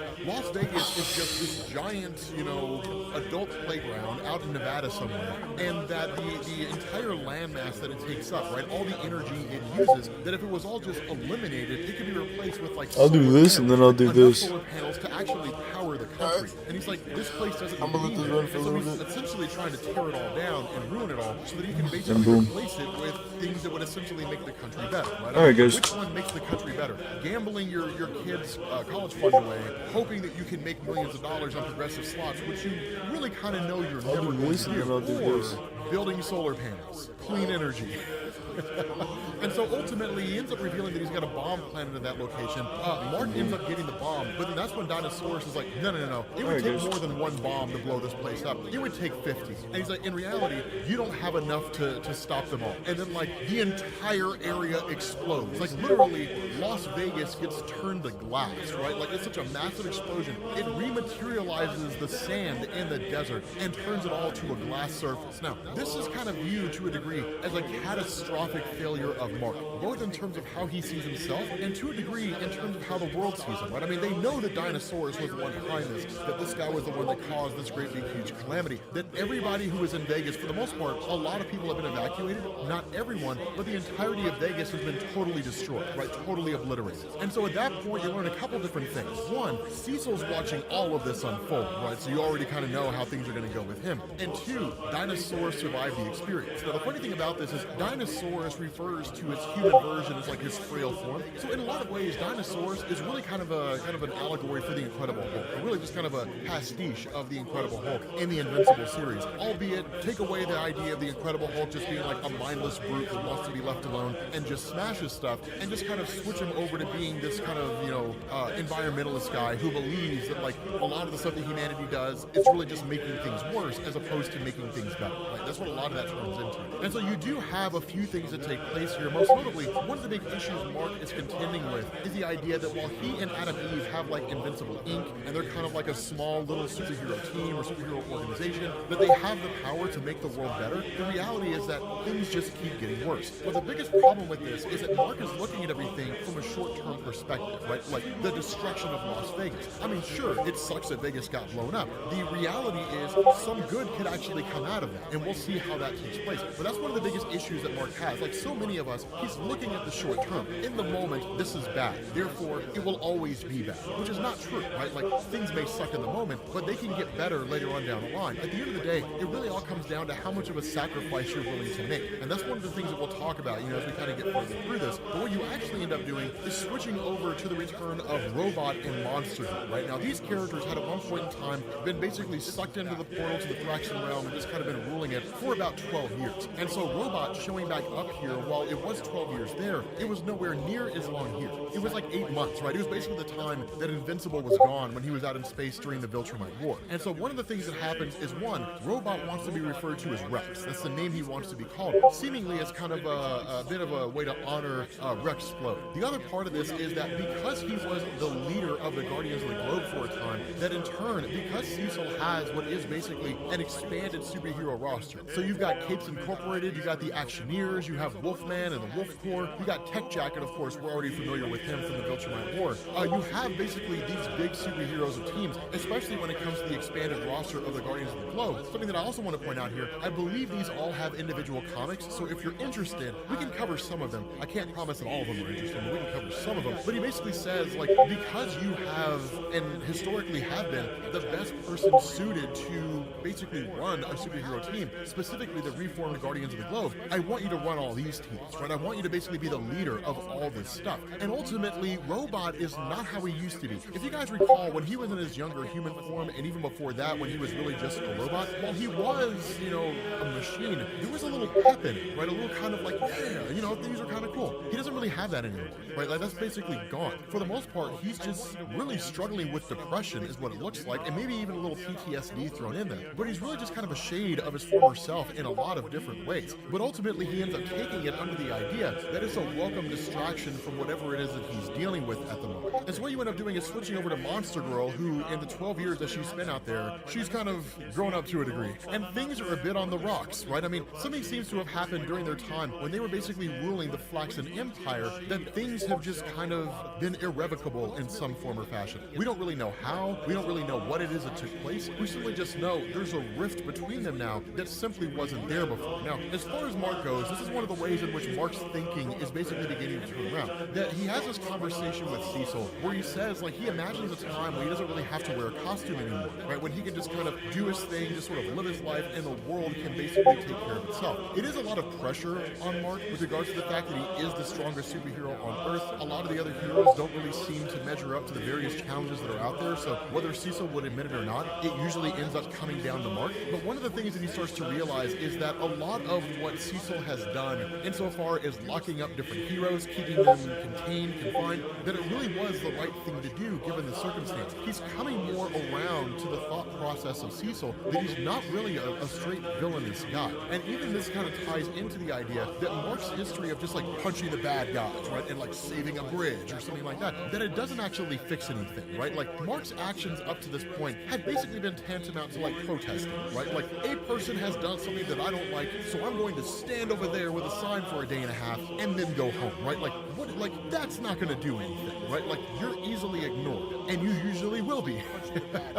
You know, protesting very rarely ever solves anything. So because of that, it's kind of Mark's equivalent of that, right? Like, I saved a bridge, or a woman was falling and I rescued her, right? Like, this is cool in the moment, but it has no real lasting impact on anything and doesn't really make the world better in any real measurable way. And so coming around to Cecil's thought process and basically realizing that in order to do some good, sometimes you got to do some bad, right? Like, you got to be Machiavellian, right? You got to be willing to be a terrible person if it means the end result is a net positive. You have to lose yourself, essentially, that sometimes that's just the way it goes. And so ultimately Cecil reveals, like, hey, okay, look, I'm glad you're thinking this way. There's some things that I've been keeping from you. And he basically reveals to Mark the fact that all those different versions of Invincible from across the multiverse, if you guys remember that story with Angstrom Levy, where he had summoned those different versions of Invincible who were like criminals and they were evil, stuff like that a lot of those versions of Mark that were killed had been turned into Reanimate, right? Those kind of robotic,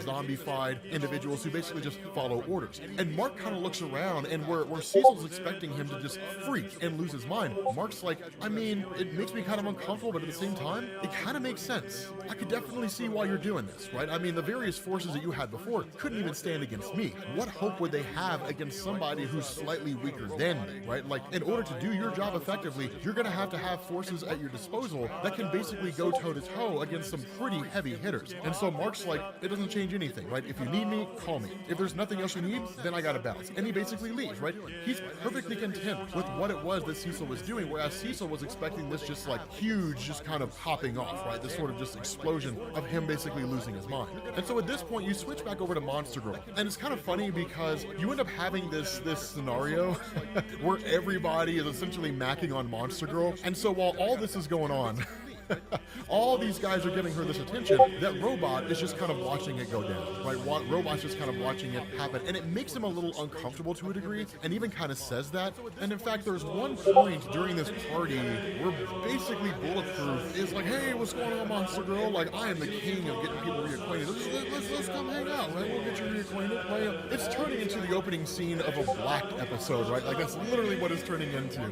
Don't ask me how I know that. Don't judge me. So nonetheless, right, it's like ultimately she kind of nips that in the bud right off the bat, and it's like, oh, no, first of all, nothing's gonna happen, right? Like, we're not gonna be knocking boots, right? That ain't happening in Bulletproof. She's like, it's just too soon, right? So seemingly, the kind of blossomy romance, right, that almost puppy love that existed between Monster Girl and Robot, or I guess Rex we can call him now, seemed to kind of come to fruition when they were when they were ruling the Flaxen Empire, and then fell apart. But you get this kind of crazy revelation here, right, where they're basically in kind of like their base of operations, that Robot's getting ready to leave when Monster Girl walks in, you know, and she's like, well, I didn't know you were here. He's like, no, it's fine, I'm getting ready to go. And when he kind of asks, you know, like, it's weird being back after all this time, she wants to kind of talk, right? You know, she asks him, like, can we talk? And he's like, no. She's like, can we please talk about it? And he says, I came back here to leave behind everything we built and forget what you did. Please, Amanda, why won't you let me forget? So seemingly, whatever happened here was, at least it seemed to be, a betrayal on behalf of Monster Girl, right? That Monster Girl seemed to have done something. It's kind of wild. But from there, you actually switch over to Las Vegas. Now, this is one of those instances where I basically, you know, I presented you guys this argument. In order to make an omelet, you gotta break a few eggs. Does it suck that Las Vegas got destroyed?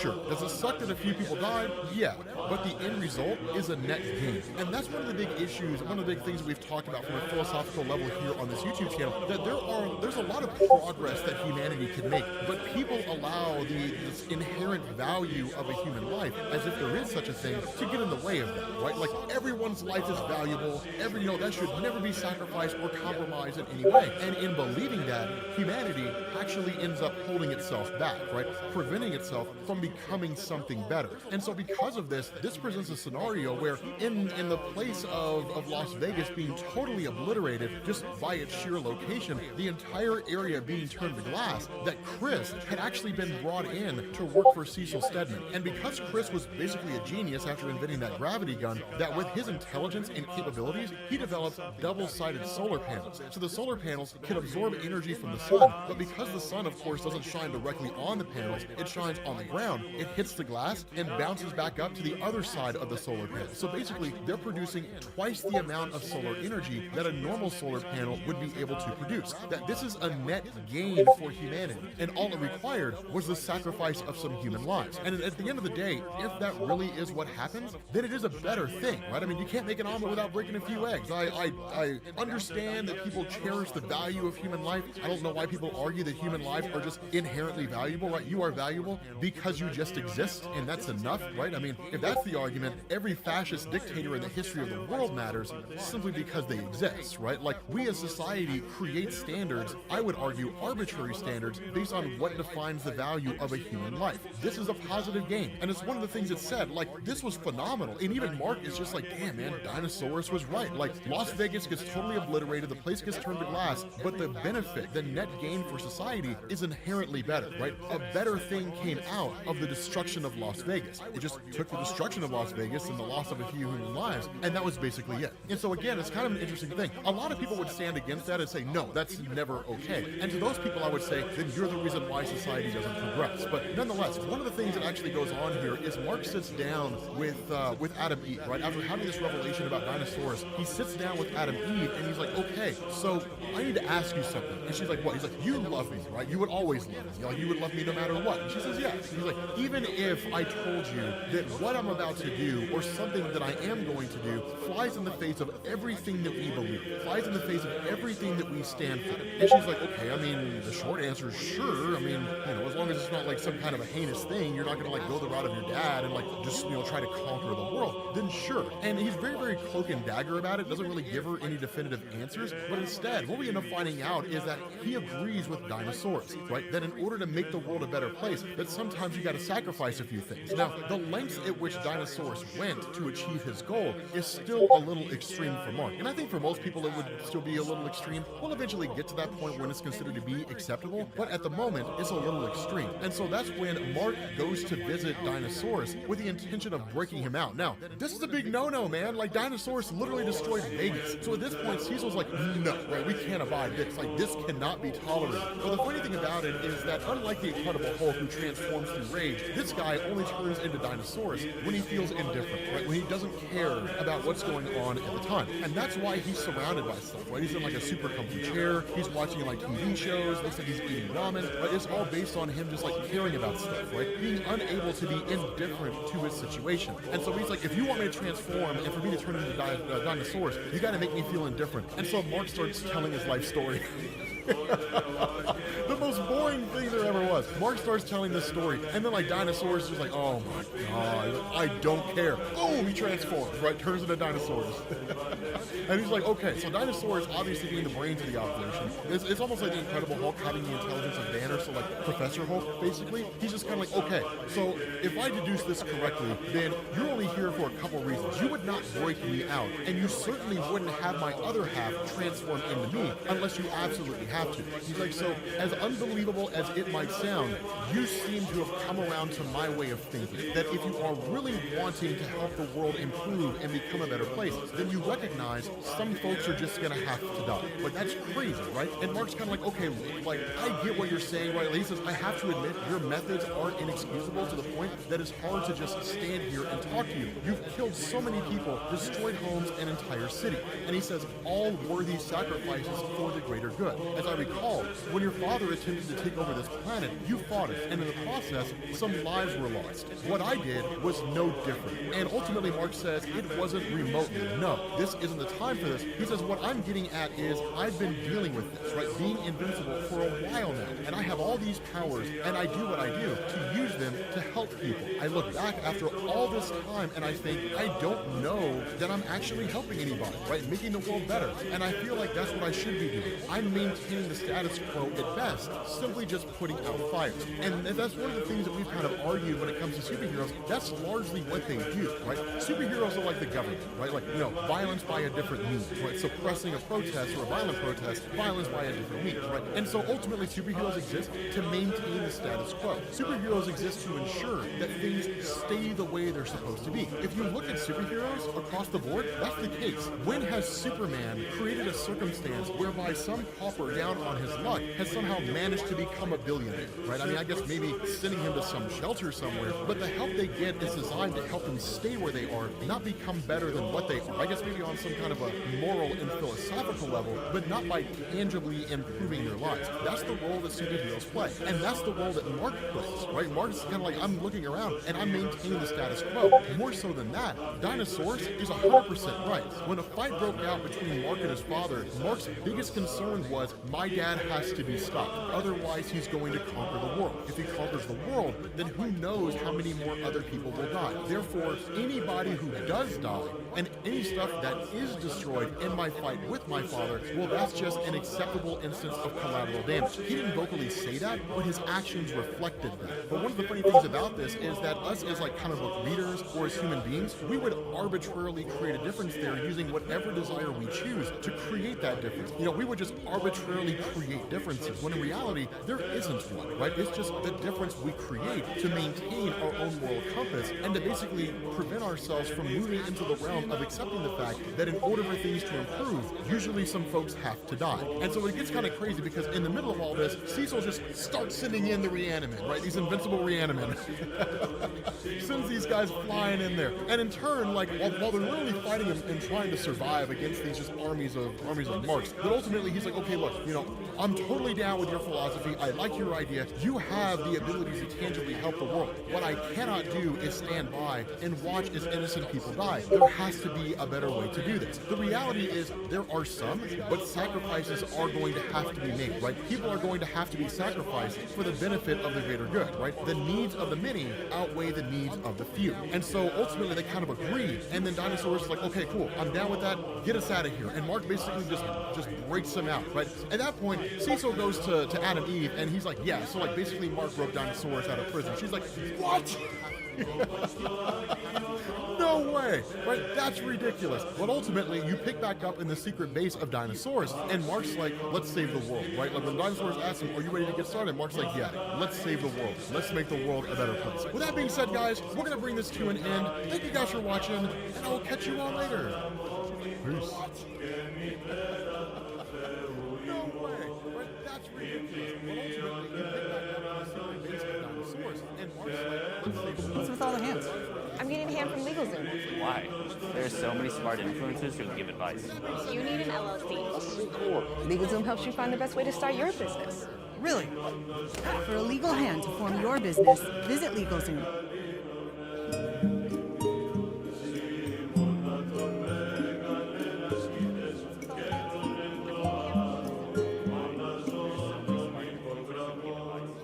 What's going on, guys? This is Rob, and we are back with Invincible. Yes, we are. And of course, we're picking up with the aftermath of Omni-Man and his wife Deborah leaving Earth and heading to Telestria. And as you guys know, it's a long journey. It's a long trip to the other side of the cosmos. And these two haven't seen each other for quite some time. And so while you're probably asking yourself, what are they doing this whole time? The answer is, fuck it, non-stop. So much so that when the butler comes in to give him food, he's like, really, man? And so, like, when he gets back there to the kitchen, he's like, the chef's like, what, did you walk in on him again? It's like, yeah, man, like, it's been non-stop. So at that point, Deborah gets up, right? And she's like, okay, let's take a look at this food. And ultimately, the food looks terrible, right? I mean, it's alien food. Now, here's the thing to understand. Just because the alien food looks terrible doesn't mean it might not taste terrible. In reality, she doesn't get to taste any of that meat because she's going to be tasting some other meat. You know what I mean? So, the thing...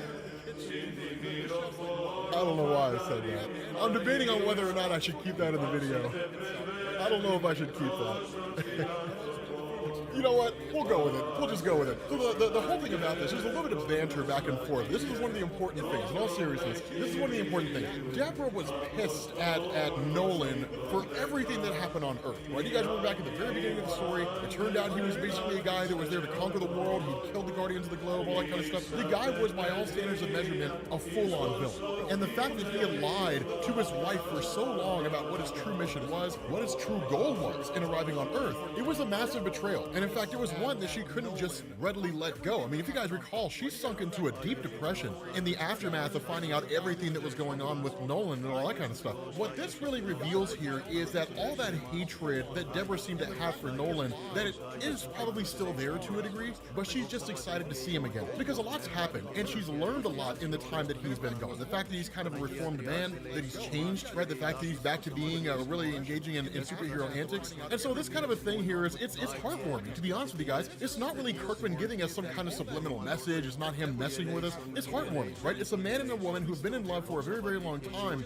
and that while it turned out that one of them was a villain who was there to conquer the world and had been lying to his wife the whole time, then in the end they're still in love, right? And so of course, once they're told by the captain, hey, we're going to be arriving within, communication range in about 10 minutes, they're like, well, I mean, we got 10 minutes, right? You can get a lot done in 10 minutes, which is true, right? You can do a lot of getting together in 10 minutes. But at this point, we switch over to Alan the alien. Now, here's an important thing to understand here, right? Heavy is the head that wears the crown. When it comes to Alan the alien, when we saw him previously, before he took over as what was basically the leader of the coalition of planets, that he was by and large just a soldier, right? He was out there facing off against the Viltrumites and whatever threats, may be out there, and things are pretty straightforward. What he's getting here is a lesson in politics 101. Not in the sense that people are technically vying for his position. There is a little bit of that going on behind the scenes, but not enough for us to really worry about at this point moment in time. The biggest issue that Alan the Alien has to contend with is fear, that the other leaders of the Coalition of Worlds don't know what happened to the Viltrumites. And indeed, at the end of the Viltrumite War, the forces were defeated, and they were basically routed, right? It was believed that they were essentially destroyed. We, of course, ended up learning that they took off to Earth, and a bargain was struck that in order to prevent the complete and total annihilation of the Earth's population, that Omni-Man and Invincible and Mark, they basically had to make a bargain, essentially allowing the Viltrumites to live among their race until such a time that the Viltrumites could repopulate their own race. It was by no means a beneficial bargain, and if anything, it doesn't benefit anybody but the Viltrumites themselves. But the alternative was watching helplessly as the world was destroyed, because as you guys know, Freddie Mercury was just way too powerful for all of them, right? There was no way that Mark and Nolan could have taken on Freddie Mercury by themselves. In fact, they tried, and they were totally overwhelmed. So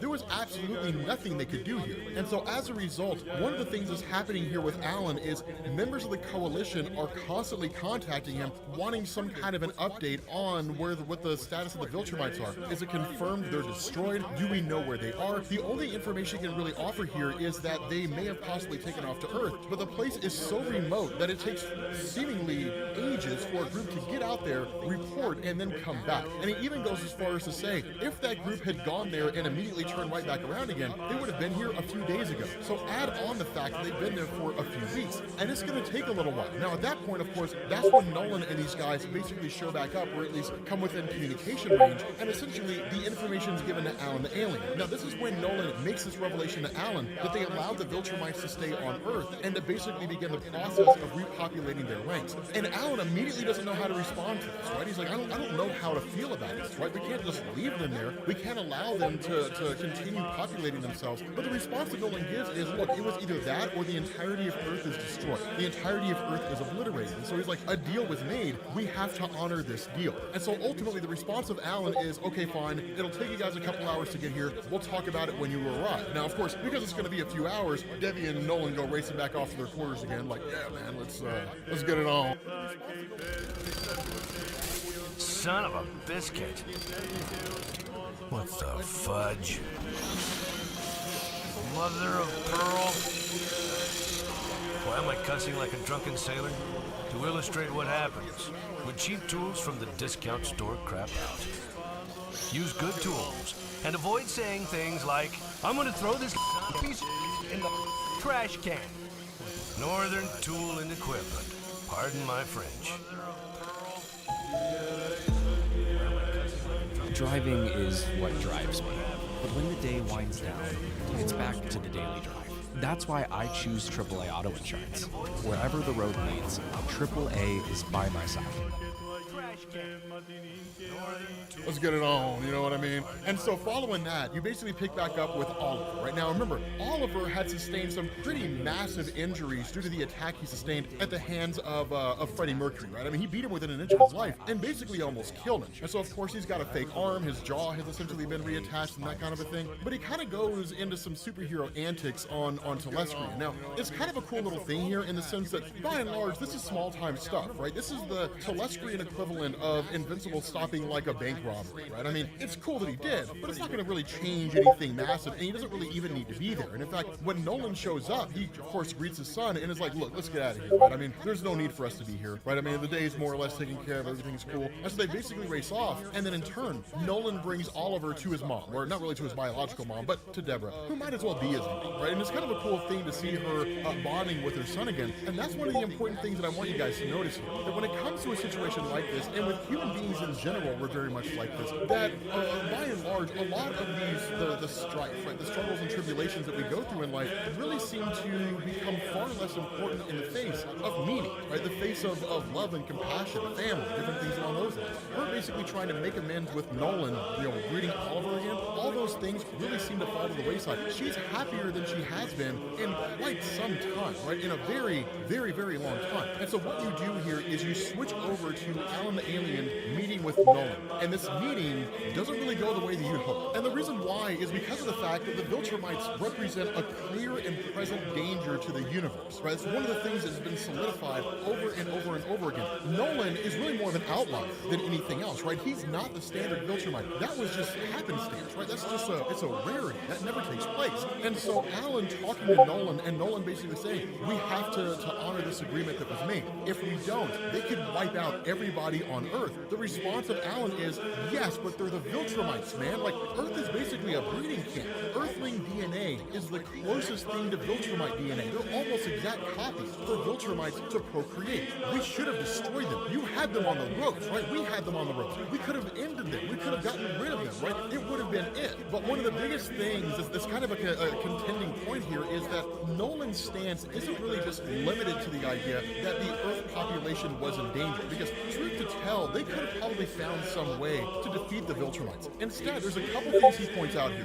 One, because the Viltrumites have spread throughout the world, there's no way to know that you would get them all. And two, even if that was the case, what Nolan believes is that with the Viltrumites living among humanity, much like himself, he believes they can be transformed. Humanity can do to the Viltrumites what Debbie did for Nolan. Now here's the problem, is that Alan says, like, look, I mean, I totally get where you're coming from, man, but I cannot share that level of optimism, because at the end of the day, entire cultures and civilizations are relying on me to keep them safe. And I cannot, in good conscience, tell them they're safe if I know the Viltrumites are still there. And it's a reasonable argument to make, right? I mean, what's Alan supposed to do here? Call together the entirety of the coalition of world and say, okay, guys, your worst fears are true. The Viltrumites are still alive. But don't worry, they'll live among humanity for a while. Fingers crossed, they'll realize their hearts are 3 sizes too small, and they'll become good guys. That's not how this works. This hope that the Viltrumites will somehow become better just because of humanity, it's an admirable idea, and it's an admirable concept if it was just 1 or 2 or 3. But you're talking about an entire contingent of Viltrumites. Yes, their numbers are small, but there's still enough to wreak some havoc. And then when you add in this idea that they can procreate with humanity and bolster their ranks, what it looks like from the perspective of Alan the Alien is that Nolan has basically solidified not only the survival of the existing Viltrumite race,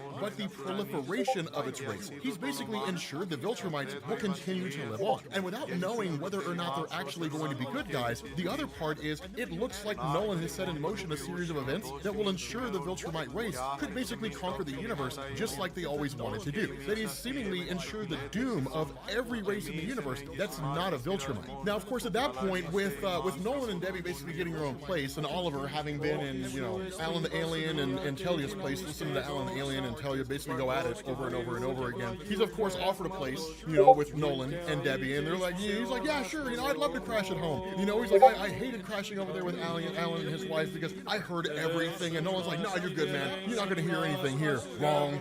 Wrong.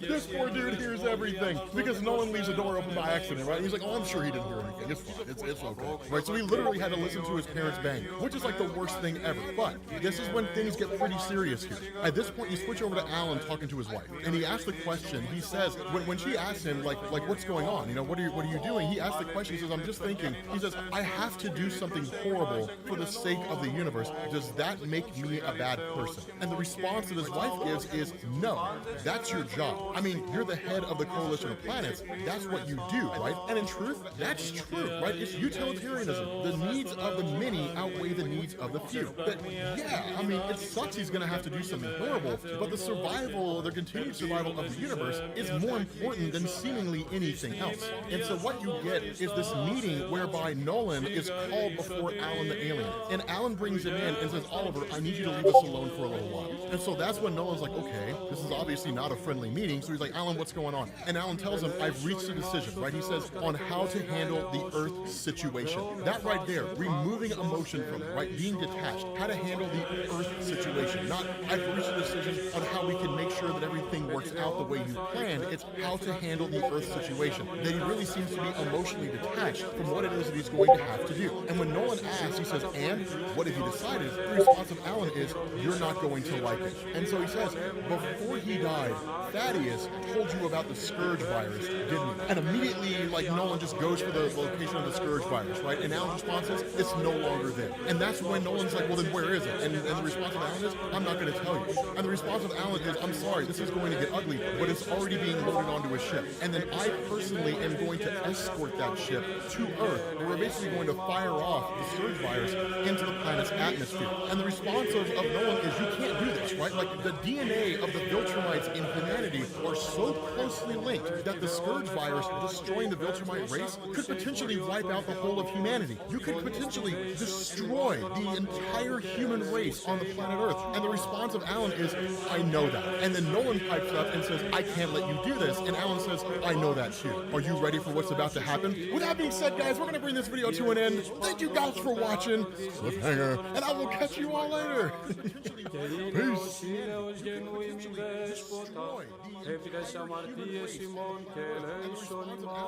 Welcome to Chicken Salad Chick.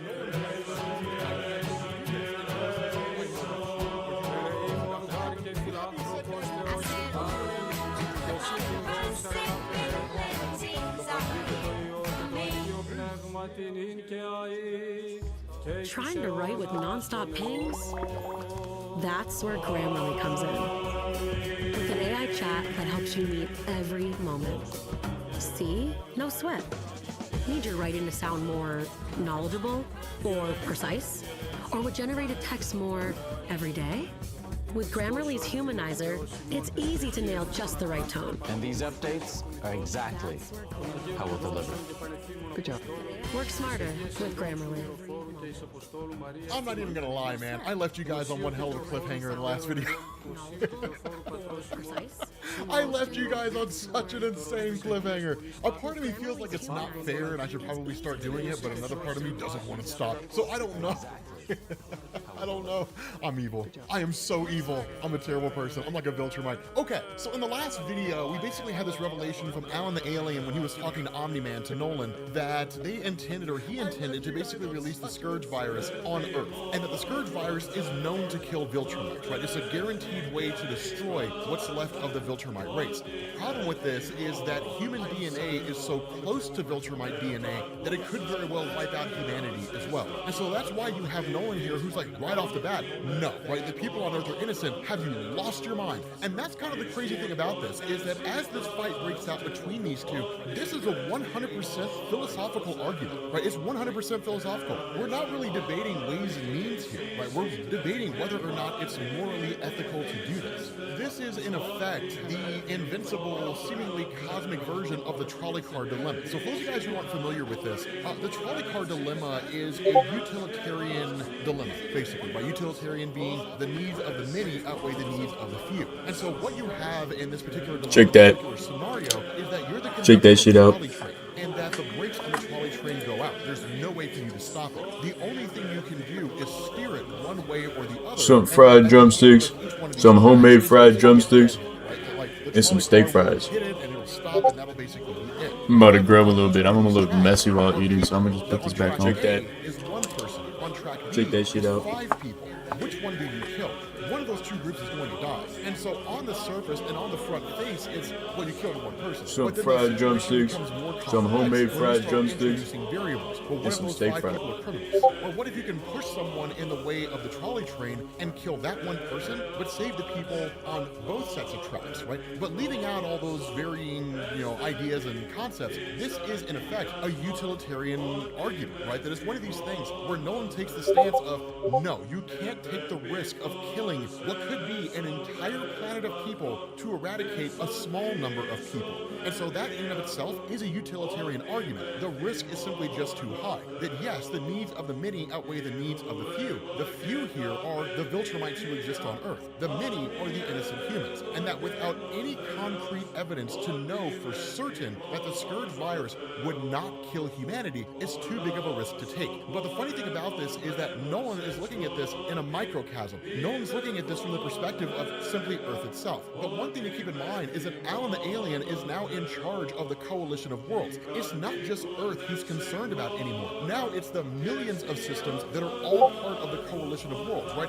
All those planets that exist out there. The countless number of individuals that would potentially die at some future point in time if the Viltrumites are allowed to repopulate their race on Earth, which is the bargain that was struck between Omni-Man and the Viltrumites. Otherwise, Earth would have been destroyed by the Viltrumites, that if they're allowed to proliferate, they will go back out into the universe and they will keep doing what they've always done. Now, there is a bit of a caveat to this, right? But the thing to notice is, like, this fight is knockdown drag-out, right? Now, one thing to remember here is that where Alan the Alien was previously weaker than Omni-Man, that Alan the Alien is one of these guys where he becomes stronger as he recovers from various conflicts that he's engaged in. At this point in time, he's far stronger than Omni-Man is. He's pretty far above him. Do I think he's powerful enough to beat Freddie Mercury? No, but he's still pretty freaking powerful. Now, the funny thing is that in the middle of all this, suddenly Oliver shows up here, right? Now, again, Oliver, as you guys know, basically the youngest son of Omni-Man, and he goes to attack Alan the Alien. And so when he initially gets the upper hand, it basically kind of stops the fight, right? Just kind of like, okay, everybody chill out, what's going on here? At the same time, of course, you also have basically the military forces of Alan the Alien that show up. And so ultimately, you have this scenario where it's explained by Alan the Alien to Oliver what's going on, right? That there's this idea that the Viltrumites exist on Earth, that a deal was brokered between Nolan and Freddie Mercury, right? The Thrag, the leader of the Viltrumites, that as long as the Viltrumites were allowed to stay on Earth, they would interbreed with humanity, but they would also teach them to basically become members of the Viltrumite race, at least their offspring anyway. And that at some future point in time, presumably 1,000 years, the Viltrumite race would be back up to their previous numbers, and they would leave Earth and they would go back out into the universe and basically do their own thing. And this was done because had Nolan and Mark stood against General Thrag, had they stood against Freddie Mercury, he would have killed him. He would have beat them to death, and then he would have killed humanity. And that basically would have been it. Or he would have beat them to death, killed all the superheroes on Earth, and then conquered the world and turned it into a breeding ground. And so as a result of that, the only way to basically keep humanity safe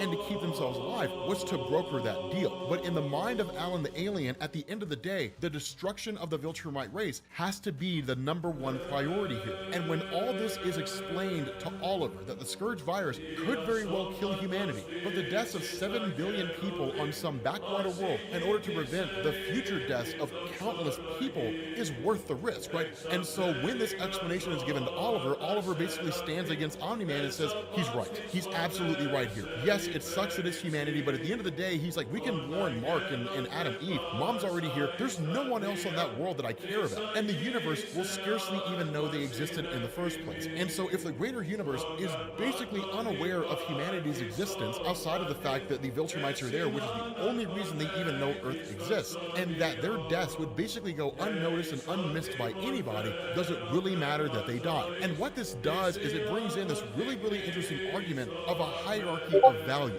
We as people, we create a hierarchy of what matters most. We create a hierarchy of who matters most in society. Here's a really good example. If your favorite celebrity in the whole wide world came to you and said, hey, my car ran out of gas down the road, I need $5, can you give it to me? Dude, I hate this fucking guy's commentary and philosophy. It sucks ass. Just shut up and read the comic.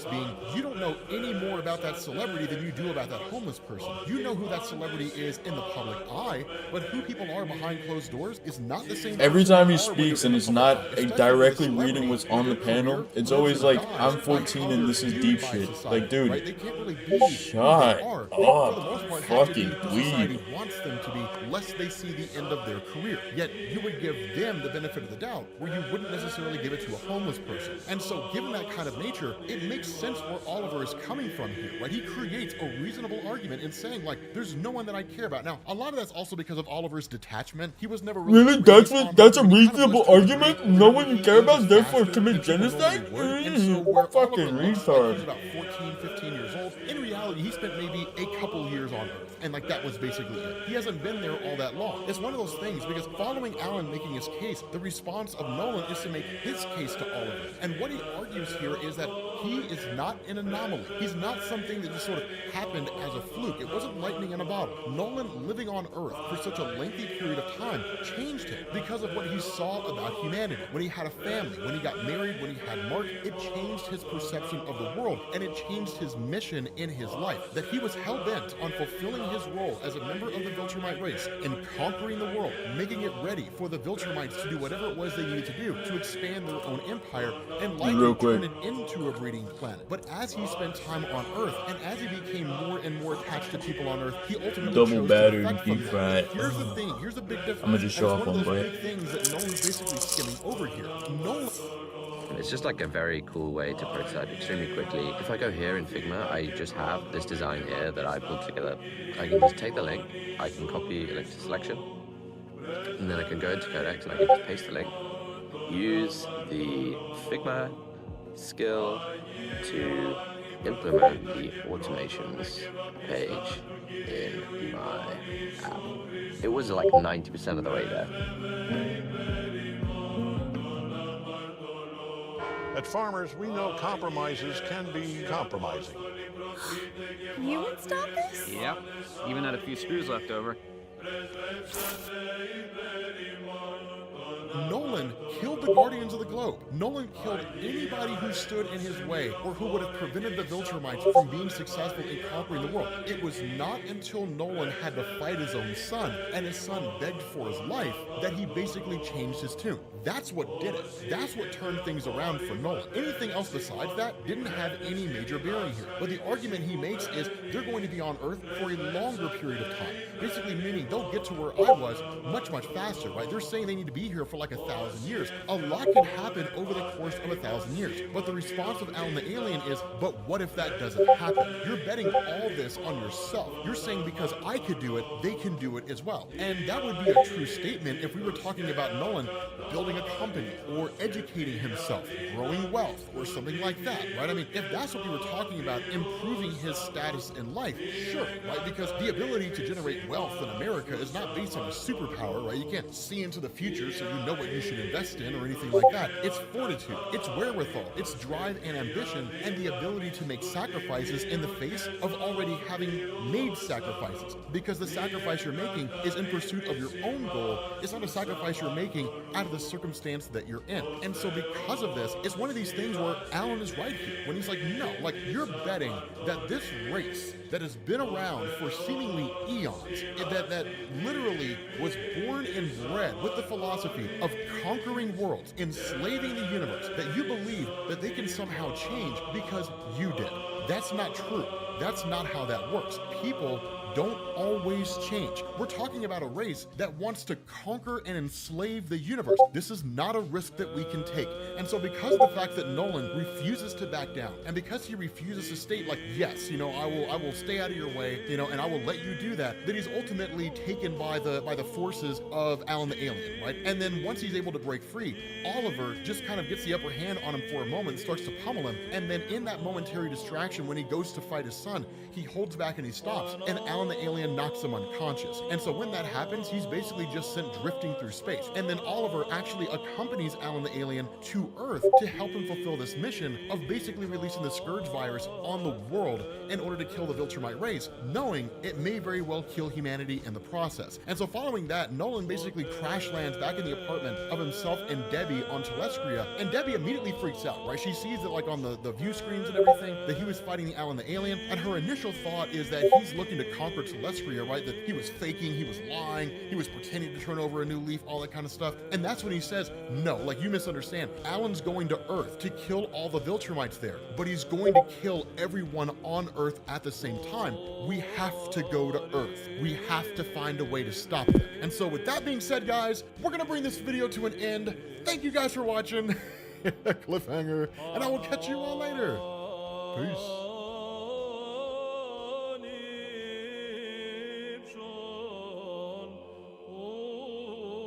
Lights on. I didn't understand you.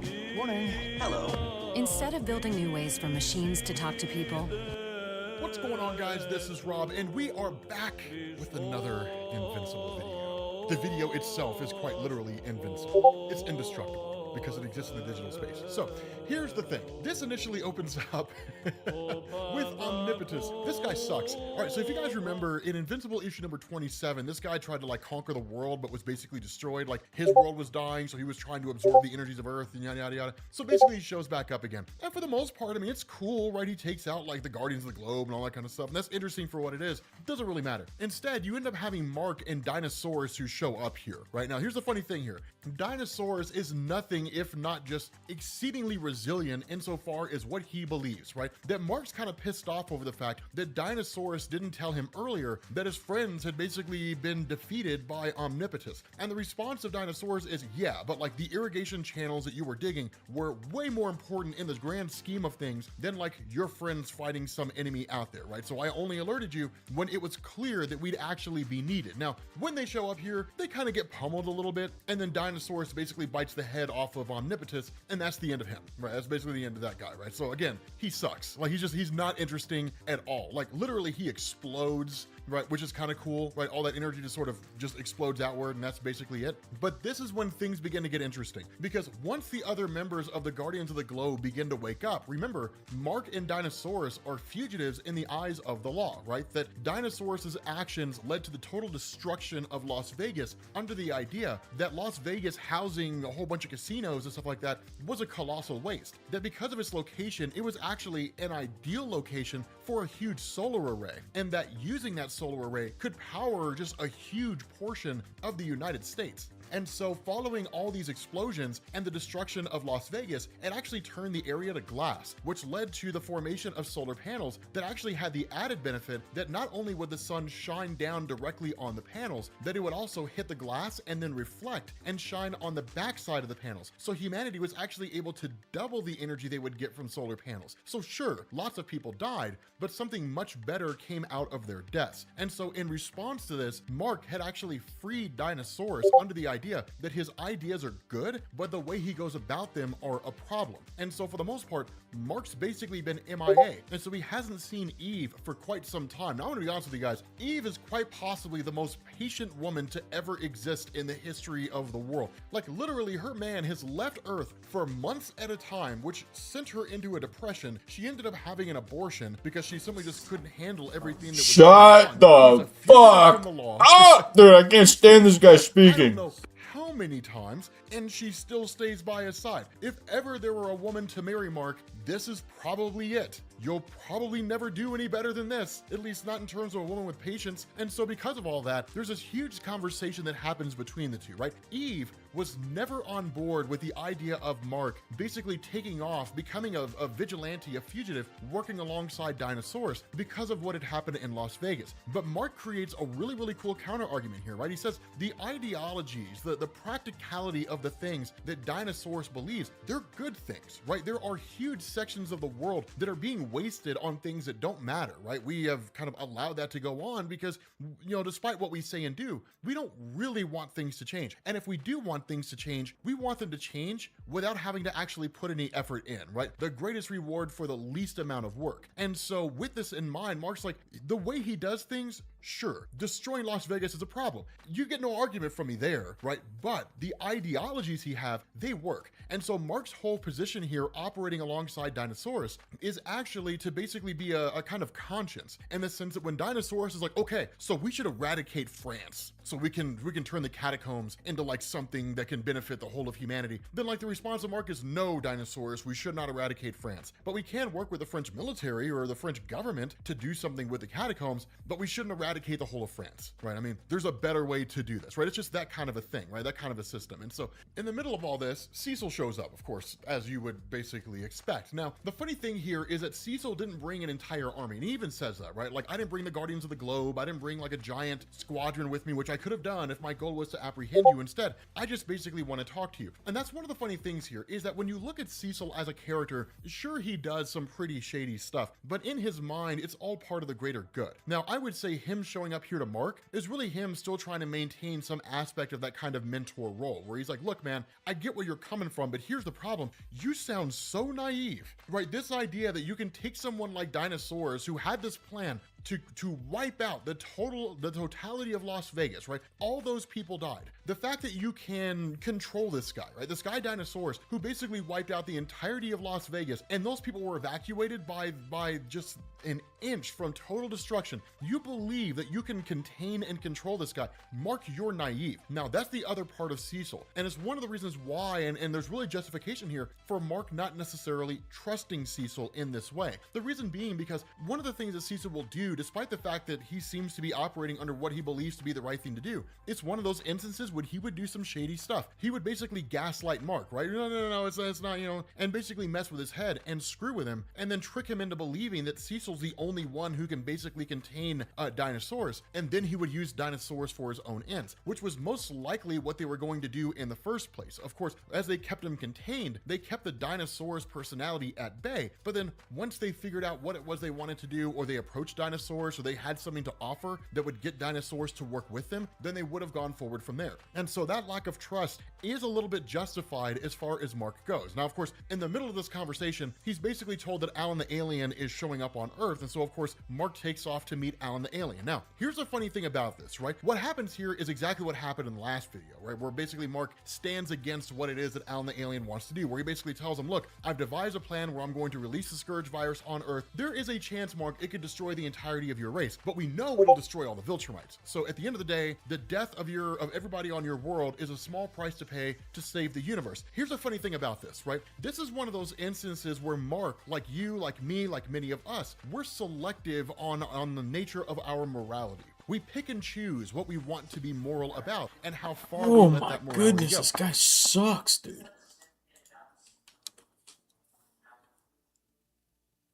Yeah, killing an entire planet is a small price to pay. You fucking dweeb, dude. This is like genuinely, if this guy grew up in 1940s Germany, he would be on Hitler's side 100%. Like this is, and it's so funny because he doesn't get it. He, like, the guy who's speaking over this comic, anytime he injects his morality or his philosophy into the comic, he always ends up being a Nazi. It's fucking weird. It's like, oh, but this is for the greater good, and so therefore, it's like, no, dude, you're a fucking retard. Stop trying to inject philosophy. You were a high schooler who read comics and got big off of reading comics, and now you have a YouTube channel. You think you can talk about philosophy? Shut the fuck up! Golly! Elsewhere, on the other side of that equation is saying, yes, I know people are going to die here, I don't care. And so that basically leads to people being killed as collateral damage. And I'm not trying to dog whistle and be like, oh, Nazi, don't listen. I'm like, actually, his philosophy is in line with Nazis, where it's for the greater good. Fucking guy.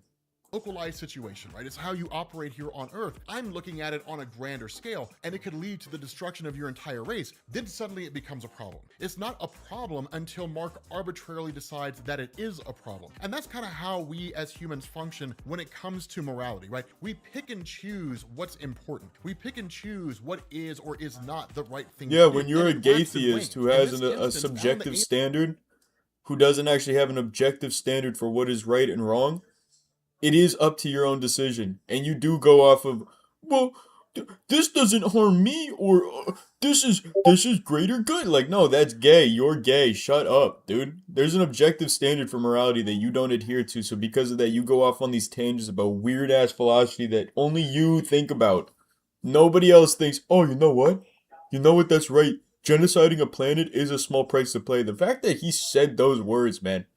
Fuck, this guy gets on my nerves so much. Had to consider this as some kind of a possibility. There's no conceivable way that this grand plan was constructed without acknowledging the possibility someone will come looking for them, and someone will try to destroy them. And when that happens, they may destroy us at the same time. It's just kind of a willful ignorance with that part of the equation. And so much like you would expect from Nolan, Mark stands in his way and is like, no, that's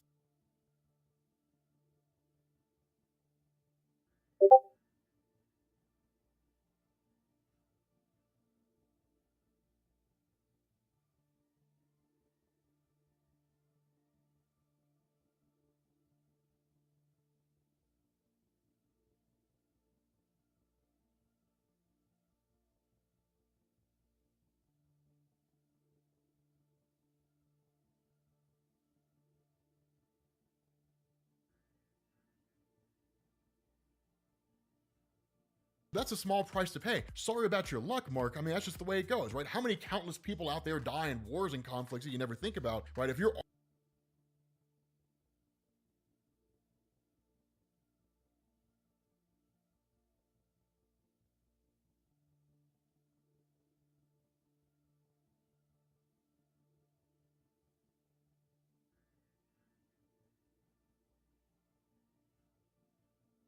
far above Mark. Mark's not on the same level as Alan the Alien, and he gets absolutely pummeled, right? I mean, he gets absolutely trashed. And it's one of these things where, like, the whole time that it's going on, Alan's like, you're wasting time, right? Now, Mark's whole stance is like, the people on this world, like on this planet, you know, all those individuals, they're innocent people. They don't deserve to die. And it's not as though Alan the Alien is condemning them because he's vindictive. Mark and his family put them in the crosshairs. They put them there. They put them in that position. They had humanity intermingle with the Viltrumite race, knowing something like this could happen at a future point in time. If they didn't want that to happen, they shouldn't have done this in the first place, right? It's creating their own problem and then complaining about the consequence of that problem. And so ultimately, in this huge conflict, this huge battle that goes on between the two, the question that Alan the Alien asks is, Nolan could not stop me. Your father could not defeat me, Mark. What chance do you think you have? And then, boom, out of nowhere comes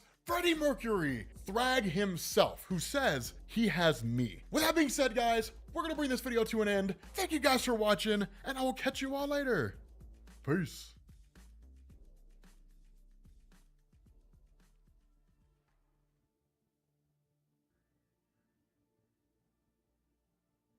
All right, what's going on, guys? This is Rob, and we are back with Invincible. Yes, we are. The story, which is amazing. So in the last video, I left you guys off on yet another cliffhanger where basically Alan the Alien was confronted by Thrag, right? We call him Freddie Mercury here on Comics. Actually, you know what? You guys call him Freddie Mercury here on Comics Explained, and I am now obliged to call him that. I mean, he looks like Freddie Mercury, right? I mean, come on, you know? But anyway, so the idea here is that Alan the Alien and Oliver were going to basically discharge the Scourge virus on Earth, which is guaranteed to kill the Viltrumites, but may also destroy humanity. And where Nolan, Omni-Man, was against it and basically had the tar beat out of him by Alan the Alien for his insubordination and his willingness to stand in the way, that Mark was very much willing to do the same thing. The difference here is that Thrag had basically shown up right at the last minute when a fight was breaking out between Alan the Alien and Mark, and basically is now confronting Alan about what's going on. So the funny thing about this, and really the way this picks up here, is that Thrag makes this just kind of really convincing argument very, very fast. One of the things he asked him, he's like, so here's my question, right? He's like, you show up here with the Scourge virus in hand. One, we knew you were here, right? Like, our ability to monitor this entire solar system, it exists. Like, do you really believe that we would take up residence on this world without the ability to know what threats may face us from beyond this world? Which makes sense. Tell me, why shouldn't I kill you right now? And the response of Alan the Alien is he basically pulls out a weapon which has a single dose of the Scourge virus. And at that point, he basically tells Freddie Mercury, because I can shoot you with this thing and it'll essentially kill you. Now, here's one of the funny things about this. Freddie Mercury is very, very intelligent when it comes to how it is that he deals with anybody else out there, especially when it comes to him being a leader. And one of the things that he says is he's like, I'm fighting back every urge I possibly can to rip you limb from limb right now, which he could. Despite how powerful Alan the Alien is, Freddie Mercury could just rip him apart with the greatest of ease. Remember, he's the leader of the Viltrumites. He's the best of the best. And so the thing about this is he says, if that were to happen, let's say, for example, that I were to kill you or you were to shoot me or something along those lines, he basically says we would end up right back where we are. And so much like he did with Mark and Omni-Man, he simply says, I would like to propose a truce. And that's when he really comes up with this genius idea. So the stance he takes is that, yes, Alan the Alien could shoot him with that dose of the Scourge virus, and it could very well kill him right now. The Scourge virus doesn't kill instantaneously, though. It's not as though he would shoot him and he would immediately die. The Scourge virus takes time to run through the bloodstream, and it actually spreads by contact. And so because of this, if Freddie Mercury is shot with this Scourge virus, then it would basically lead to him killing Alan the Alien right off the bat. And then, of course, he wouldn't travel back to Earth because he wouldn't want to kill off the rest of his race. So he would likely leave and travel out into space. He probably wouldn't make it back to the headquarters of Telestria, the Coalition of Worlds. He wouldn't make it back there in time. So he would likely just slink off to some part of space and then just succumb to the virus and die. But because of the fact that Alan the Alien would be dead, and because there's no way Alan is foolish enough to bring a singular dose of the Scourge virus here, that it's all being held off somewhere, that ultimately he would be succeeded as the Coalition leader. His successor would come to Earth, and the whole thing would happen all over again. And so what he says here is, you are under a tremendous amount of pressure as the leader of the Coalition of Worlds to do something about us as the Viltrumite race. Here's the problem. There's nothing you can do. I mean, technically he could, but Freddie Mercury actually appeals to the empathetic side of Alan the Alien and simply saying, you've been thrust into this role and you were put in this position without really understanding what this role entails. And I would like to believe that over the various conflicts that we've had, I've learned to understand you well enough to know this is not something you actually want to do. You're doing this because the coalition is telling you to, but it's not really something that you actually want to do. And he's like, if you look inside yourself, you'll come to the conclusion it's true. You don't want to release the Scourge virus on here and potentially eradicate the whole of humanity, but you're being told the needs of the many outweigh the needs of the few. And to a degree, that's an accurate statement, but remember, the entire concern of the coalition of worlds and everybody else out there in the universe is that the Viltrumites will reside on Earth long enough to basically repopulate their race to a substantial number and then go back on the attack in the universe itself, right? Go back to their ways of trying to conquer worlds and rebuild their empire. The truth that Freddie Mercury is offering here is that they will stay on this world. They won't go back to their ways of trying to conquer the universe or anything along those lines. Now, Alan is not immediately on board with that. His stance is, I mean, we can't necessarily trust you. But the response of Freddie Mercury is, but like you're back into a corner. So you really have no choice here. There's really nothing you can do. Every time you come back here, we'll kill one of your coalition members and we'll do it preemptively, right? Like you're gonna have to be in proximity of this world to fire off the Scourge virus. And our technology is sufficiently advanced enough that we can detect your coming arrival. So we'll fly out there, we'll obliterate your ship, we'll kill everybody on board, and then we'll come back, and that'll just be the way things are. From now until however long, we'll destroy the invading enemy force, and that's basically it. And so where Oliver is actually tired of the whole conversation and initially goes to attack, the response of Alan is, no, Thrag is right? Thrag is accurate here. Like, it really is in our best interest to let the Earth be. And at that point, the worst possible thing happens. The Guardians of the Globe show up, right? These guys, these meddling kids, so these guys show up. And of course, they're sent here by like Cecil, right? Because that old man can't mind his own damn business. And so because of that, they start kind of asking questions, right? Like, what's going on here? Like, who is this guy? Different things along those lines. And Mark tries to immediately neutralize it, right? Remember, Mark is a fugitive as far as the superhero community and law enforcement go. So the fact that he's here dealing with what appears to be a threat off-world seems to indicate to all of these guys that he's working against humanity, or at least setting the stage for some kind of an attack against the human race. Of course, it's opposite of that, but because of the fact that the Guardians of the Globe don't really know exactly what's going on, their stance is, okay, everybody here, right? So like Alan and Thrag and Oliver and Mark, like you guys are all basically going to be detained back at the Pentagon until we can get all this sorted out. But the response of Mark is, that's not going to happen. There's no way it's going to happen. And then at that point, it leads into an attack. Now, Freddie Mercury is just kind of watching all this unfold, right? And so is Alan the Alien. But Freddie Mercury's response is particularly interesting. He's just kind of like, I mean, this is interesting, right? Like Monster Girl steps in and tries to attack him and he just kind of casually dodges the attack, right? Because she's just painfully out of her league here. But the overall gist here is that Freddie Mercury seems to be largely dismissive, right? He's just, I mean, and it makes sense. It's all so far beneath him, right? Like no one on the Guardians of the Globe is a credible threat to Freddie Mercury, right? So it's just kind of like, I mean, you guys really going to like attack the guy who just saved your world? Like this is kind of ridiculous. But in the middle of it all, ultimately Oliver gets fed up. He basically grabs the Scourge gun and then flies into Earth's atmosphere with the intention of just like basically firing the Scourge virus into the atmosphere of Earth and eradicating all the Viltrumites, possibly even destroying humanity in the process. Now, Mark ultimately catches up to him. And so a fight actually breaks out between Mark and his brother, which is cool. It's not a great big huge conflict, right? It's not like a fight to the death or anything like that. Nowhere near as significant as the fight between Mark and Omni-Man, but it is still a cool battle. Mark, of course, ends up getting his hands on the gun itself. And then as things progress, basically Alan the Alien stops the entire fight in space and is like, the entirety of your world's at risk. I have to go. So he basically races off. And then at that point, the Guardians of the Globe are like, who are you, Freddie Mercury? Like, what's your deal here, right? So basically, the superhero community is coming face to face with the leader of the Viltrumites for the very first time and learning about the race's existence, at least outside of whatever they overheard in the fight between Mark and Omni-Man. But when you get back to Mark and Oliver, the two of them are basically wrestling for this gun, and then ultimately, Oliver fires it off by accident and shoots Mark in the face with the Scourge virus, right? Now, Mark, of course, passes out, goes crashing back down to the ground, or at least starts to crash down to the ground. Alan catches him, and then Mark basically comes to. And that's the crazy thing, is because Alan's like, okay, dude, are you good? Can you hear me? And Mark's response is, yeah, man, I'm fine. The blast just caught me off guard, but like everything's cool. cool. The big concern Mark has is because the gun was fired in the atmosphere, what's the range, right? Like, is it going to just spread throughout the world? Like, how's this whole thing going to work? And that's when Alan says, no, that was a singular shot, right? Like, we fired it over the ocean. It's not going to be a great big huge deal. It'll seep into the water, maybe, if that, but it was designed to be a singular shot that would only work in a limited range. The nature of the Scourge virus is that it relies on personal contact. So you've been infected. If you go and touch a person, that person will infect more people and then it'll spread exponentially, right? That's what led to the Scourge virus infecting the entirety of the Viltrumite race so incredibly fast. Is one person's infected, that person touches 2 people, those 2 people touch 4 people, 4 becomes 16, 16 becomes 32, 32 becomes 64. You see what I mean? It just starts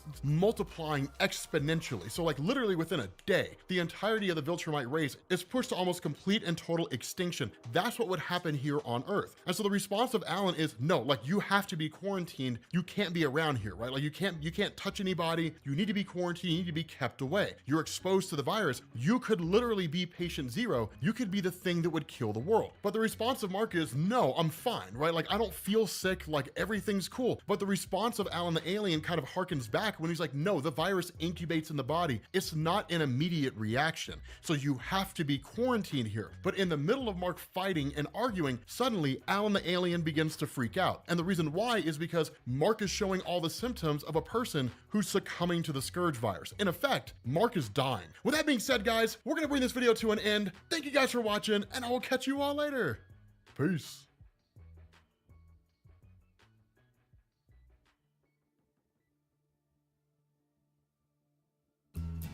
Sometimes the biggest move is playing it small. Yippee-yi-yay, tasty Smash Jack sliders. Yippee-yi-yo, try my Smash Jack sliders. Try my new Smash Jack sliders. Welcome to Jack in the Box. This is the 2026 Nissan Rogue. It's the most powerful Rogue ever. Nissan, #1 in new vehicle quality. What's going on, guys? This is Rob, and we are back with Invincible. Now, this one is a really cool story, right? So, here's the idea behind this. In the aftermath of Mark basically being poisoned by the Scourge virus, we're kind of left with this situation where he's simply just recovering. And so what we actually end up doing is picking up with a guy named Zandale as he goes to hang out with the tailor. Now, as you guys know, the tailor's the one who designs costumes for people and was actually banging Mark's mom for a little while when Omni-Man, when Nolan had like left Earth, right? So they were kind of, you know, touching naughty bits for a little bit while she was coping with the loss of her husband or her ex-husband. And so Zandale kind of actually tells him, like, I'm here because essentially Black Samson kind of sent me, right? And it's one of those funny things where he makes this joke. He's like, are you assuming it's Black Samson because I'm black, right? Just kind of like that little bit of a joke going on there. But we actually end up finding out that he's the Green Ghost and that he's actually the second iteration of the Green Ghost, that the first one basically died and he's essentially taken his place. Now, the way that Kirkman plays this, the Green Ghost really seems to be just kind of analogous to like the Green Lantern, right? He says like the tailor never had to make a costume for Green Ghost because his quote unquote Jade Gem did that for him, right? So essentially he seemed more akin to like a Green Lantern than anything else. But because of the fact that Zandale had helped Black Samson with various missions and things like that, he sends him to the tailor to basically get a costume so we can essentially do the kind of superhero thing for himself. And so the result of this is that he initially wants the costume that the tailor is working on, that of course is going to go to Mark. And Taylor's like, no, it's not going to happen. But you could take that one over there, right? I mean, the discs basically allow you to store solar energy, but because your powers don't work that way, they just look cool, right? They're more of a fashion thing. And so at that point, you switch over to the dark side of the moon, right? And you basically got like the Guardians of the Globe, and you've got like Adam Eve and all these people who are basically there while Mark's being treated. Now, this is also the first time that you end up having Freddie Mercury meeting Cecil. And it's kind of a funny thing, right? Because Cecil, as you guys know, is kind of charged with like protecting the world. And like Freddie Mercury doesn't want to have any of that, right? Like he's not playing politics or anything along those lines, because Cecil's first question is like, how did you get here, right? Like, how are you here? Like, we literally have an orbital satellite system designed to basically protect this world and to monitor everything out there. How did your ships get past us? And the response of Freddie Mercury is like, our ships got past you because like, we didn't want you to know we were here. We've been here for months, right? And we will stay here. Like, you will honor the agreement that we've made with Mark. One, because it's the right thing to do. And two, because you don't have a choice. There's nothing you can do to stop us, right? If you set your Guardians of the Globe against us, we would kill them all quite readily, right? There's nothing that your Guardians could do to basically defeat us. this. So you just got to learn to play ball, man. But the other part of this, and this is one of the more sensitive aspects of Freddie Mercury, if he even has one, is he says, like, at the end of the day, they will coexist with everyone, because if they were to have a big fight here on Earth, it would draw the Coalition of Worlds. And as you guys know from the last video that we did, the Coalition of Worlds has to basically believe that the Viltrumites will not return to their ways of trying to like conquer the universe or anything like that, that they can actually live in peace. The whole thing rests on a knife's edge. And the response that Freddie Mercury gives here is, if the Coalition of Worlds comes to the conclusion that we as a race cannot be trusted, they will come here against the wishes of Alan the Alien, and they will kill all of us and likely do the same thing to you. Like, this virus is infecting Mark, they'll spread it across the world, and it could very well lead to the extinction of your people. And so he's like, as to our current situation, we've dealt with the Scourge virus before. We know how to handle it. He says that Mark's life rests in their hands. The bigger problem with this is that, one, this is a new variant of the Scourge virus, right? It's like, Mark has COVID, it's a new strain of the virus. So they don't exactly know how it's supposed to work. They don't know how to treat this the same way they knew how to treat the previous version. And that Mark's still in the early stages. His condition will get worse before it gets better. And so in a kind of display, I wouldn't say solidarity, but in a genuine display of concern on behalf of Cecil, he's like, please do everything you can. And that's one of the easy things to forget when it comes to the character of Cecil. Is he a crotchety old dick? Yeah, like the guy's a jerk, man. Like he's just kind of hardcore. In all honesty, he kind of trounces around a little too big for his britches. But it's also easy to forget he genuinely cares about Mark, right? It's not as though he doesn't care about Mark at all, that Mark is some kind of a means to an end or anything along those lines. For him, it's his job to protect the world, and he'll do it by any means necessary. But he's not like some kind of psychopath or sociopath. He's not without empathy. So it's kind of cool to see this little bit of an exchange going on here. Now, at that point, you switch over to Dinosaurus, and then you basically have him fighting Alan the Alien. And the reason why is because it's just a giant misunderstanding. That basically what had happened when Mark was initially infected, before they whisked him off to the moon, that he told Alan, go find Dinosaurus, right? The guy's a scientific genius, go find him, he'll be able to help us deal with this. And so as soon as Alan the Alien showed up, Dinosaurus immediately attacked him, and like they just got into this big fight. You don't really get to see the fight happen, which is kind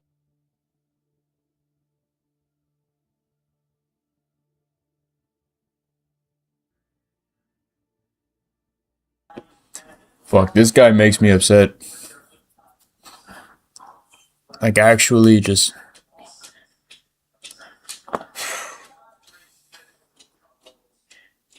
Why does he think he's in a position to give philosophy, dude? Just read the fucking comic.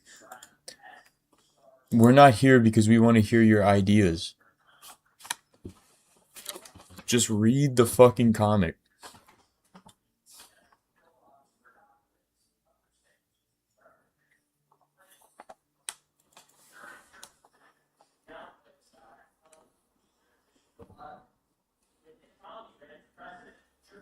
Guy drives me up a wall. Just like...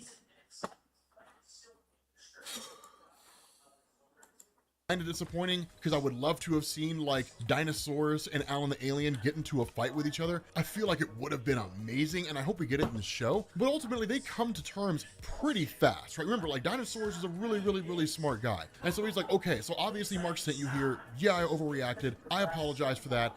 Yeah, take me to Mark. And Alan's like, I'll explain everything on the way. But Dinosaurus is like, take me to Mark, right? Get me to where Mark's at. One of the funny things here, though, is that Alan the Alien largely assumed that Dinosaurus could breathe in space because he could breathe in space. And so literally he flies him into the vacuum of space, and then like Dinosaurus just kind of starts suffocating and that was such a great example as to why nobody comes for your ideas, dude. What the fuck is Alan breathing in space? They don't breathe in space, they hold their breath. Boy!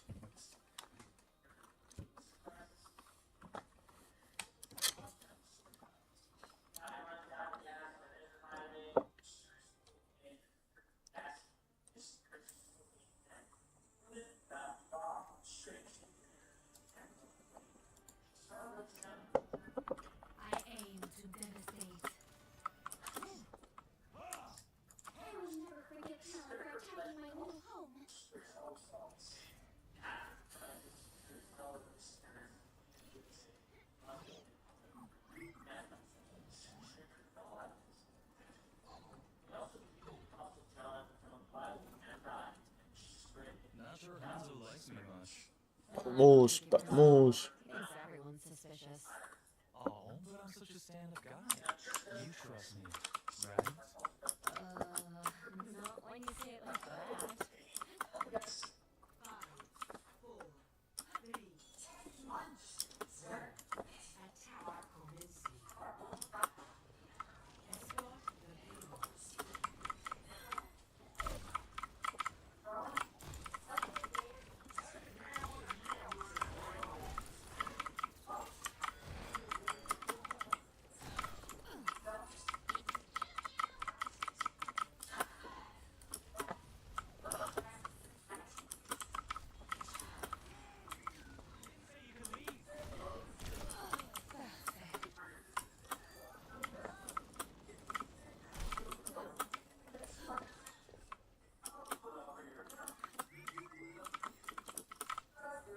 I haven't played attack on this map in like a while.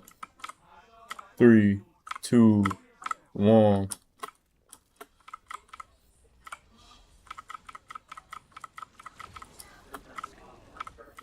Is he Hanzo now?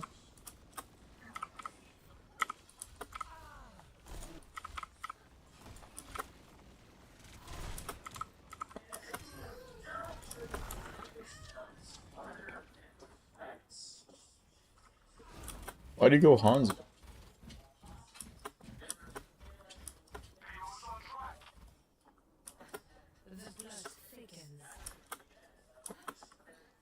Ah. Relax, baby.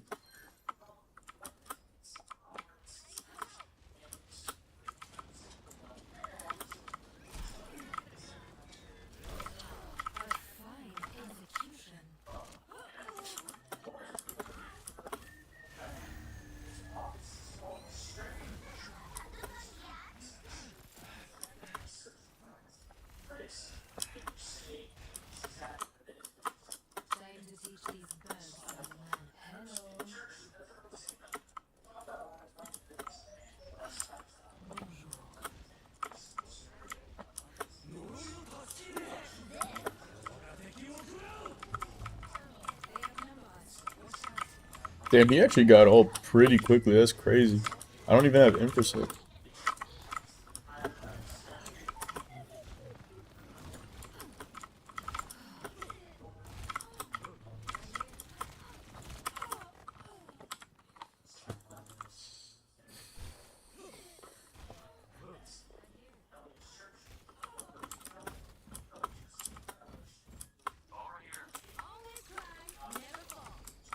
Alright.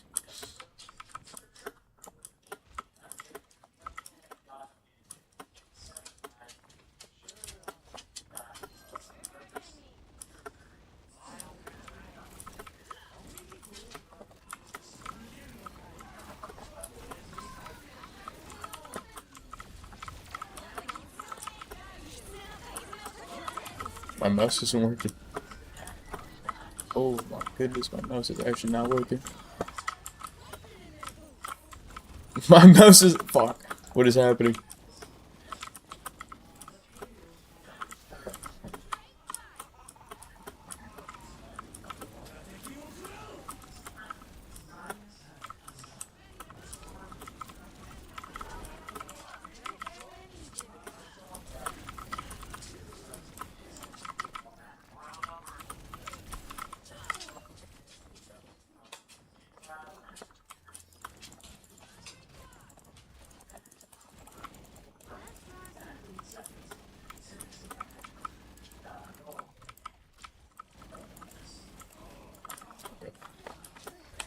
She was bugging for a second.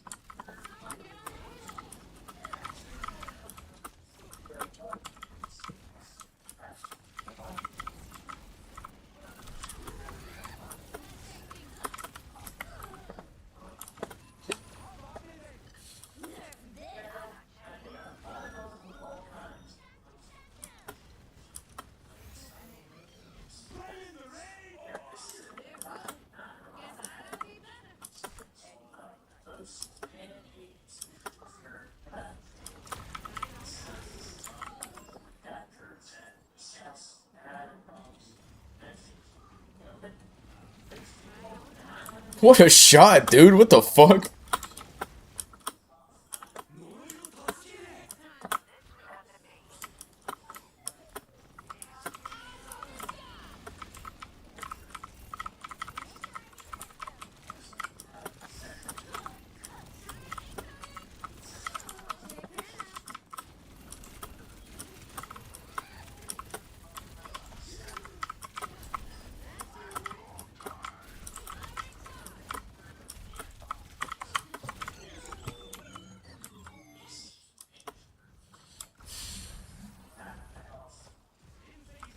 I didn't know that's what that was.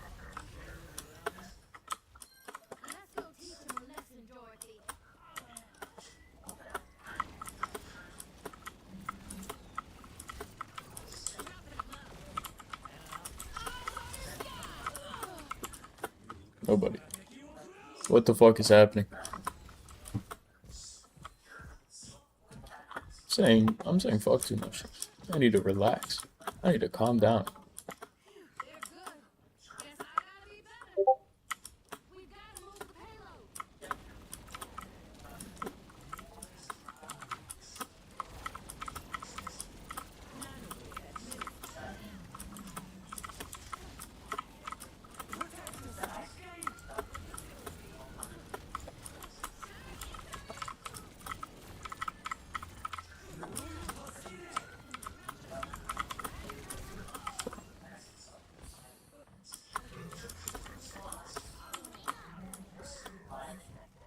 Golly, dude. Look at that difference. What the fuck is happening?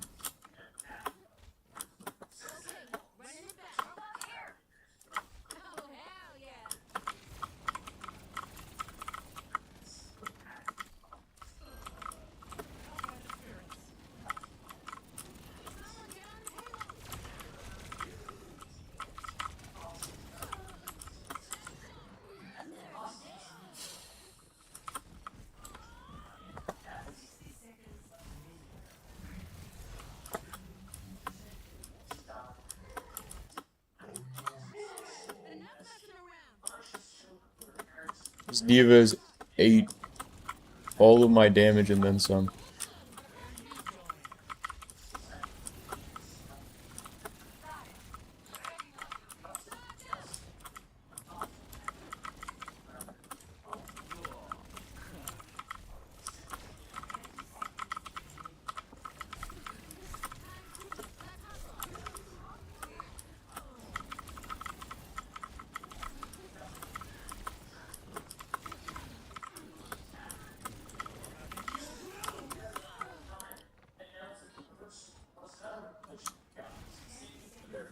Oh my goodness.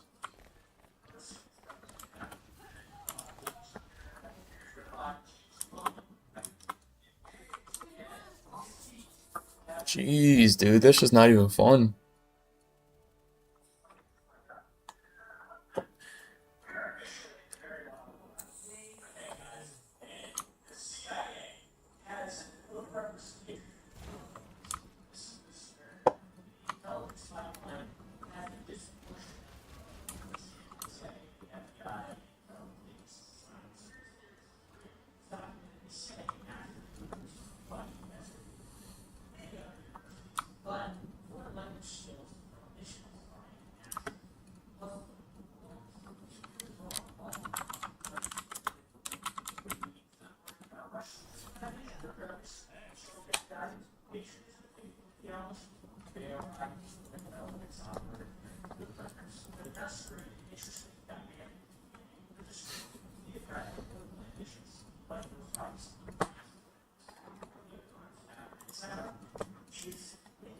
Barely makes it, right? And it's like, damn, like, my bad, man. I assumed you could breathe in space. Like, Mark can hold his breath in space. I assumed you were all kind of like that. And so when Dinosaur shows up here, you immediately have the Guardians of the Globe who, like, step in, right? And they're almost kind of ready to, like, launch an attack. The Viltrumites step up as well. And so what it looks like here is they're all basically aware of the nature of dinosaurs. Now, the Viltrumites, we kind of know they already know because they've been here long enough to know the kind of things that, like, Mark is a vigilante, that, like, dinosaurs basically led to the destruction destruction of Las Vegas, all that kind of stuff. So they were kind of here for all of that. And the Guardians of the Globe responded to all that kind of stuff, right? So right off the bat, Dinosaurus is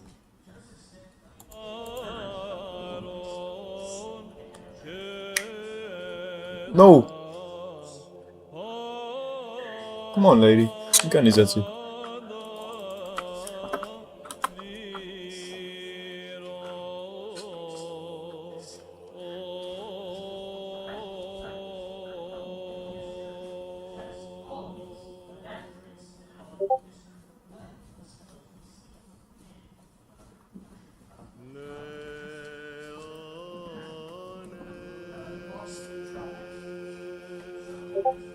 Oh my goodness.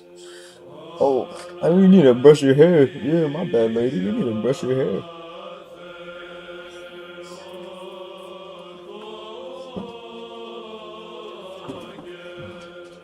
Shut up, Coop.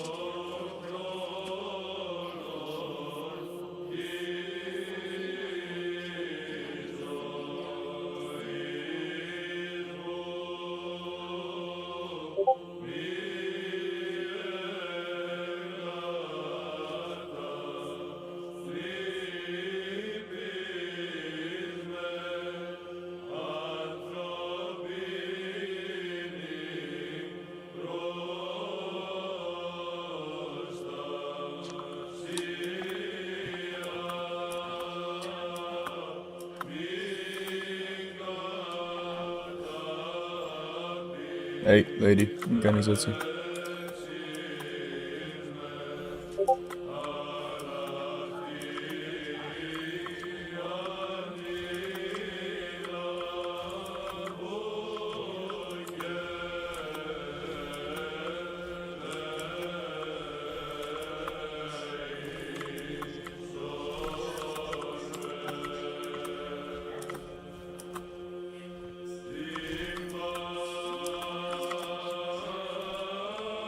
Monkey.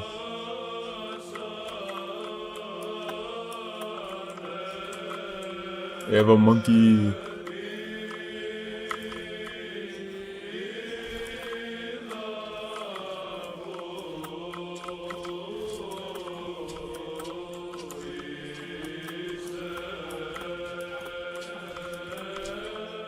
I wonder who he's gonna try to jump onto.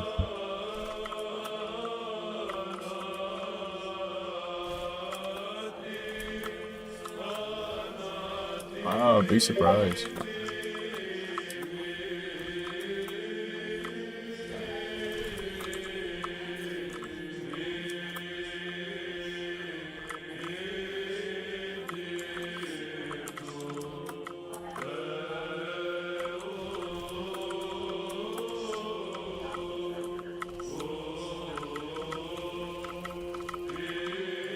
Just gotta shoo a monkey every once in a while. Like, shoot, get out of here.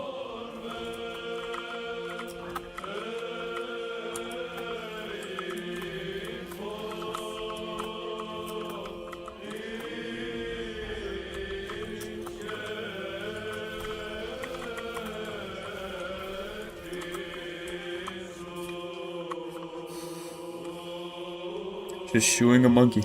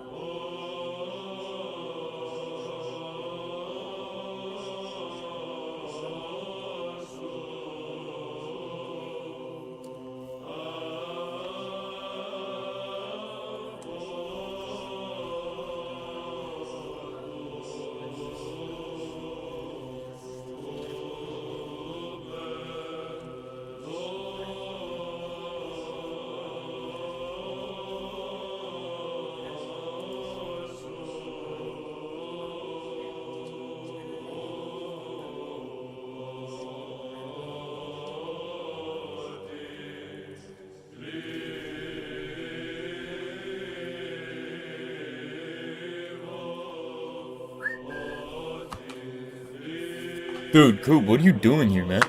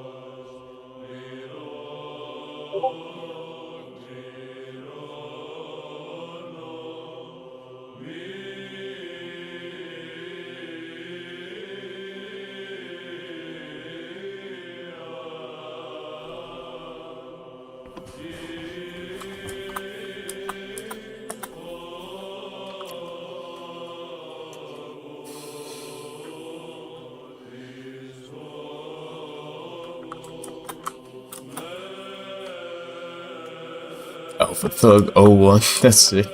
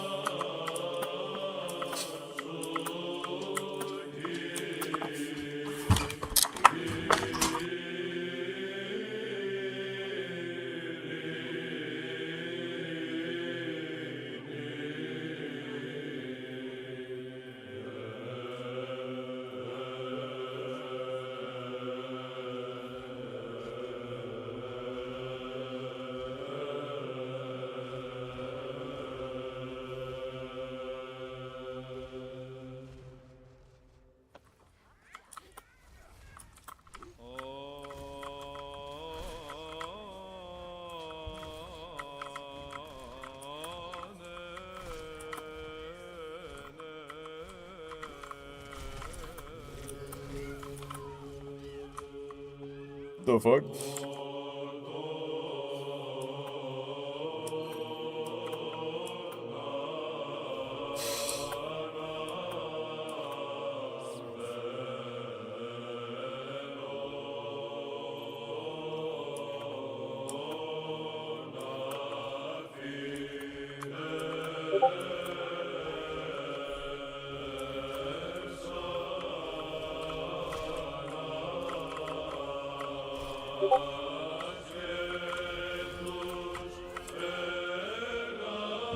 I'm dedicating this whole game to this fucking cat. This whole game is being dedicated to this jetpack cat. I will be shitting on this cat as much as possible. The only person I want to kill right now is the cat. That's it. Dude, I'm heated right now for no reason. I need to chill. I need to probably stop streaming a little bit.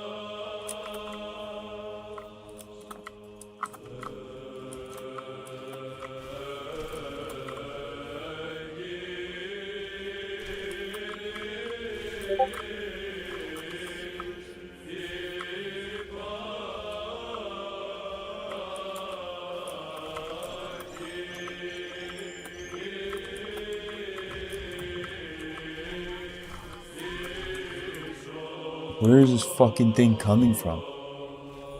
Genuinely, where does this cat fucking come from?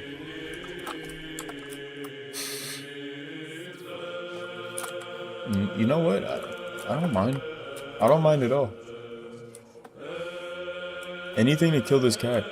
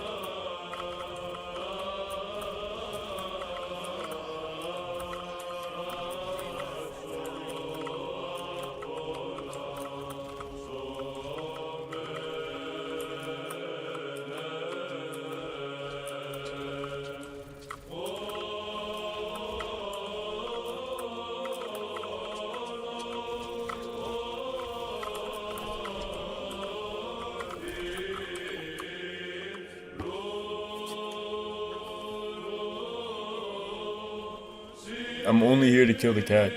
I don't care. Everyone else, whatever. I don't feel anything when you kill me. But when the cat kills me, dude, I feel angry. Rage. Rage welling up within me. Fuck this cat.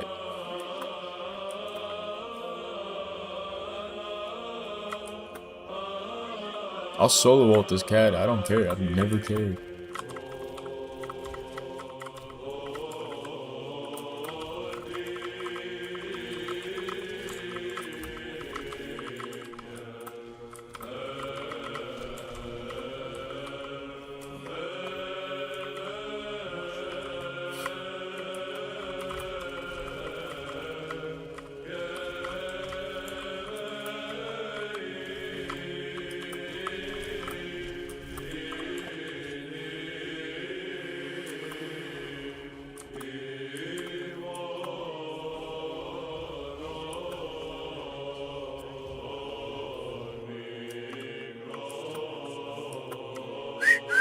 Σκι, έλα εδώ. Έλα εδώ, κουκλάκι μου. Έλα εδώ. Κάτσε κάτω, εδώ. Εδώ δεν κάνεις.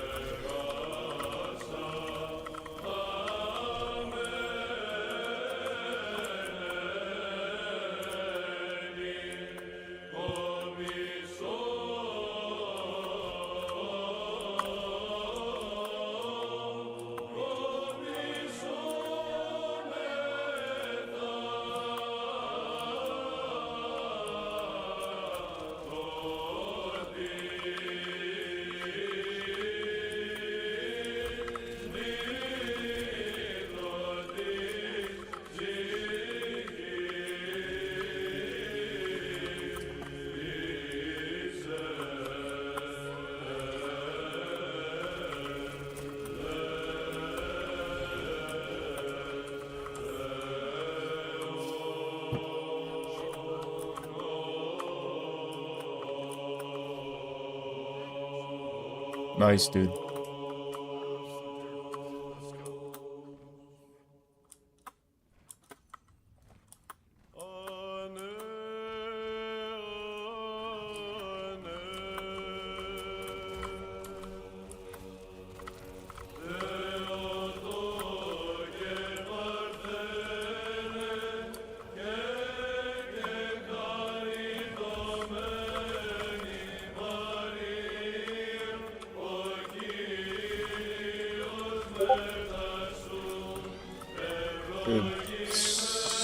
Fuck me, why is there always one of their supports in our backline? How does that make sense?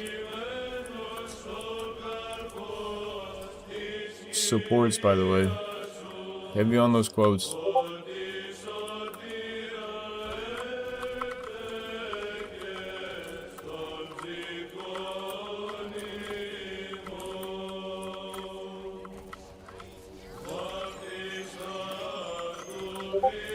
Like, he's literally in our spawn right now. How does this make sense? Can you leave me alone?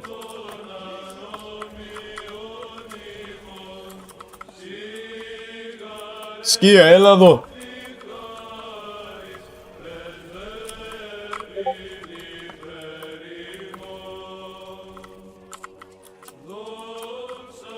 How'd it grow?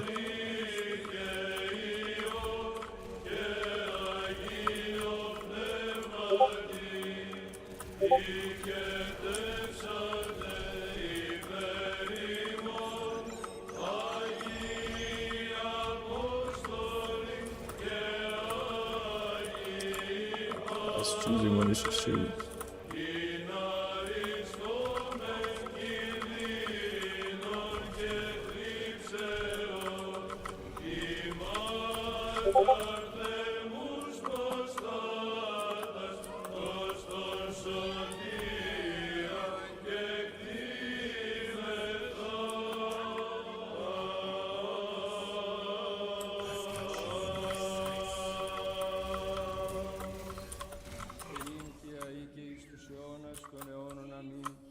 Υπό την σύνες πλαχνία καταφεύγομεν Θεοτόκε, Τα σημώνει και σύρας μη παρήδησεν περιστάσει, αλλά κινδύνων λύτρωσε ημάς μόνη αγνή, μόνη ευλογημένη.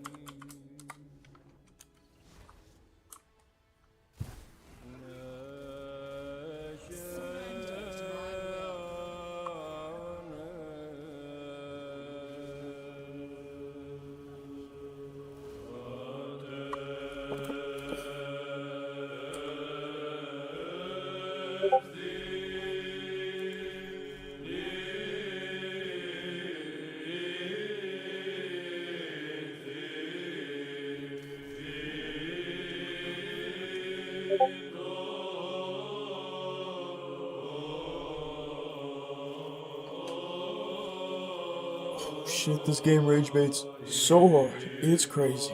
It's insane.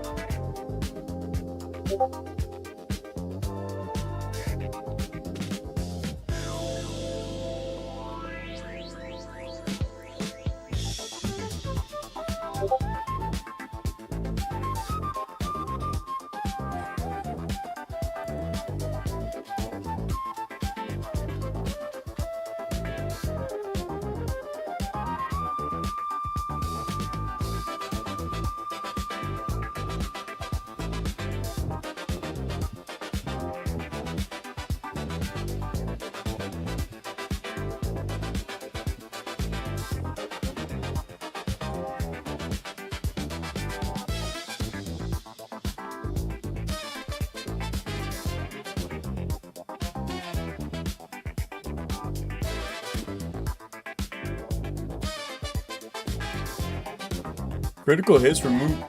Whoa, I didn't know that.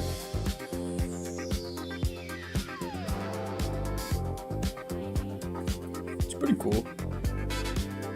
When they add that, that's pretty cool.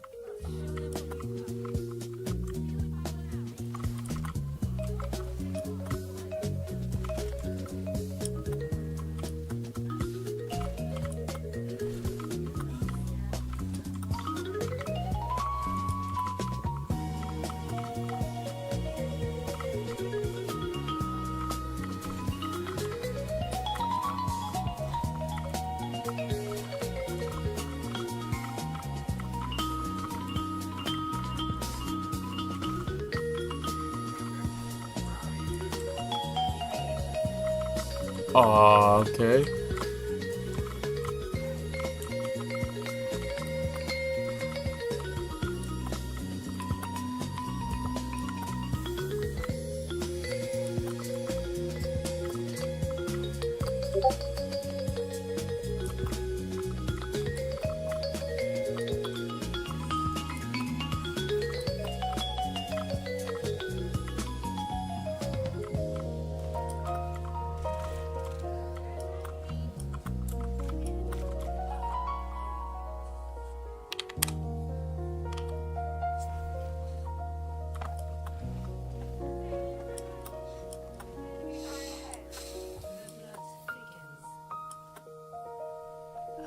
Give me last game.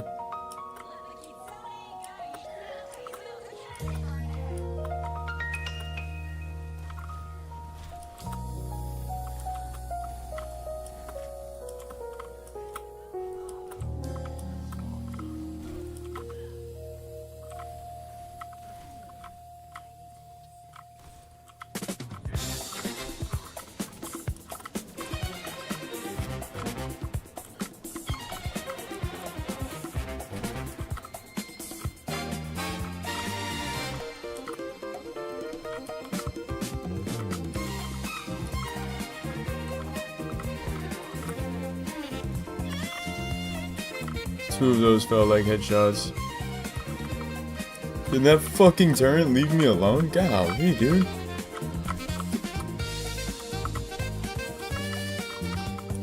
How is that such good turn placement? Why does it have infinite range now?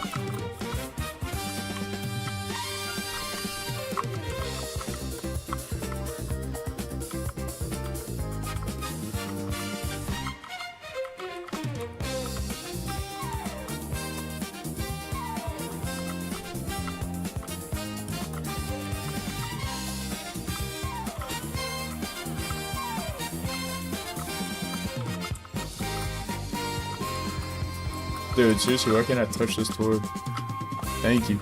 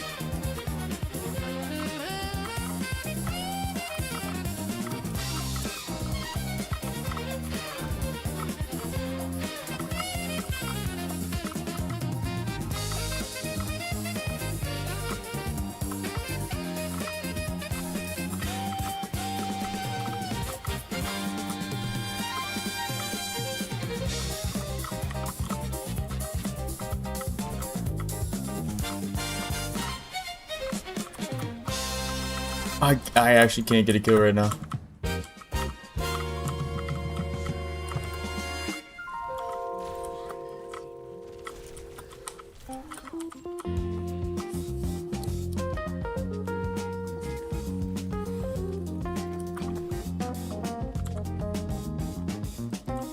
It's like they're trying to force people into playing this character, and yeah, she's a fun character. I'm not gonna get it like. She's a fun character, but it's not the character I want to play. So you don't have to nerf every other character in order to make the new character look like good. Your grandmama's favorite 70s show is about to start. Whatever that might be. I'm trying to remember the shows my grandma would watch. Heart to Heart will be back in a moment. Scarecrow and Mrs. King. About to start. What's another grandma/boomer era TV show? At Living Spaces, we combine sophistication and function in designs that offer exceptional value, like the Sawyer nightstand. That's before some of y'all's times. By the way, if you want to call in, it's that time. You can call in. We're going to focus on the topics listed. Catholics are welcome to call in, Muslims, even Mormons. However, I'm not doing tag questions. Don't ask me tag questions. I'm not in the mood for it. And then as soon as I start talking about tag, 1,000 people leave the chat. So go spurg elsewhere. We got Magnum PI shit to do over here. I mean, let's be honest. I kind of got a Tom Selleck vibe, a little bit. Should I sing a song to this? Can I sing a Ruslan song to this? I don't know. Let's see. I got to hear the vibe first.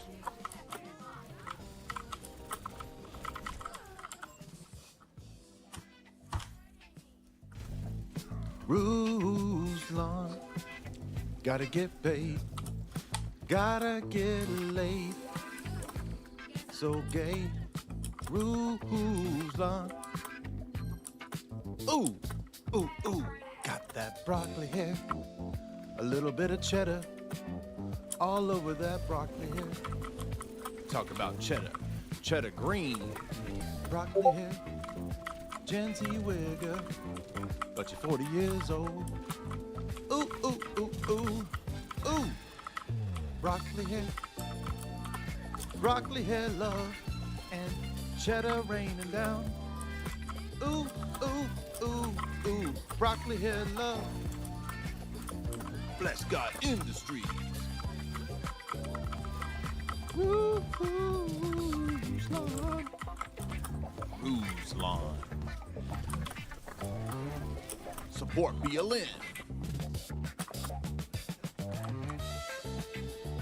I'm on that BLM tip. 'Cause I'm black in my soul. Deep down, I'm black. I'm BIPOC. We all BIPOC on this channel, yeah. We identify as BIPOC. Don't use them nasty words. Gonna cancel you. Ooh, ooh, ooh. I said don't use dirty words. Any word with 4 letters or 2 syllables. Don't even say broccoli. It's a racist coded term. Dog whistle.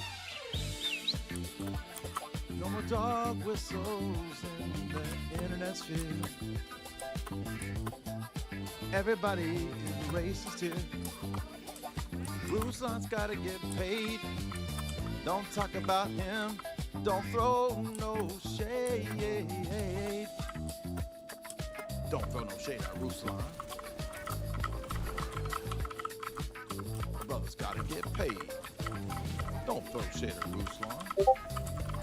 Brothers got it made.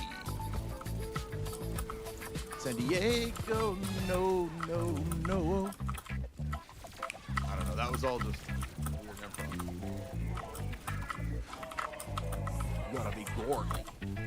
Rhythm Church. R&B, Apostolicity. I said Rhythm Church.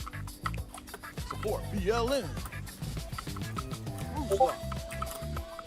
Got the moves on. Put the moves on you. And all of this, but. I said Ruslan. I'll put the moves on. I said ooh, ooh, ooh. Ooh, ooh, ooh. All right. No, not every show. 1v1ing a turn, and it's actually a challenge. How does that make sense, dude? I'm gonna have fun with it. Fuck. Also, can I get the shareholders amen? How does that make sense, dude? Popped up, which might support my theory that Ruslan may be some sort of a plant.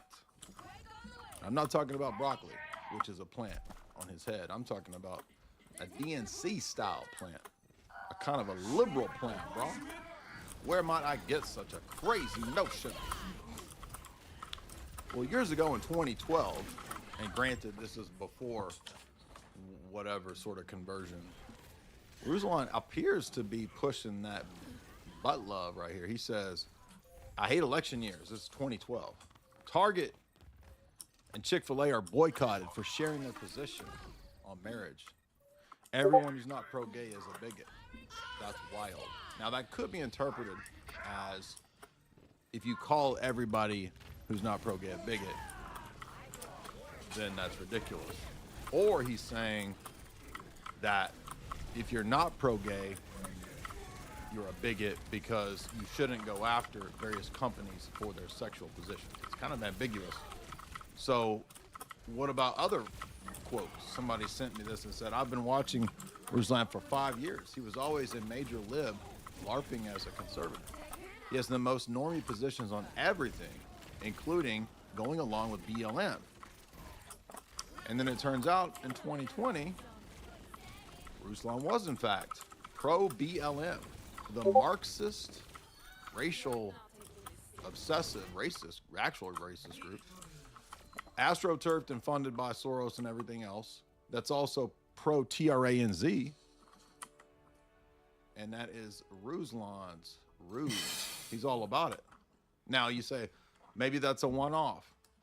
Well, let's see. Who was he for presidentially, son? Because that's also going to be illustrative. Turns out Ruslan was a big Yang Gang supporter. Yang Gang. Well, what was Yang's position? Oh, pro-Planned Parenthood, gender-affirming healthcare, Buggy, just so we take MVP. Yang wanted to I codify would have given it to Kiriko. versus weight and the gender-affirming care.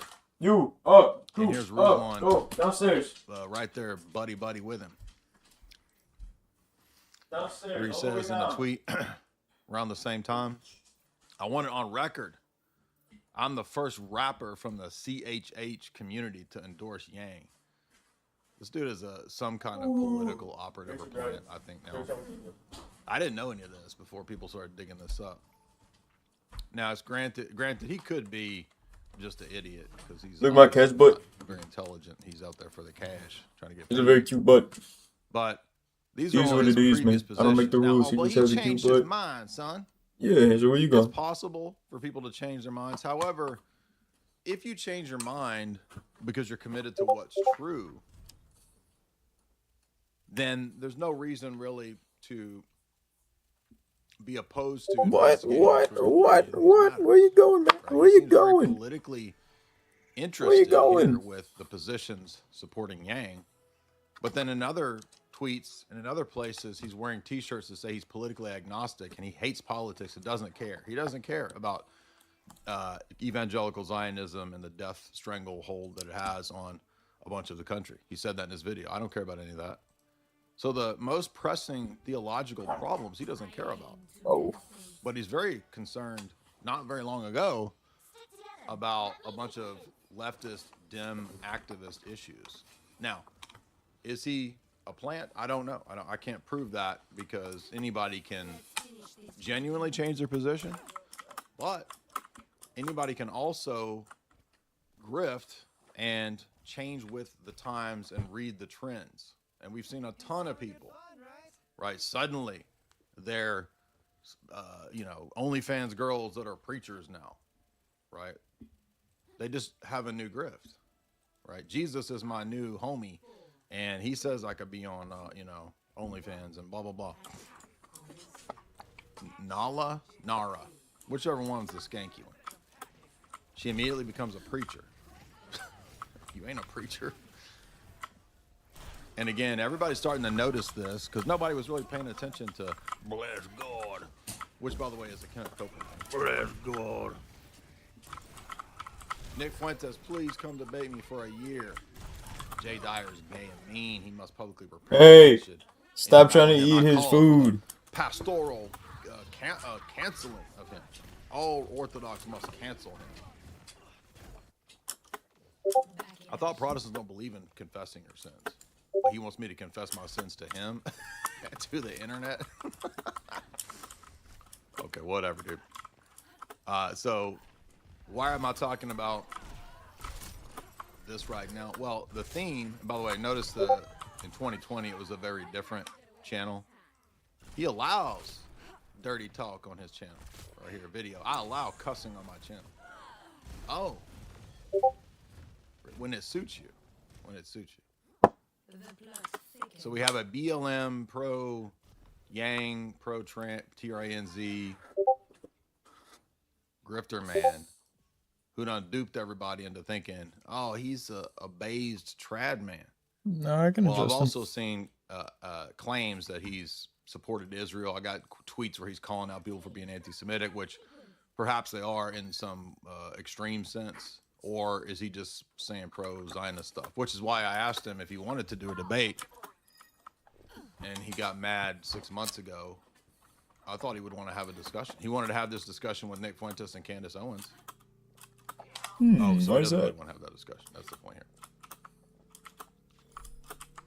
So, again, if you didn't see the whole stream last night about Ruslan's church was quite amusing. It was preposterous. Rhythm church? It's like a damn rap church. And my buddy JR here grifted me. Now I'm obsessed with saying the word grift. Everything is a grift. He gifted me a book from Bible Belt to Sun Belt, which I have here, and I meant to get to it, but I've not gotten to it yet. John, could you tell us about Bible Belt to Sun Belt, the theme, and the overall assessment, and then go ahead and get to whatever topic you wanted to ask about. You gotta unmute. Oh, I was just going to say Rockford Files. Oh yeah, that's a grandma show. My grandma watched Rockford Files.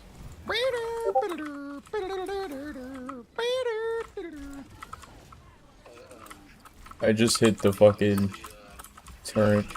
Dude on Canvas the other day talking about the arms dealer minister.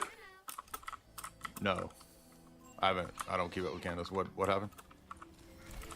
So she was interviewing a guy who makes guns. So I can hit that, but I can't hit anything with Widow's rifle. Sick. Minister, I'll just keep it short. I'm sure there's people on here who have already heard it, but yeah, she interviewed a guy who. For real, I think they nerf a character that you play consistently. Anytime you play a character consistently, I'm pretty sure they nerf that character on your specific profile. Otherwise, I can't explain it. I'm doing the same shit. I'm doing the same mechanics. Cutouts really are fronts for the military-industrial complex. Yeah, people miss shots. I miss shots all the time, but like, there's a difference between shots I miss. See, like that, dude. Talked about that again, and so I know I can hit them. Correct. That doesn't mean she's correct about every conclusion or whatever. All other. See, like I miss shots. That was me being ass. Crucial, and but a lot of the mechanics I know are muscle memory at this point, so it's just like when I have games consistently bad with Widow, I'm like, dude, they're fucking with me. They are fucking. It's like that's the shit that's gonna make schizophrenics, because I know I'm not ass. The Americanist agenda. What is Bible Belt? I might not be the best, but I know I'm not ass, especially with Widow. Bible Belt to Sun Belt is about the advent of prosperity gospel and connections to the political / military world of Protestantism and evangelicals and the rise of the evangelicals. Only one dying, by the way. I'm the only one dying. I'm getting rage baited successfully by a video game. Not even by the people inside the video game, by the video game itself. I need to turn this off. Well, there is kind of a weird grassroots beginning to it, because what happened is when the military-industrial complex comes up in California, like everybody there works in the military-industrial complex, so it's not. So it wouldn't be out of the ordinary that the malleable Protestant religion just kind of goes along with it. Right. Darren Dochuk's book. It developed itself out of like Southern Baptist coalition type stuff into this weird prosperity gospel / dispensationalist / America is, you know, like / Zionist. Yeah, and then like even prior to that, the political alignments with the church from World War I to World War II were kind of America is the Christ that is sacrificing itself for the rest of the world in this kind of idea. Oh, interesting. So America itself is kind of as a salvific, sacrificial lamb for MIC or MIC in Israel. Does he name any of that as the motivation? No, he doesn't, because That's it for me today. As always, there's a debate in the debate channel, so I'm gonna go catch that. As always, though, Jesus Christ is Lord. Jesus Christ loves you. Repent and believe in the gospel. The King is coming. The harvest is near. Make Jesus Christ your Lord before he comes as King, because regardless of what you do, every knee will bow and every tongue will confess Jesus Christ is Lord. Give all your love, give all your thanks, give all glory, keep your faith in the Lord thy God, and fear the Lord thy God. In the name of the Father, the Son, and the Holy Spirit. Amen. May God bless you. Have a good night. Stay safe. I'll catch you later.